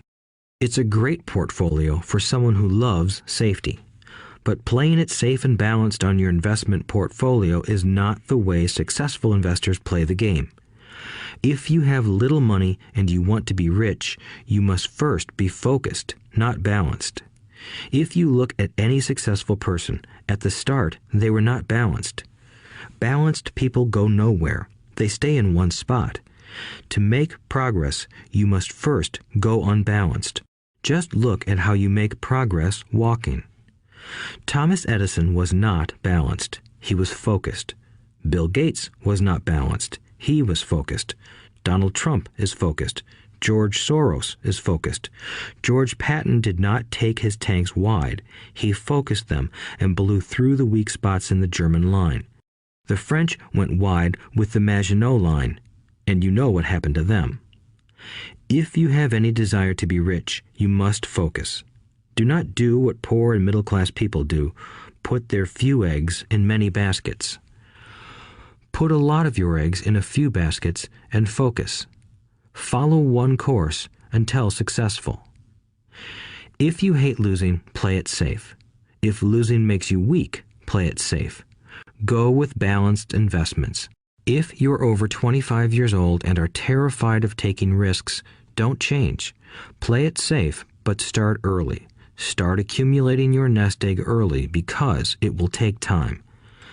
But if you have dreams of freedom, of getting out of the rat race, the first question to ask yourself is, how do I respond to failure? If failure inspires you to win, maybe you should go for it, but only maybe. If failure makes you weak or causes you to throw temper tantrums, like spoiled brats who call attorneys to file lawsuits every time something doesn't go their way, then play it safe. Keep your daytime job, or buy bonds or mutual funds. But remember, there is risk in those financial instruments also, even though they may appear safe. I say all this, mentioning Texas and Fran Tarkenton, because stacking the asset column is easy. It's really a low-aptitude game. It doesn't take much education. Fifth-grade math will do. But building your asset column is a game in which attitude plays a major role. It takes guts, patience, and a great attitude toward failure.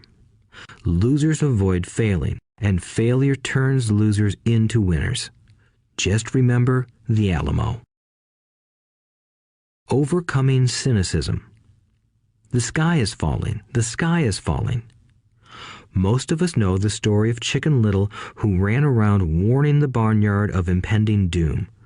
We all know people who are that way. There's a Chicken Little inside each of us. As I stated earlier, the cynic is really a little chicken.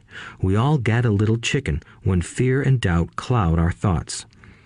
All of us have doubts. I'm not smart. I'm not good enough. So-and-so is better than me. Our doubts often paralyze us. We play the what-if game. What if the economy crashes right after I invest? What if I lose control and I can't pay the money back? What if things don't go as I planned? Or we have friends or loved ones who will remind us of our shortcomings. They often say, "What makes you think you can do that? If it's such a good idea, how come someone else hasn't done it? That will never work.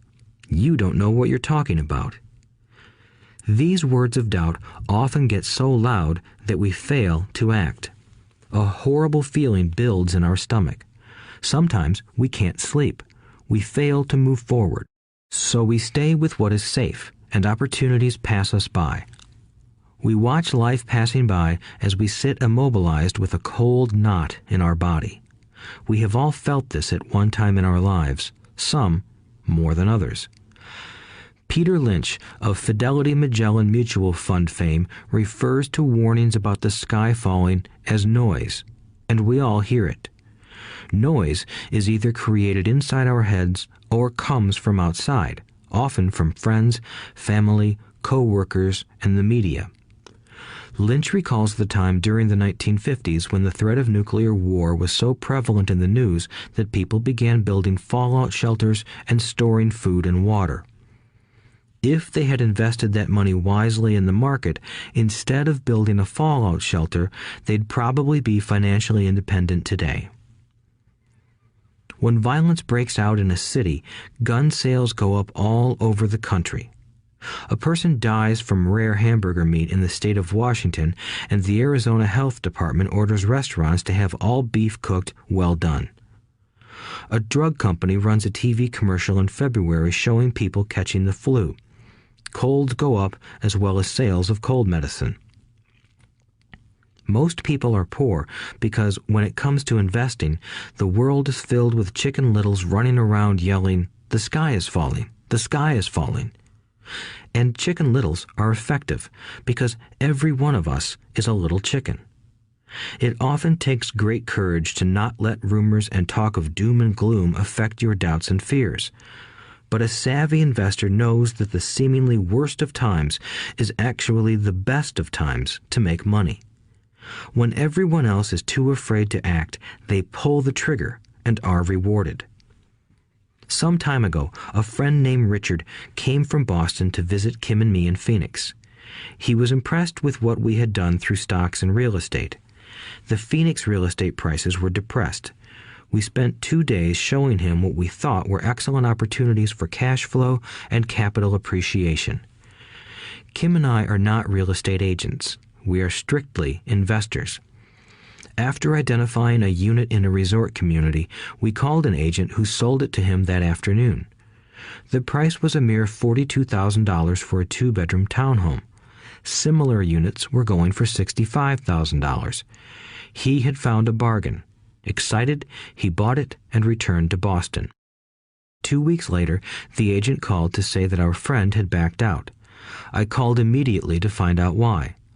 All he said was that he talked to his neighbor, and his neighbor told him it was a bad deal. He was paying too much.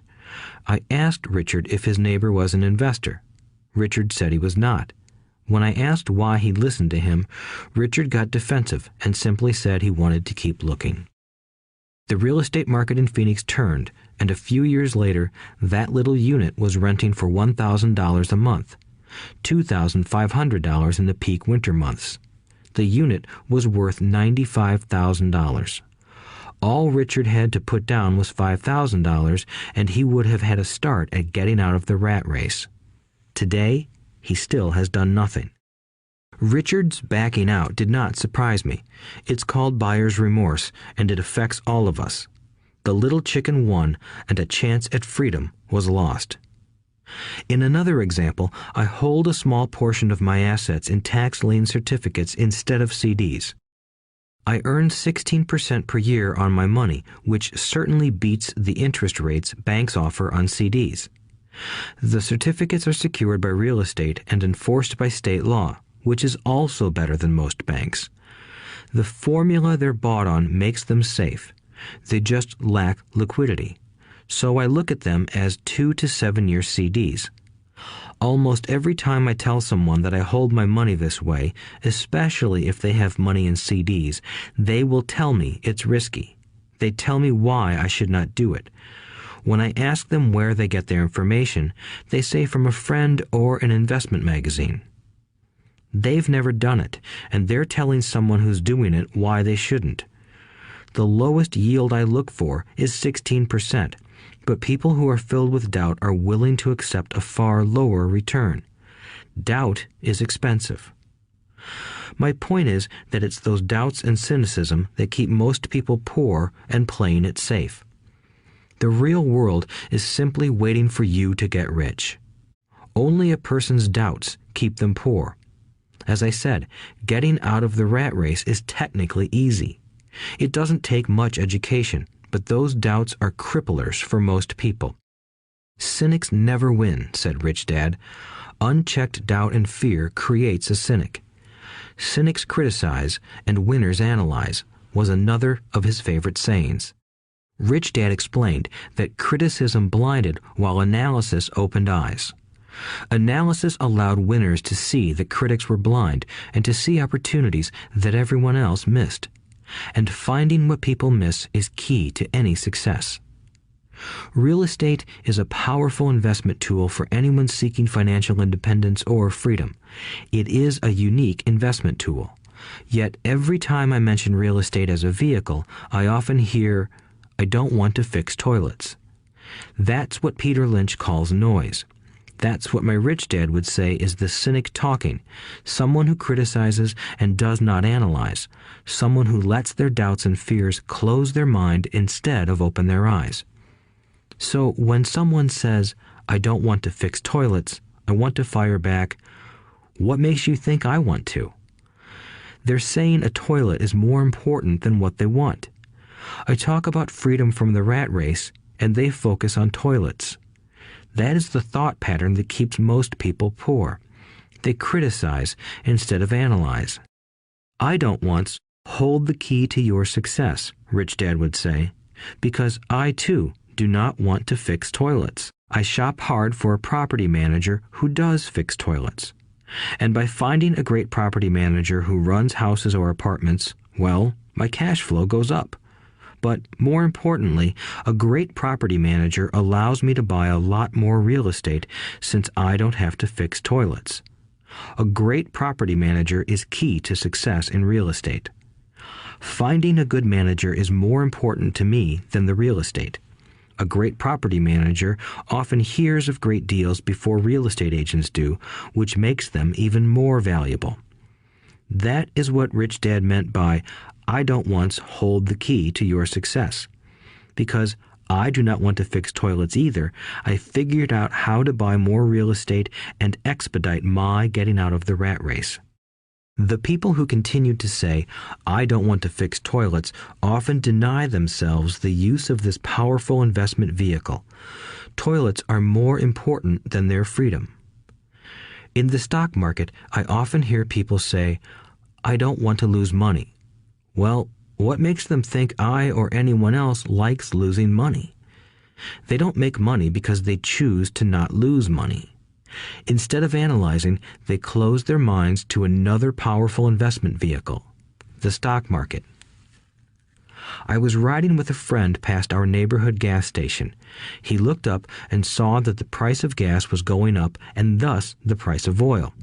My friend is a worrywart, or a Chicken Little.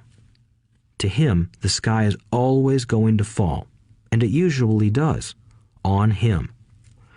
When we got home, he showed me all the stats as to why the price of oil was going to go up over the next few years, statistics I had never seen before, even though I already owned substantial shares of an existing oil company. With that information, I immediately began looking for and found a new undervalued oil company that was about to find some oil deposits. My broker was excited about this new company, and I bought 15,000 shares for 65 cents per share. 3 months later, this same friend and I drove by the same gas station, and sure enough, the price per gallon had gone up nearly 15%. Again, the Chicken Little worried and complained. I smiled, because a month earlier, that little oil company hit oil, and those 15,000 shares went up to more than $3 per share since he had first given me the tip. And the price of gas will continue to go up if what my friend says is true. If most people understood how a stop worked in stock market investing, there would be more people investing to win instead of investing not to lose. A stop is simply a computer command that sells your stock automatically if the price begins to drop, helping to minimize your losses and maximize some gains. It's a great tool for those who are terrified of losing. So whenever I hear people focusing on their I don't wants rather than what they do want, I know the noise in their head must be loud. Chicken Little has taken over their brain and is yelling, the sky is falling and toilets are breaking. So they avoid their don't wants, but they pay a huge price. They may never get what they want in life. Instead of analyzing, their inner Chicken Little closes their mind. Rich Dad gave me a way of looking at Chicken Little. Just do what Colonel Sanders did. At the age of 66, he lost his business and began to live on his Social Security check. It wasn't enough. He went around the country selling his recipe for fried chicken. He was turned down 1,009 times before someone said yes, and he went on to become a multimillionaire at an age when most people are quitting. He was a brave and tenacious man, Rich Dad said of Harlan Sanders. So when you're in doubt and feeling a little afraid, just do what Colonel Sanders did to his little chicken. He fried it. Overcoming laziness. Busy people are often the most lazy. We have all heard stories of a businessman who works hard to earn money. He works hard to be a good provider for his wife and children. He spends long hours at the office and brings work home on weekends. One day he comes home to an empty house. His wife has left with the kids. He knew he and his wife had problems, but rather than work to make the relationship strong, he stayed busy at work. Dismayed, his performance at work slips and he loses his job. Today, I often meet people who are too busy to take care of their wealth, and there are people too busy to take care of their health. The cause is the same. They're busy, and they stay busy as a way of avoiding something they do not want to face. Nobody has to tell them. Deep down, they know. In fact, if you remind them, they often respond with anger or irritation. If they aren't busy at work or with the kids, they're often busy watching TV, fishing, playing golf, or shopping. Yet deep down, they know they are avoiding something important. That's the most common form of laziness. Laziness by staying busy. So, what is the cure for laziness? The answer is a little greed. For many of us, we were raised thinking of greed or desire as bad. Greedy people are bad people, my mom used to say, yet we all have inside of us this yearning to have nice, new, or exciting things. So to keep that emotion of desire under control, often parents find ways of suppressing that desire with guilt. You only think about yourself. Don't you know you have brothers and sisters? Was one of my mom's favorites. You want me to buy you what? Was a favorite of my dad. Do you think we're made of money? Do you think money grows on trees? We're not rich people, you know. It wasn't so much the words, but the angry guilt trip that went with the words that got to me. Or the reverse guilt trip was the I'm sacrificing my life to buy this for you. I'm buying this for you because I never had this advantage when I was a kid. I have a neighbor who is stone broke but can't park his car in his garage. The garage is filled with toys for his kids. Those spoiled brats get everything they ask for. I don't want them to know the feeling of want are his everyday words. He has nothing set aside for their college or his retirement, but his kids have every toy ever made. He recently got a new credit card in the mail and took his kids to visit Las Vegas. I'm doing it for the kids, he said with great sacrifice. Rich Dad forbade the words, I can't afford it. In my real home, that's all I heard. Instead, Rich Dad required his children to say, how can I afford it? He believed that the words, I can't afford it, shut down your brain. It didn't have to think anymore. How can I afford it opened up the brain and forced it to think and search for answers. But most importantly, he felt the words, I can't afford it, were a lie, and the human spirit knows it. The human spirit is very, very powerful, he would say. It knows it can do anything. By having a lazy mind that says, I can't afford it, a war breaks out inside you. Your spirit is angry, and your lazy mind must defend its lie. The spirit is screaming, come on, let's go to the gym and work out. And the lazy mind says, but I'm tired. I worked really hard today. Or the human spirit says, I'm sick and tired of being poor. Let's get out there and get rich. To which the lazy mind says, rich people are greedy. Besides, it's too much bother. It's not safe. I might lose money. I'm working hard enough as it is. I've got too much to do at work anyway. Look at what I have to do tonight. My boss wants it finished by morning. I can't afford it also causes sadness, a helplessness that leads to despondency and often depression. How can I afford it opens up possibilities, excitement, and dreams. So Rich Dad was not so concerned about what we wanted to buy as long as we understood that how can I afford it creates a stronger mind and a dynamic spirit. Thus, he rarely gave Mike or me anything. He would instead ask, how can you afford it? And that included college, which we paid for ourselves. It was not the goal, but the process of attaining the goal that he wanted us to learn. The problem I see today is that there are millions of people who feel guilty about their desire or their greed.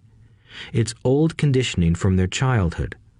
While they desire to have the finer things that life offers, most have been conditioned subconsciously to say, I can't have that, or I'll never be able to afford that. When I decided to exit the rat race, it was simply a question of how can I afford to never work again? And my mind began to kick out answers and solutions. The hardest part was fighting my real parents' dogma.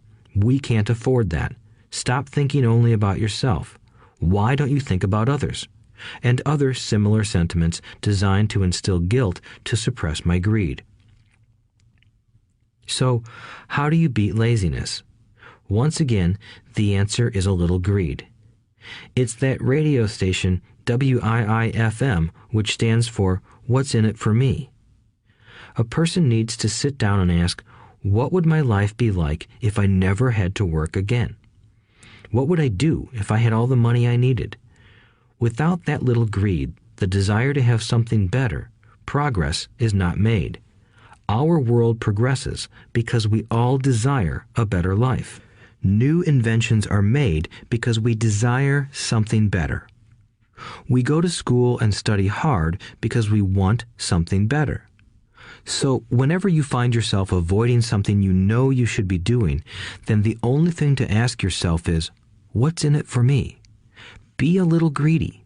It's the best cure for laziness.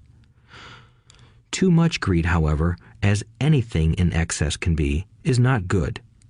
But just remember what Michael Douglas said in the movie Wall Street. Greed is good. Rich Dad said it differently.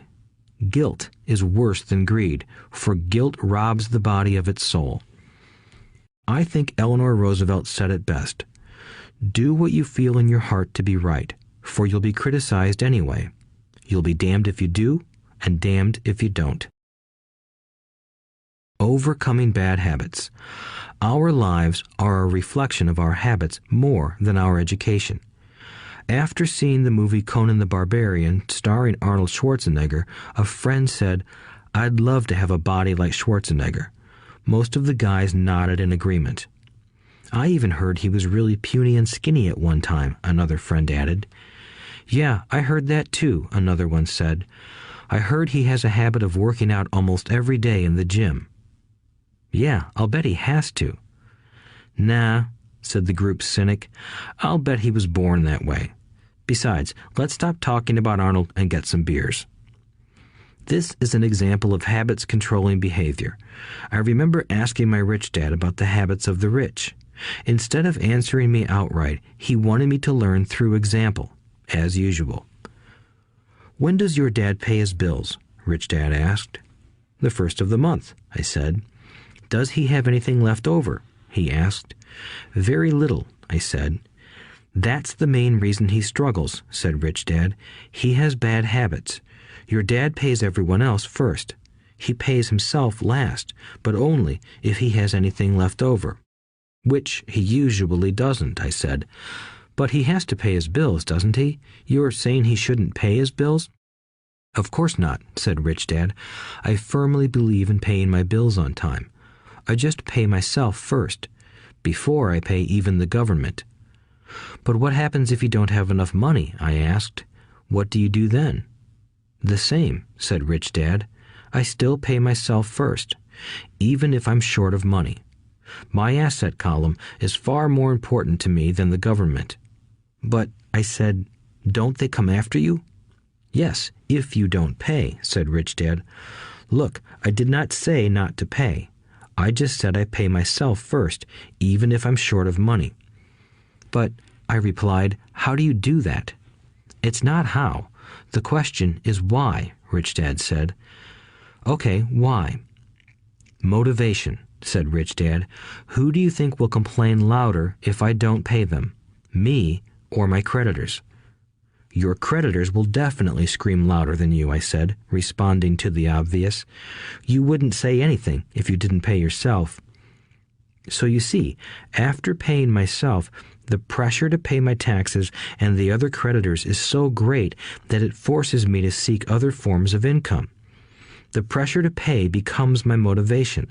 I've worked extra jobs, started other companies, traded in the stock market, anything, just to make sure those guys don't start yelling at me. That pressure made me work harder, forced me to think, and all in all, made me smarter and more active when it comes to money. If I had paid myself last, I would have felt no pressure, but I'd be broke. So it is the fear of the government or other people you owe money to that motivates you? "That's right," said Rich Dad. You see, government bill collectors are big bullies. So are bill collectors in general. Most people give in to those bullies. They pay them and never pay themselves. You know the story of the 98-pound weakling who gets sand kicked in his face? I nodded. I see that ad for weightlifting and bodybuilding lessons in the comic books all the time. Well, most people let the bullies kick sand in their faces. I decided to use the fear of the bully to make me stronger. Others got weaker. Forcing myself to think about how to make extra money is like going to the gym and working out with weights. The more I work my mental money muscles out, the stronger I get. Now, I'm not afraid of those bullies. I liked what Rich Dad was saying, so if I pay myself first, I get financially stronger mentally and fiscally. Rich Dad nodded. And if I pay myself last, or not at all, I get weaker.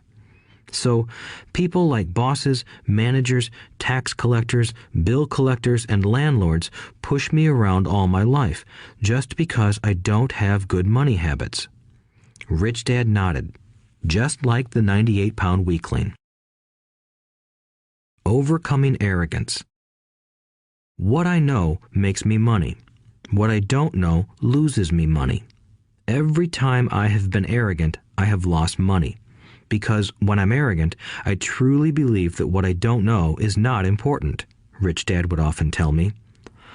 I have found that many people use arrogance to try to hide their own ignorance. It often happens when I am discussing financial statements with accountants or even other investors. They try to bluster their way through the discussion. It is clear to me that they don't know what they're talking about. They're not lying, but they are not telling the truth. There are many people in the world of money, finances, and investments who have absolutely no idea what they're talking about. Most people in the money industry are just spouting off sales pitches like used car salesmen. When you know you are ignorant in a subject, start educating yourself by finding an expert in the field or a book on the subject. Chapter 8. Getting Started. There is gold everywhere. Most people are not trained to see it.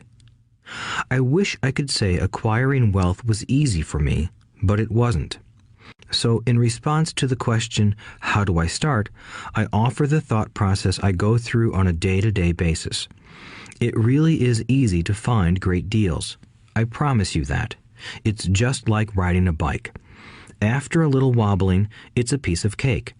But when it comes to money, it takes determination to get through the wobbling. That's a personal thing. To find million-dollar deals of a lifetime requires us to call on our financial genius. I believe that each of us has a financial genius within us. The problem is that our financial genius lies asleep, waiting to be called upon. It lies asleep because our culture has educated us into believing that the love of money is the root of all evil. It has encouraged us to learn a profession so we can work for money, but failed to teach us how to have money work for us. It taught us not to worry about our financial future because our company or the government would take care of us when our working days are over. However, it is our children, educated in the same school system, who will end up paying for this absence of financial education. The message is still to work hard, earn money, and spend it. And when we run short, we can always borrow more. Unfortunately, 90% of the Western world subscribes to the above dogma, simply because it's easier to find a job and work for money. If you are not one of the masses, I offer you the following 10 steps to awaken your financial genius. I simply offer you the steps I have personally followed. If you want to follow some of them, great. If you don't, make up your own. Your financial genius is smart enough to develop its own list. While in Peru, I asked a gold miner of 45 years how he was so confident about finding a gold mine. He replied, "There is gold everywhere. Most people are not trained to see it." And I would say that is true. In real estate, I can go out and in a day come up with 4 or 5 great potential deals. while the average person will go out and find nothing, even looking in the same neighborhood. The reason is that they have not taken the time to develop their financial genius. I offer you the following 10 steps as a process to develop your God-given powers, powers over which only you have control. 1. Find a reason greater than reality, the power of spirit. If you ask most people if they would like to be rich or financially free, they would say yes. But then reality sets in. The road seems too long with too many hills to climb. It's easier to just work for money and hand the excess over to your broker. I once met a young woman who had dreams of swimming for the U.S. Olympic team. The reality was that she had to get up every morning at 4 o'clock to swim for 3 hours before going to school. She did not party with her friends on Saturday night. She had to study and keep her grades up, just like everyone else. When I asked her what fueled her superhuman ambition and sacrifice, she simply said, "I do it for myself and the people I love. It's love that gets me over the hurdles and sacrifices." A reason or a purpose is a combination of wants and don't wants. When people ask me what my reason for wanting to be rich is, I tell them that it is a combination of deep emotional wants and don't wants. I will list a few. First, the don't wants, for they create the wants. I don't want to work all my life. I don't want what my parents aspired for, which was job security and a house in the suburbs. I don't like being an employee. I hated that my dad always missed my football games because he was so busy working on his career. I hated it when my dad worked hard all his life and the government took most of what he worked for at his death. He could not even pass on what he worked so hard for when he died. The rich don't do that. They work hard and pass it on to their children. Now, the wants. I want to be free to travel the world and live in the lifestyle I love. I want to be young when I do this. I want to simply be free. I want control over my time and my life. I want money to work for me. Those are my deep-seated emotional reasons. What are yours? If they are not strong enough, then the reality of the road ahead may be greater than your reasons. I have lost money and been set back many times, but it was the deep emotional reasons that kept me standing up and going forward.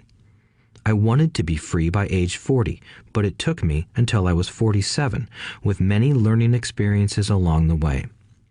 As I said, I wish I could say it was easy. It wasn't, but it wasn't that hard either. I've learned that without a strong reason or purpose, anything in life is hard.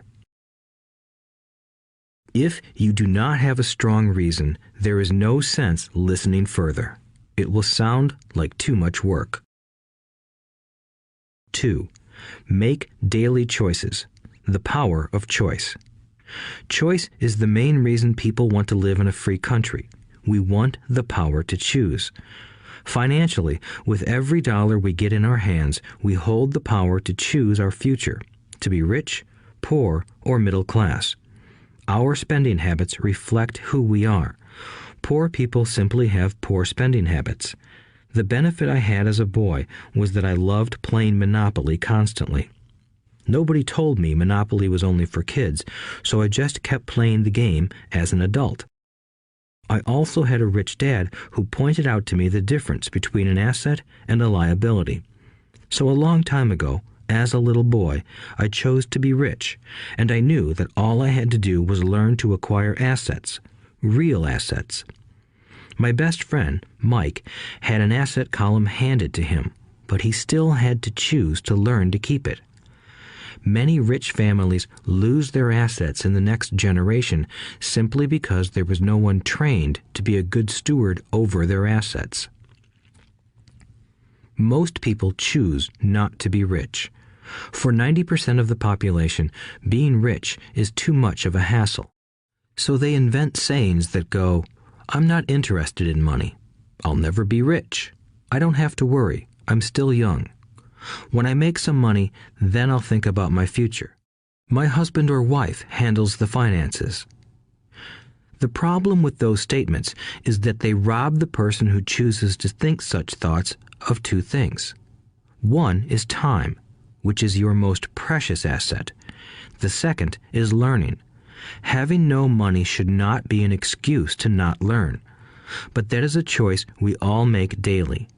The choice of what we do with our time, our money, and what we put in our heads. That is the power of choice. All of us have choice. I just choose to be rich, and I make that choice every day. Invest first in education.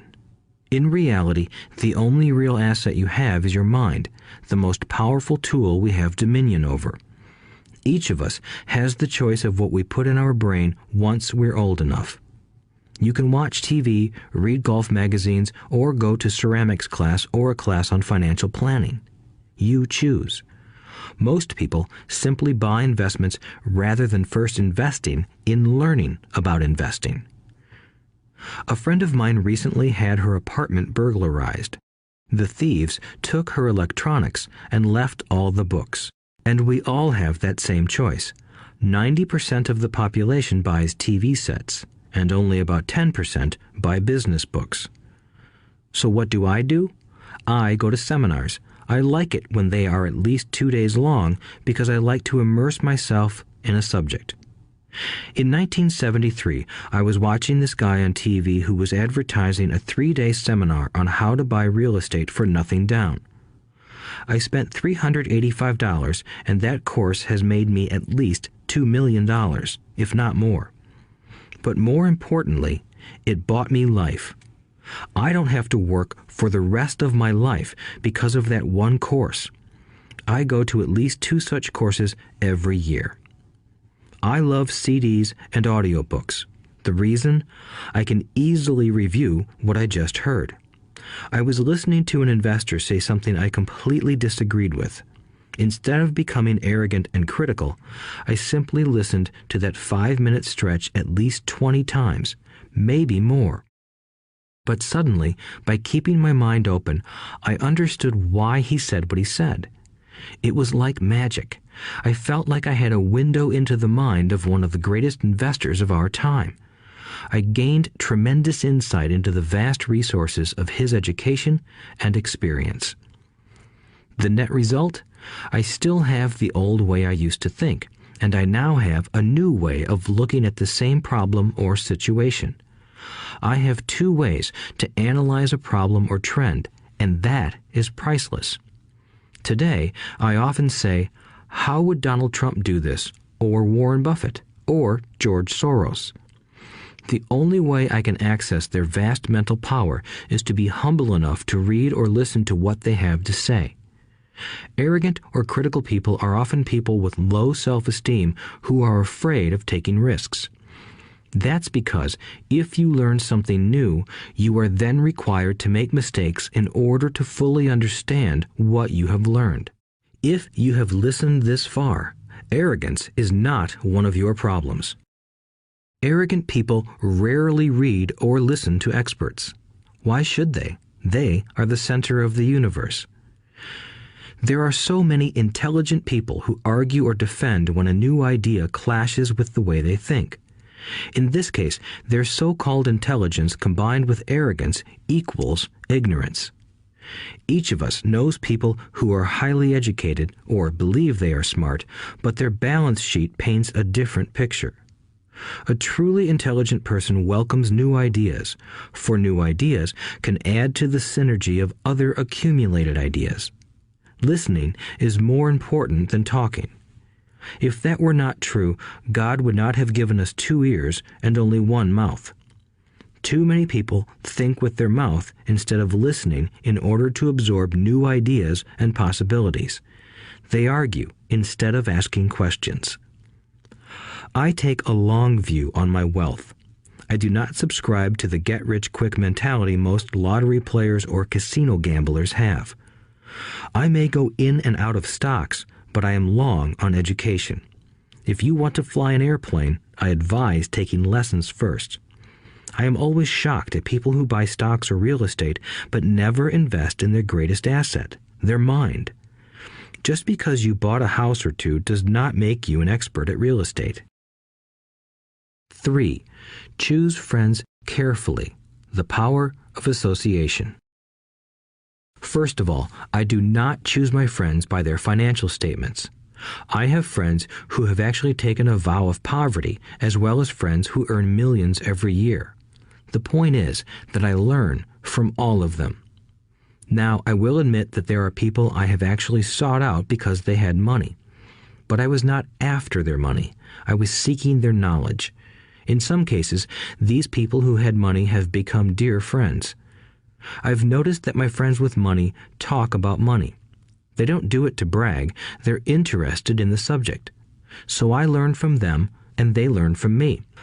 My friends who are in dire financial straits do not like talking about money, business, or investing. They often think it rude or unintellectual. So I also learn from my friends who struggle financially. I find out what not to do. I have several friends who have generated over $1 billion in their short lifetimes. The 3 of them report the same phenomenon. Their friends who have no money have never come to them to ask them how they did it, but they do come asking for one of 2 things, or both, a loan or a job. Warning: don't listen to poor or frightened people. I have such friends, and while I love them dearly, they are the Chicken Littles of life. To them, when it comes to money, especially investments, it's always the sky is falling, the sky is falling. They can always tell you why something won't work. The problem is that people listen to them. But people who blindly accept doom and gloom information are also Chicken Littles. As that old saying goes, birds of a feather flock together. If you watch business channels on TV, they often have a panel of so-called experts. One expert will say the market is going to crash, and the other will say it's going to boom. If you're smart, you listen to both. Keep your mind open because both have valid points. Unfortunately, most poor people listen to Chicken Little. I have had many close friends try to talk me out of a deal or an investment. Not long ago, a friend told me he was excited because he found a 6% certificate of deposit. I told him I earned 16% from the state government. The next day, he sent me an article about why my investment was dangerous. I have received 16% for years now, and he still receives 6%. I would say that one of the hardest things about wealth building is to be true to yourself and to be willing to not go along with the crowd. This is because, in the market, it is usually the crowd that shows up late that is slaughtered. If a great deal is on the front page, it's too late in most instances. Look for a new deal. As we used to say as surfers, there is always another wave. People who hurry and catch a wave late usually are the ones who wipe out. Smart investors don't time the markets. If they miss a wave, they search for the next one and get themselves in position. This is hard for most investors because buying what is not popular is frightening. Timid investors are like sheep going along with the crowd. Or their greed gets them in when wise investors have already taken their profits and moved on. Wise investors buy an investment when it's not popular. They know their profits are made when they buy, not when they sell. They wait patiently. As I said, they do not time the market. Just like a surfer, they get in position for the next big swell. It's all insider trading. There are forms of insider trading that are illegal, and there are forms of insider trading that are legal. But either way, it's insider trading. The only distinction is, how far away from the inside are you? The reason you want to have rich friends is because that is where the money is made. It's made on information. You want to hear about the next boom, get in and get out before the next bust. I'm not saying do it illegally, but the sooner you know, the better your chances are for profits with minimal risk. That is what friends are for, and that is financial intelligence. 4. Master a formula and then learn a new one. The power of learning quickly. In order to make bread, every baker follows a recipe, even if it's only held in their head. The same is true for making money. Most of us have heard the saying, "You are what you eat." I have a different slant. I say, "You become what you study." In other words, be careful what you learn, because your mind is so powerful that you become what you put in your head. For example, if you study cooking, you then tend to cook. If you don't want to be a cook anymore, then you need to study something else. When it comes to money, the masses generally have one basic formula they learned in school, and it's this: work for money. The predominant formula I see in the world is that every day millions of people get up, go to work, earn money, pay bills, balance checkbooks, buy some mutual funds, and go back to work. That is the basic formula, or recipe. If you're tired of what you're doing, or you're not making enough, it's simply a case of changing the formula via which you make money. Years ago, when I was 26, I took a weekend class called How to Buy Real Estate Foreclosures. I learned a formula. The next trick was to have the discipline to actually put into action what I had learned. That is where most people stop.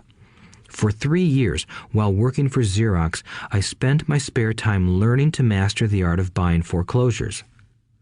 I've made several $1 million using that formula. So after I mastered that formula, I went in search of other formulas. For many of the classes, I did not directly use the information I learned, but I always learned something new. I have attended classes designed for derivative traders, commodity option traders, and chaologists. I was way out of my league, being in a room full of people with doctorates in nuclear physics and space science. Yet, I learned a lot that made my stock and real estate investing more meaningful and lucrative. Most junior colleges and community colleges have classes on financial planning and buying traditional investments. They are good places to start, but I always search for a faster formula. That is why, on a fairly regular basis, I make more in a day than many people will make in their lifetime. Another side note, in today's fast-changing world, it's not so much what you know anymore that counts, because often what you know is old. It is how fast you learn. That skill is priceless. It's priceless in finding faster formulas, recipes, if you will, for making dough. Working hard for money is an old formula born in the day of cavemen. 5. Pay yourself first. The power of self-discipline. If you cannot get control of yourself, do not try to get rich. It makes no sense to invest, make money, and blow it. It is the lack of self-discipline that causes most lottery winners to go broke soon after winning millions. It is the lack of self-discipline that causes people who get a raise to immediately go out and buy a new car or take a cruise. It is difficult to say which of the 10 steps is the most important, but of all the steps, this step is probably the most difficult to master if it is not already a part of your makeup. I would venture to say that personal self-discipline is the number one delineating factor between the rich, the poor, and the middle class. Simply put, people who have low self-esteem and low tolerance for financial pressure can never be rich. As I have said, a lesson learned from my rich dad was that the world will push you around. The world pushes people around, not because other people are bullies, but because the individual lacks internal control and discipline. People who lack internal fortitude often become victims of those who have self-discipline. In the entrepreneur classes I teach, I constantly remind people to not focus on their product, service, or widget, but to focus on developing management skills. The 3 most important management skills necessary to start your own business are management of 1. Cash flow, 2. People, 3. Personal time. I would say the skills to manage these three apply to anything, not just entrepreneurs. The three matter in the way you live your life as an individual or as part of a family, a business, a charitable organization, a city, or a nation. Each of these skills is enhanced by the mastery of self-discipline. I do not take the saying, "pay yourself first," lightly. The statement, "pay yourself first," comes from George Clayson's book, The Richest Man in Babylon. Millions of copies have been sold. But while millions of people freely repeat that powerful statement, few follow the advice. As I said, financial literacy allows one to read numbers, and numbers tell the story. By looking at a person's income statement and balance sheet, I can readily see if people who spout the words, "pay yourself first," actually practice what they preach. In reality, each month, many allocate money to their asset column before they pay their monthly expenses. Although millions of people have read Clayson's book and understand the words, "pay yourself first," in reality, they pay themselves last. Now, I can hear the howls from those of you who sincerely believe in paying your bills first, and I can hear all the responsible people who pay their bills on time. I am not saying be irresponsible and not pay your bills. All I am saying is do what the book says, which is pay yourself first.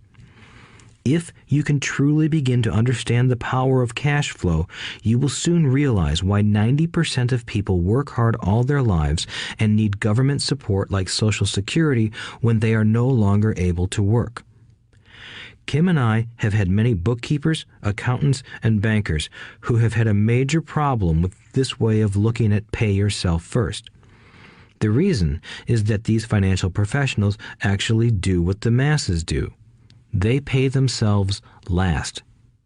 There have been times in my life when, for whatever reason, cash flow was far less than my bills. I still paid myself first. My accountant and bookkeeper screamed in panic. "They're going to come after you. The IRS is going to put you in jail. You're going to ruin your credit rating. They'll cut off the electricity." I still paid myself first. Why, you ask? Because that's what the story, The Richest Man in Babylon, was all about. The power of self-discipline and the power of internal fortitude. As my rich dad taught me the first month I worked for him, most people allow the world to push them around. A bill collector calls and you pay or else. A sales clerk says, "Oh, just put it on your charge card." Your real estate agent tells you, "Go ahead. The government allows you a tax deduction on your home." That is what the book is really about. Having the guts to go against the tide and get rich. You may not be weak, but when it comes to money, many people get wimpy. I am not saying be irresponsible. The reason I don't have high credit card debt and doodad debt is because I pay myself first. The reason I minimize my income is because I don't want to pay it to the government. That is why my income comes from my asset column through a Nevada corporation. If I work for money, the government takes it. Although I pay my bills last, I am financially astute enough to not get into a tough financial situation. I don't like consumer debt. I actually have liabilities that are higher than 99% of the population, but I don't pay for them. Other people pay for my liabilities. They're called tenants. So rule number 1 in paying yourself first is don't get into debt in the first place. Although I pay my bills last, I set it up to have only small, unimportant bills that are due. When I occasionally come up short, I still pay myself first. I let the creditors and even the government scream. I like it when they get tough. Why? Because those guys do me a favor. They inspire me to go out and create more money. So I pay myself first, invest the money, and let the creditors yell. I generally pay them right away anyway. Kim and I have excellent credit. We just don't cave into pressure and spend our savings or liquidate stocks to pay for consumer debt. That is not too financially intelligent.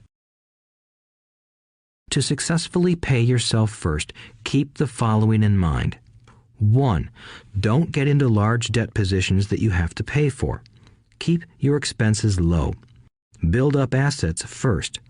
Then buy the big house or nice car. Being stuck in the rat race is not intelligent. 2. When you come up short, let the pressure build and don't dip into your savings or investments. Use the pressure to inspire your financial genius to come up with new ways of making more money and then pay your bills. You will have increased your ability to make more money as well as your financial intelligence. So many times I have gotten into financial hot water and used my brain to create more income while staunchly defending the assets in my asset column. My bookkeeper has screamed and dived for cover, but I was like a good soldier defending the fort. Fort assets. Poor people have poor habits. A common bad habit is innocently called dipping into savings. The rich know that savings are only used to create more money, not to pay bills. I know that sounds tough, but as I said, if you're not tough inside, the world will always push you around anyway. If you do not like financial pressure, then find a formula that works for you. A good one is to cut expenses, put your money in the bank, pay more than your fair share of income tax, buy safe mutual funds, and take the vow of the average. But this violates the pay yourself first rule. This rule does not encourage self-sacrifice or financial abstinence. It doesn't mean pay yourself first and starve. Life was meant to be enjoyed. If you call on your financial genius, you can have all the goodies of life, get rich, and pay bills. And that is financial intelligence. 6. Pay your brokers well. The power of good advice. Sometimes I see people posting a sign in front of their house that says, "For sale by owner." Or I see people on TV claiming to be discount brokers. My rich dad taught me to take the opposite approach. He believed in paying professionals well, and I have adopted that policy also. Today, I have expensive attorneys, accountants, real estate brokers, and stockbrokers. Why? Because if, and I do mean if, the people are professionals, their services should make you money. And the more money they make, the more money I make. We live in the information age. Information is priceless. A good broker should provide you with information as well as take the time to educate you. I have several brokers who do that for me. Some taught me when I had little or no money, and I am still with them today. What I pay a broker is tiny in comparison with what kind of money I can make because of the information they provide. I love it when my real estate broker or stockbroker makes a lot of money because that usually means I made a lot of money. A good broker saves me time in addition to making me money. Like when I bought the vacant land for $9,000 and sold it immediately for over $25,000 so I could buy my Porsche quicker. A broker is my eyes and ears in the market. They're there every day, so I do not have to be. I'd rather play golf. People who sell their house on their own must not value their time much. Why would I want to save a few bucks when I could use that time to make more money or spend it with those I love? What I find funny is that so many poor and middle-class people insist on tipping restaurant help 15 to 20%, even for bad service, but complain about paying a broker 3 to 7%. They enjoy tipping people in the expense column and stiffing people in the asset column. That is not financially intelligent. Keep in mind that not all brokers are created equal. Unfortunately, most brokers are only salespeople. They sell, but they themselves own little or no real estate. There is a tremendous difference between a broker who sells houses and a broker who sells investments. The same is true for stock, bond, mutual fund, and insurance, brokers who call themselves financial planners. When I interview any paid professional, I first find out how much property or stocks they personally own and what percentage they pay in taxes. And that applies to my tax attorney as well as my accountant. I have an accountant who minds his own business. His profession is accounting, but his business is real estate. I used to have an accountant who was a small business accountant, but he had no real estate. I switched because we did not love the same business. Find a broker who has your best interests at heart. Many brokers will spend the time educating you, and they could be the best asset you find. Just be fair, and most of them will be fair to you. If all you can think about is cutting their commissions, then why should they want to help you? It's just simple logic. As I said earlier, one of the management skills is the management of people. Many people only manage people they feel smarter than and they have power over. Many middle managers remain middle managers, failing to get promoted because they know how to work with people below them, but not with people above them. The real skill is to manage and reward the people who are smarter than you in some technical area. That is why companies have a board of directors. You should have one too. That is financial intelligence. 7. Be an Indian giver. The power of getting something for nothing. When the first European settlers came to America, they were taken aback by a cultural practice some American Indians had. For example, if a settler was cold, the Indian would give the person a blanket. Mistaking it for a gift, the settler was often offended when the Indian asked for it back. The Indians also got upset when they realized that settlers did not want to give it back. That is where the term Indian giver came from, a simple cultural misunderstanding. In the world of the asset column, being an Indian giver is vital to wealth. The sophisticated investor's first question is, how fast do I get my money back? They also want to know what they get for free, also called a piece of the action. That is why the ROI, or return on investment, is so important. For example, I found a small condominium that was in foreclosure a few blocks from where I lived. The bank wanted $60,000 and I submitted a bid for $50,000, which they took simply because, along with my bid, was a cashier's check for $50,000. They realized I was serious. Most investors would say, "Aren't you tying up a lot of cash? Would it not be better to get a loan on it?" The answer is, not in this case. My investment company uses this condominium as a vacation rental in the winter months when the snowbirds come to Arizona. It rents for $2,500 a month for 4 months out of the year. For rental during the off-season, it rents for only $1,000 a month. I had my money back in about 3 years. Now I own this asset, which pumps money out for me, month in and month out. The same is done with stocks. Frequently, my broker calls and recommends I move a sizable amount of money into the stock of a company that he feels is just about to make a move that will add value to the stock, like announcing a new product. I will move my money in for a week to a month while the stock moves up. Then I pull my initial dollar amount out and stop worrying about the fluctuations of the market because my initial money is back and ready to work on another asset. So my money goes in, and then it comes out, and I own an asset that was technically free. True, I have lost money on many occasions, but I only play with money I can afford to lose. I would say, on an average 10 investments, I hit home runs on 2 or 3, while 5 or 6 do nothing, and I lose on 2 or 3. But I limit my losses to only the money I have in at that time. People who hate risk put their money in the bank.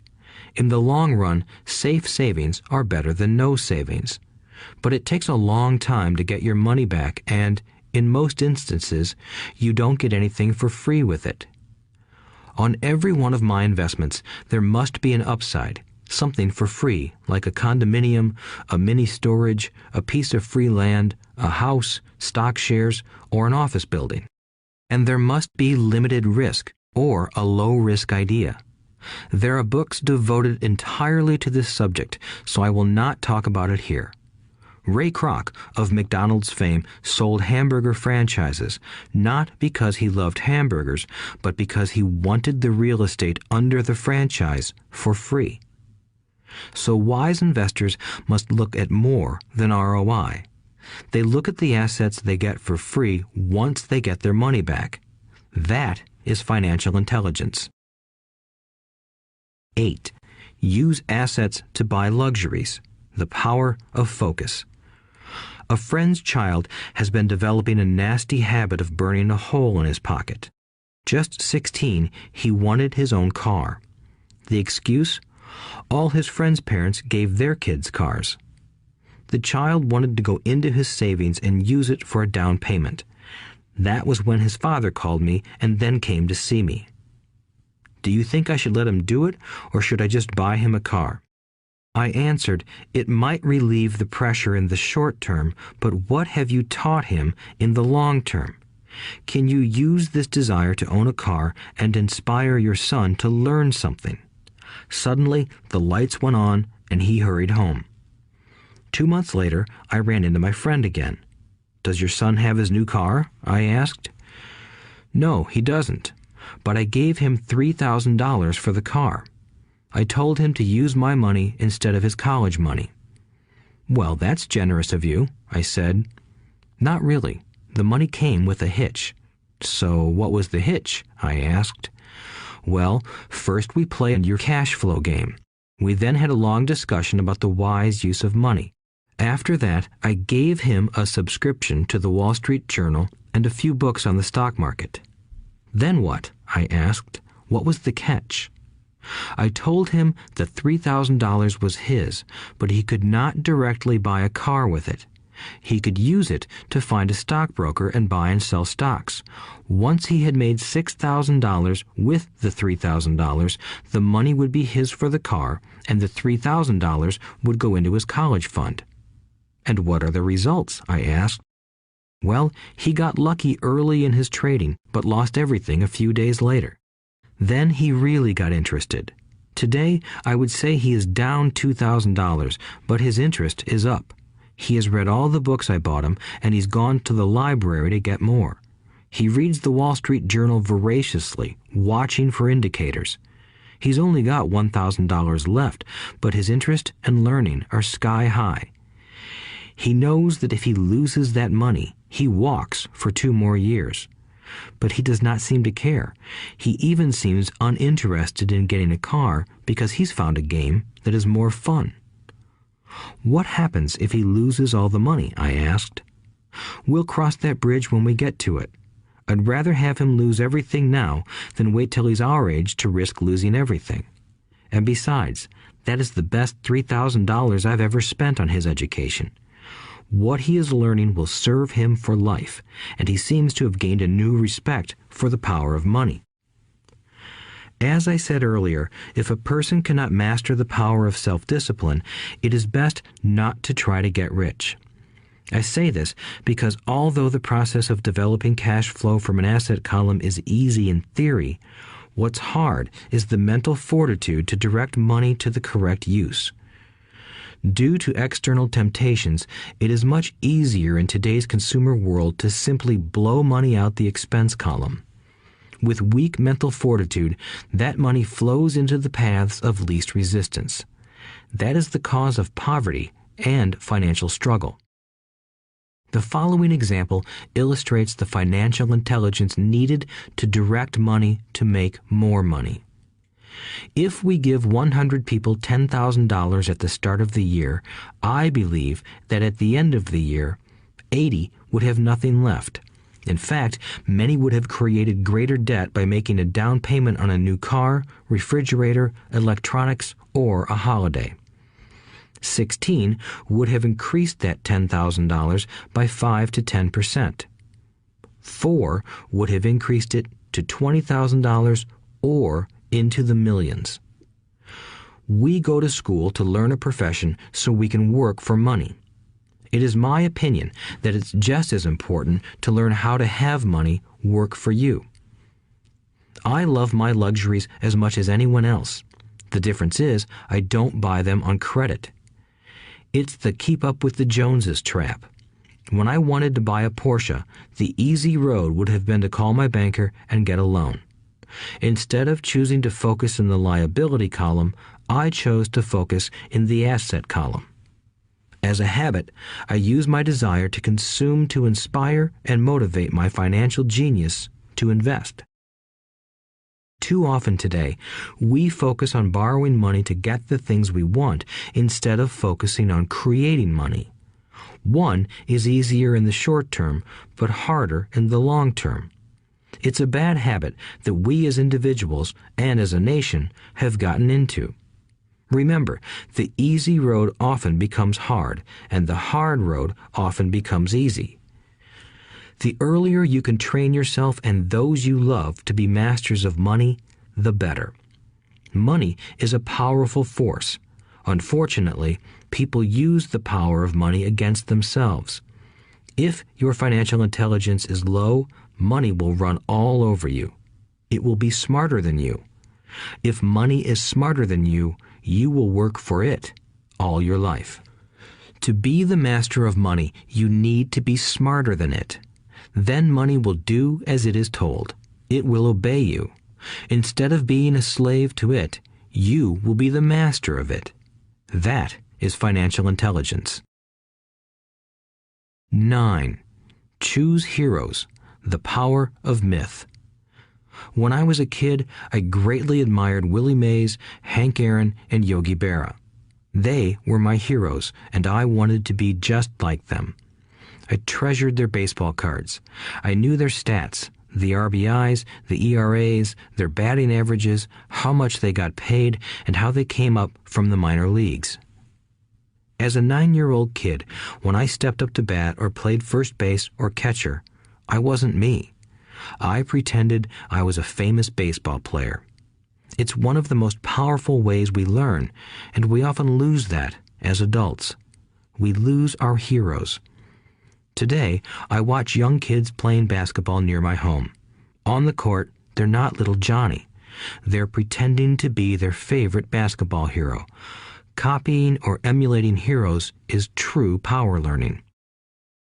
I have new heroes as I grow older. I have golf heroes, and I copy their swings and do my best to read everything I can about them. I also have heroes such as Donald Trump, Warren Buffett, Peter Lynch, George Soros, and Jim Rogers. I know their stats just like I knew the ERAs and RBIs of my childhood baseball heroes. I follow what Warren Buffett invests in, and I read anything I can about his point of view on the market and how he chooses stocks. And I read about Donald Trump, trying to find out how he negotiates and puts deals together. Just as I was not me when I was up to bat, when I'm in the market or I'm negotiating a deal, I am subconsciously acting with the bravado of Trump. Or, when analyzing a trend, I look at it as though Warren Buffett were doing it. By having heroes, we tap into a tremendous source of raw genius. But heroes do more than simply inspire us. Heroes make things look easy. Making it look easy convinces us to want to be just like them.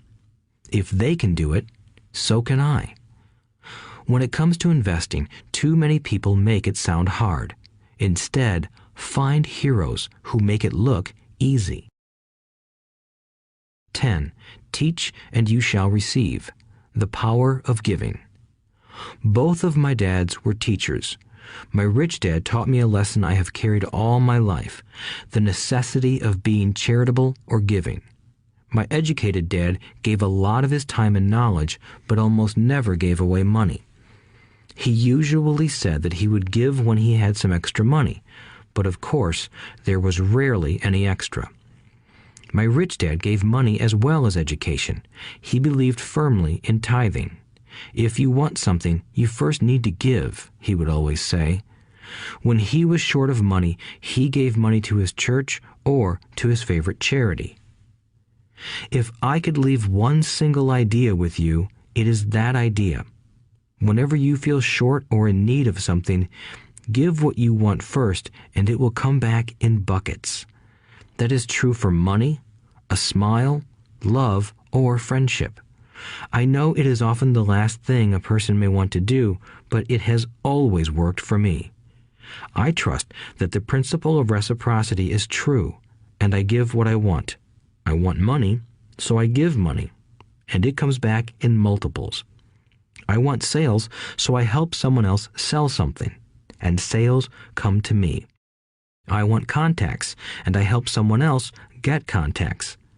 Like magic, contacts come to me.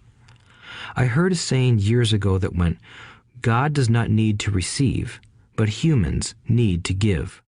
My rich dad would often say, poor people are more greedy than rich people. He would explain that if a person was rich, that person was providing something that other people wanted. In my life, whenever I have felt needy or short of money or short of help, I simply went out or found in my heart what I wanted and decided to give it first. And when I gave, it always came back. It reminds me of the story of the guy sitting with firewood in his arms on a cold, freezing night. He is yelling at the pot-bellied stove, "When you give me some heat, then I'll put some wood in you." And when it comes to money, love, happiness, sales, and contacts, all one needs to remember is to give first. Often, just the process of thinking of what I want and how I could give that to someone else breaks free a torrent of bounty. Whenever I feel that people aren't smiling at me, I simply begin smiling and saying hello. Like magic, the next thing I know, I'm surrounded by smiling people. It is true that your world is only a mirror of you. So that's why I say, teach and you shall receive. I have found that the more I teach those who want to learn, the more I learn. If you want to learn about money, teach it to someone else. A torrent of new ideas and finer distinctions will come in. There are times when I have given and nothing has come back, or what I have received is not what I wanted. But upon closer inspection and soul-searching, I was often giving to receive in those instances instead of giving for the joy that giving itself brings. My dad taught teachers, and he became a master teacher. My rich dad always taught young people his way of doing business. In retrospect, it was their generosity with what they knew that made them smarter. There are powers in this world that are much smarter than we are. You can get there on your own, but it's easier with the help of the powers that be.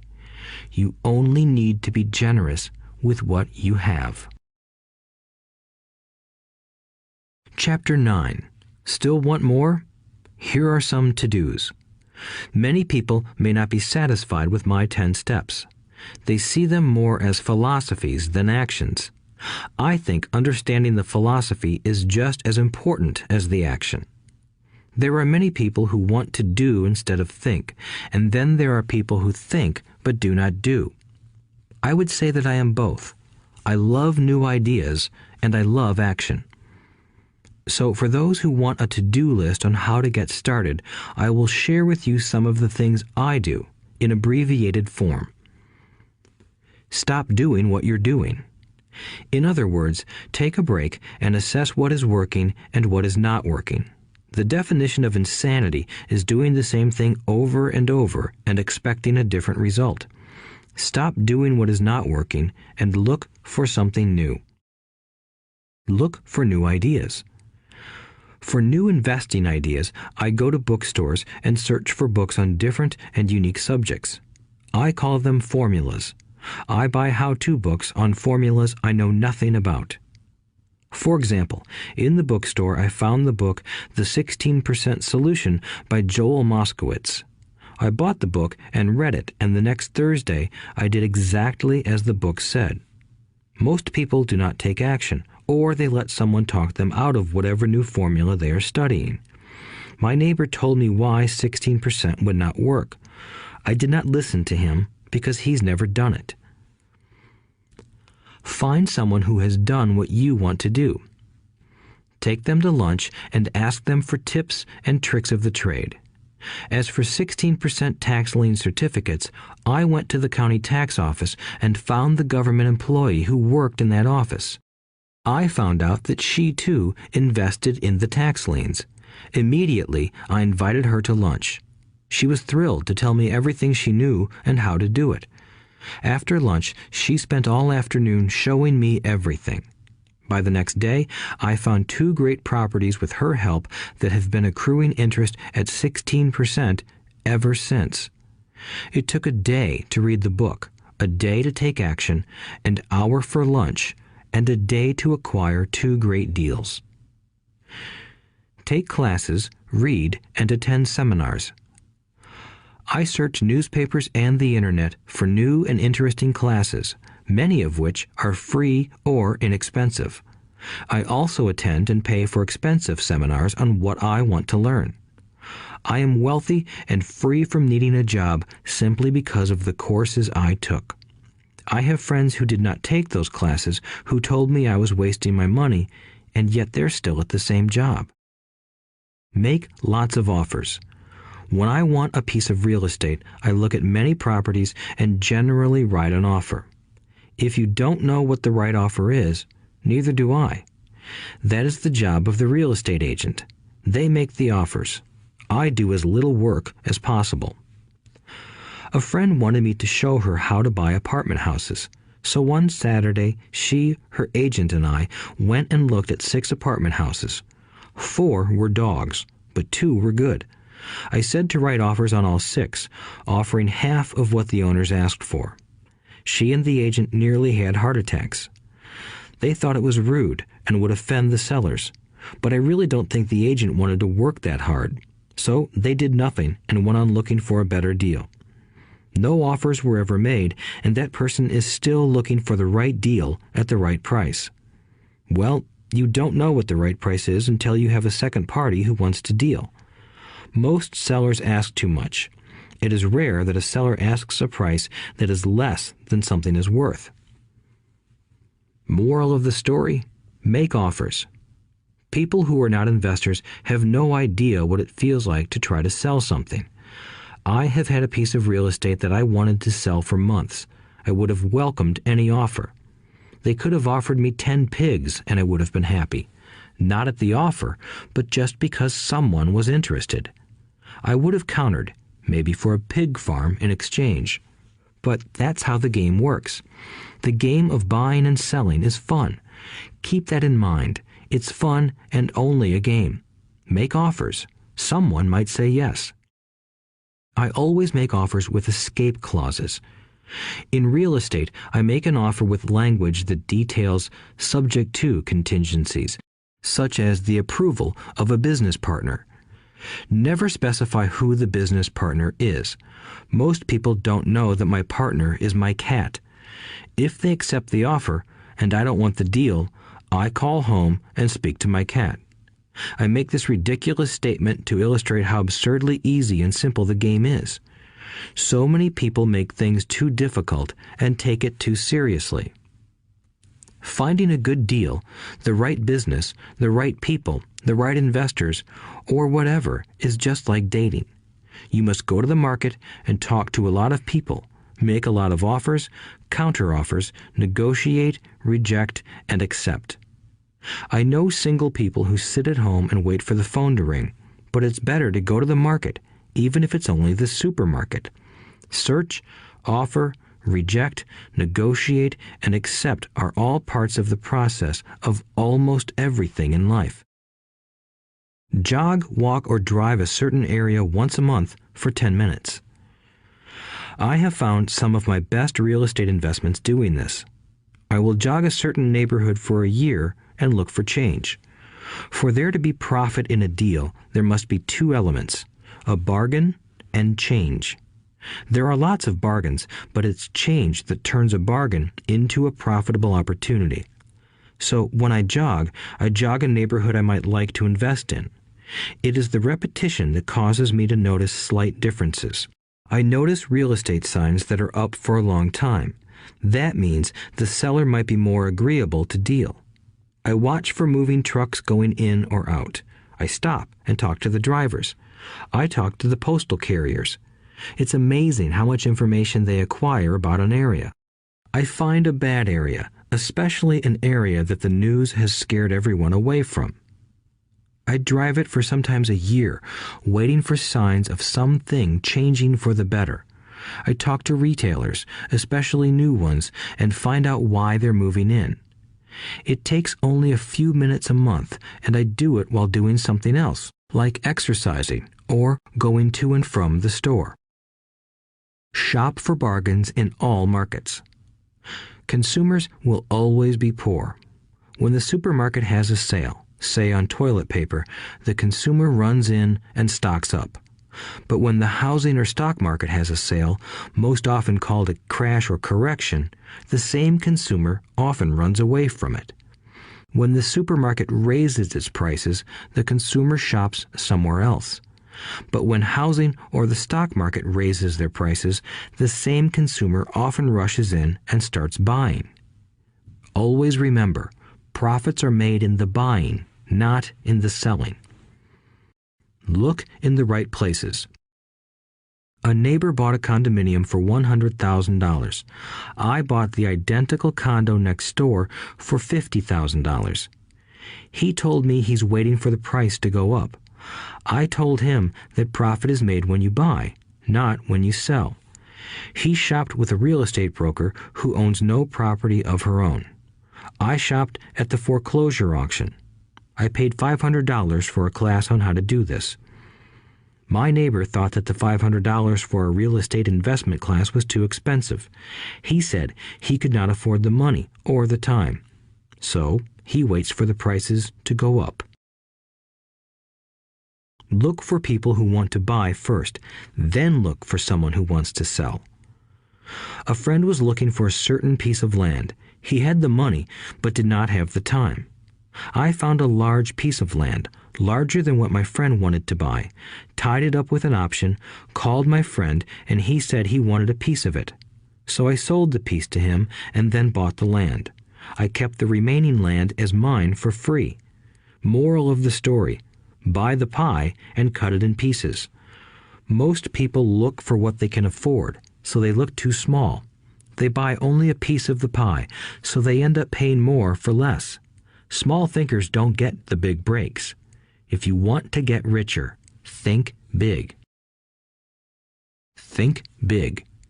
Retailers love giving volume discounts simply because most business people love big spenders.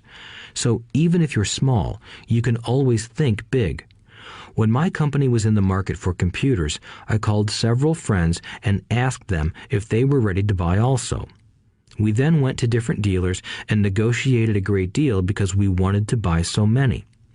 I have done the same with stocks. Small people remain small because they think small, act alone, or don't act at all. Learn from history. All the big companies on the stock exchange started out as small companies. Colonel Sanders did not get rich until after he lost everything in his 60s.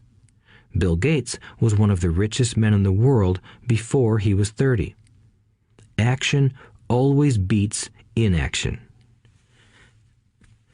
These are just a few of the things I have done and continue to do to recognize opportunities. The important words are have done and do. As repeated many times throughout this audiobook, you must take action before you can receive the financial rewards. Act now. Final thoughts. I would like to share some final thoughts with you. The main reason I wrote this book, and the reason it has remained a bestseller since 2000, was to share insights into how increased financial intelligence can be used to solve many of life's common problems. Without financial training, we all too often use the standard formulas to get through life. Work hard, save, borrow, and pay excessive taxes. Today, more than ever, we need better information. I use the following story as an example of a financial problem that confronts many young families today. How do you afford a good education for your children and provide for your own retirement? It requires using financial intelligence instead of hard work. A friend of mine was griping one day about how hard it was to save money for his 4 children's college educations. He was putting $300 away in a college fund each month and had so far accumulated only about $12,000. He had about 12 more years to save for college since his oldest child was then 6 years old. At the time, the real estate market in Phoenix was terrible. People were giving houses away. I suggested to my friend that he buy a house with some of the money in his college fund. The idea intrigued him, and we began to discuss the possibility. His primary concern was that he did not have credit with the bank to buy another house since he was so overextended. I assured him that there were other ways to finance a property rather than through the bank. We looked for a house for 2 weeks, a house that would fit all our criteria. There were plenty to choose from, so shopping was fun. Finally, we found a 3-bedroom, 2-bath home in a prime neighborhood. The owner had been downsized and needed to sell that day because he and his family were moving to California where another job waited. The owner wanted $102,000, but we offered only $79,000. He took it immediately and agreed to carry back the loan with a 10% down payment. All my friend had to come up with was $7,900. As soon as the owner moved, my friend put the house up for rent. After all expenses were paid, including the mortgage, he put $125 in his pocket each month. His plan was to keep the house for 12 years and let the mortgage get paid down faster by applying the extra $125 to the principal each month. We figured that in 12 years, a large portion of the mortgage would be paid off and he could possibly be clearing $800 a month by the time his first child went to college. He could also sell the house if it had appreciated in value. 3 years later, the real estate market greatly improved in Phoenix, and he was offered $156,000 for the same house by the tenant who lived in it. Again, he asked me what I thought. I advised that he sell it, using a 1031 tax-deferred exchange. Suddenly, he had nearly $80,000 to operate with.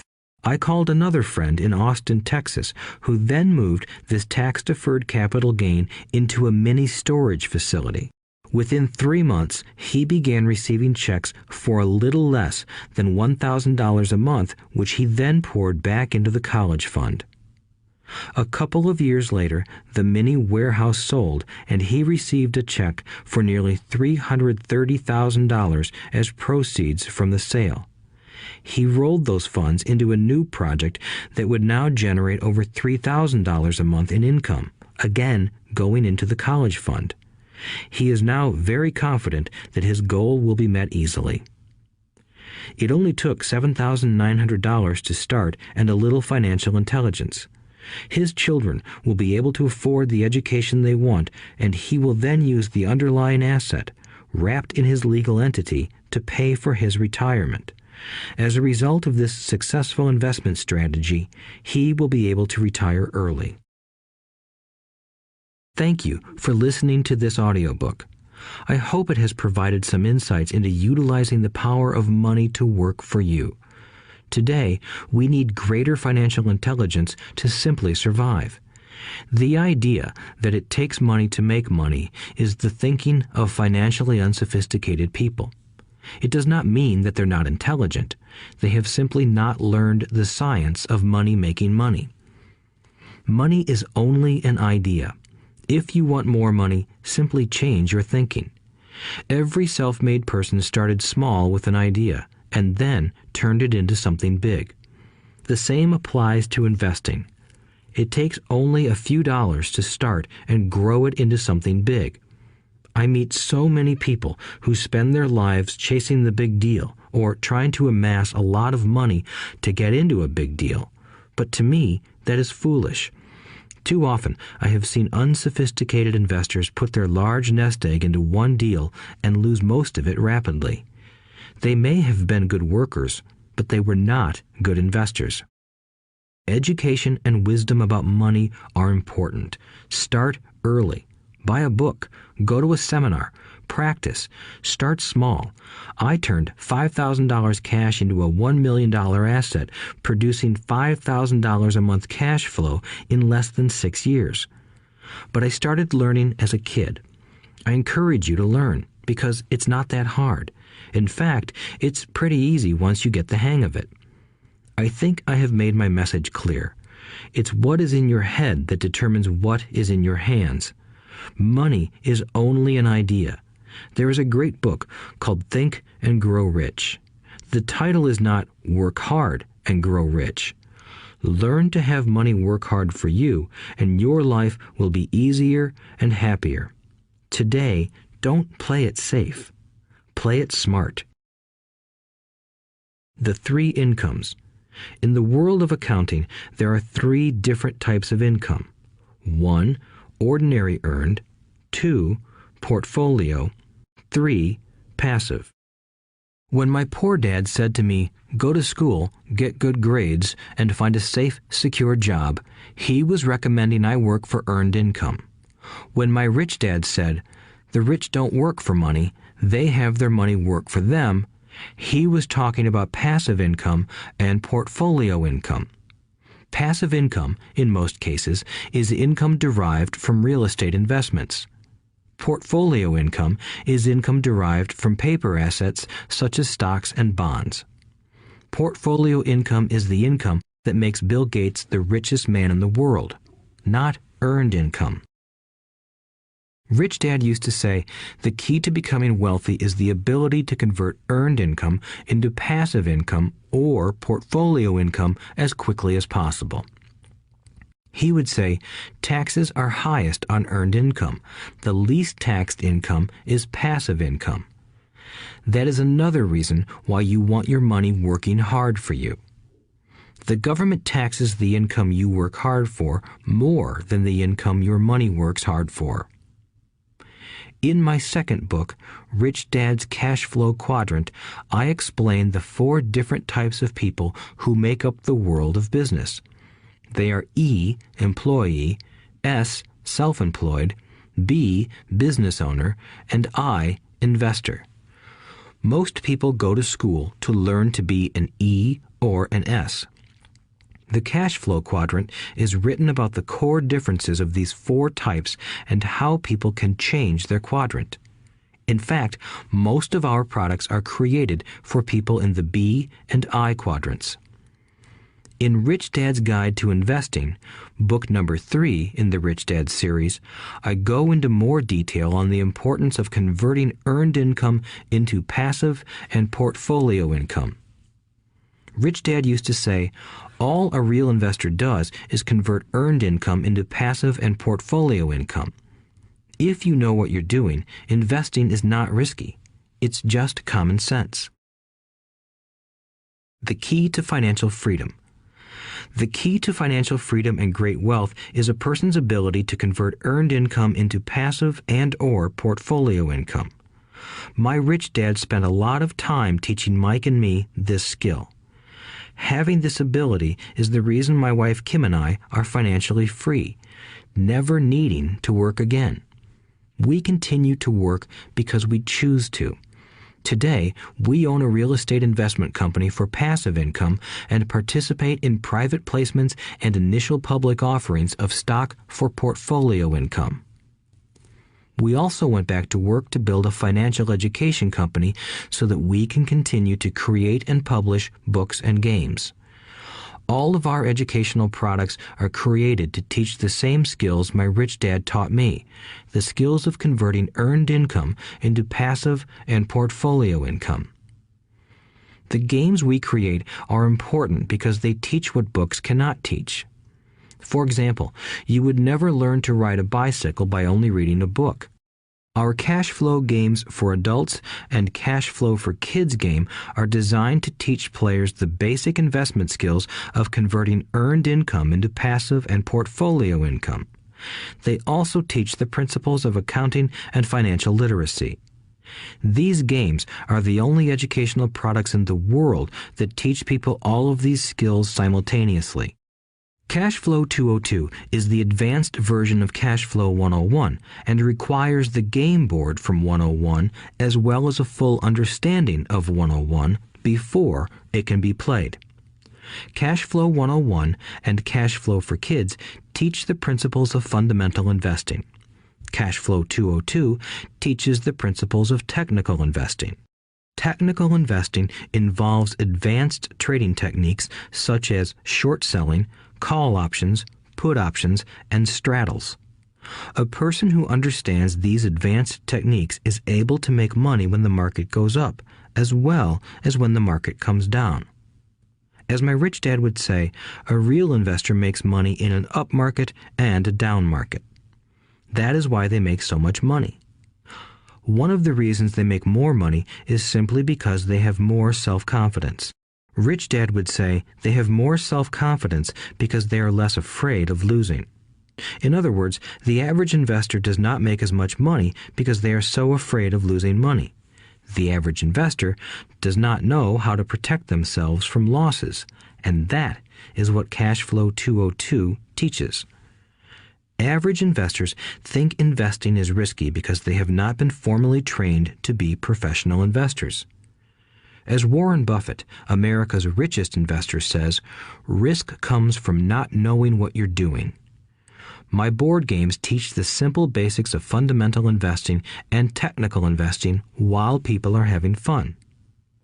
I occasionally hear someone say, your educational games are expensive, which poses the question of ROI, the return on investment, or the value returned for the price paid. I nod my head and reply, yes, they may be expensive, especially when compared to entertainment board games. But my games are not as expensive as a college education, working hard all your life for earned income, paying excessive taxes, and then living in terror of losing all of your money in the investment markets. When someone walks away mumbling about the price, I can hear my rich dad saying, if you want to be rich, you must know what kind of income to work hard for, how to keep it, and how to protect it from loss. That is the key to great wealth. Rich Dad would also say, if you do not understand the differences in those three incomes and do not learn the skills on how to acquire and protect those incomes, you will probably spend your life earning less than you could and working harder than you should. My poor dad thought a good education, a good job, and years of hard work were all you needed to be successful. My rich dad also thought a good education was important. But to him, it was also important that Mike and I know the differences in the three incomes and what kind of income to work hard for. To him, that was basic financial education. Knowing the differences in the three incomes and learning the investment skills of how to acquire the different incomes is basic education for anyone who strives to acquire great wealth and achieve financial freedom, a special kind of freedom that only a few will ever know. As Rich Dad states in lesson number 1, the rich do not work for money. They know how to have money work hard for them. Rich Dad said, earned income is money you work for, and passive and portfolio income is money working for you. Knowing that little difference has been significant in my life. Or, as Robert Frost ends his poem, and that has made all the difference. Take action. All of you were given two great gifts, your mind and your time. It is up to you to do what you please with both. With each dollar bill that enters your hand, you and only you have the power to determine your destiny. Spend it foolishly, and you choose to be poor. Spend it on liabilities, and you join the middle class. Invest it in your mind and learn how to acquire assets, and you will be choosing wealth as your goal and your future. The choice is yours, and only yours. Every day, with every dollar, you decide to be rich, poor, or middle class. Choose to share this knowledge with your children, and you choose to prepare them for the world that awaits. No one else will. You and your children's future will be determined by choices you make today, not tomorrow. I wish you great wealth and much happiness with this fabulous gift called life. Robert Kiyosaki.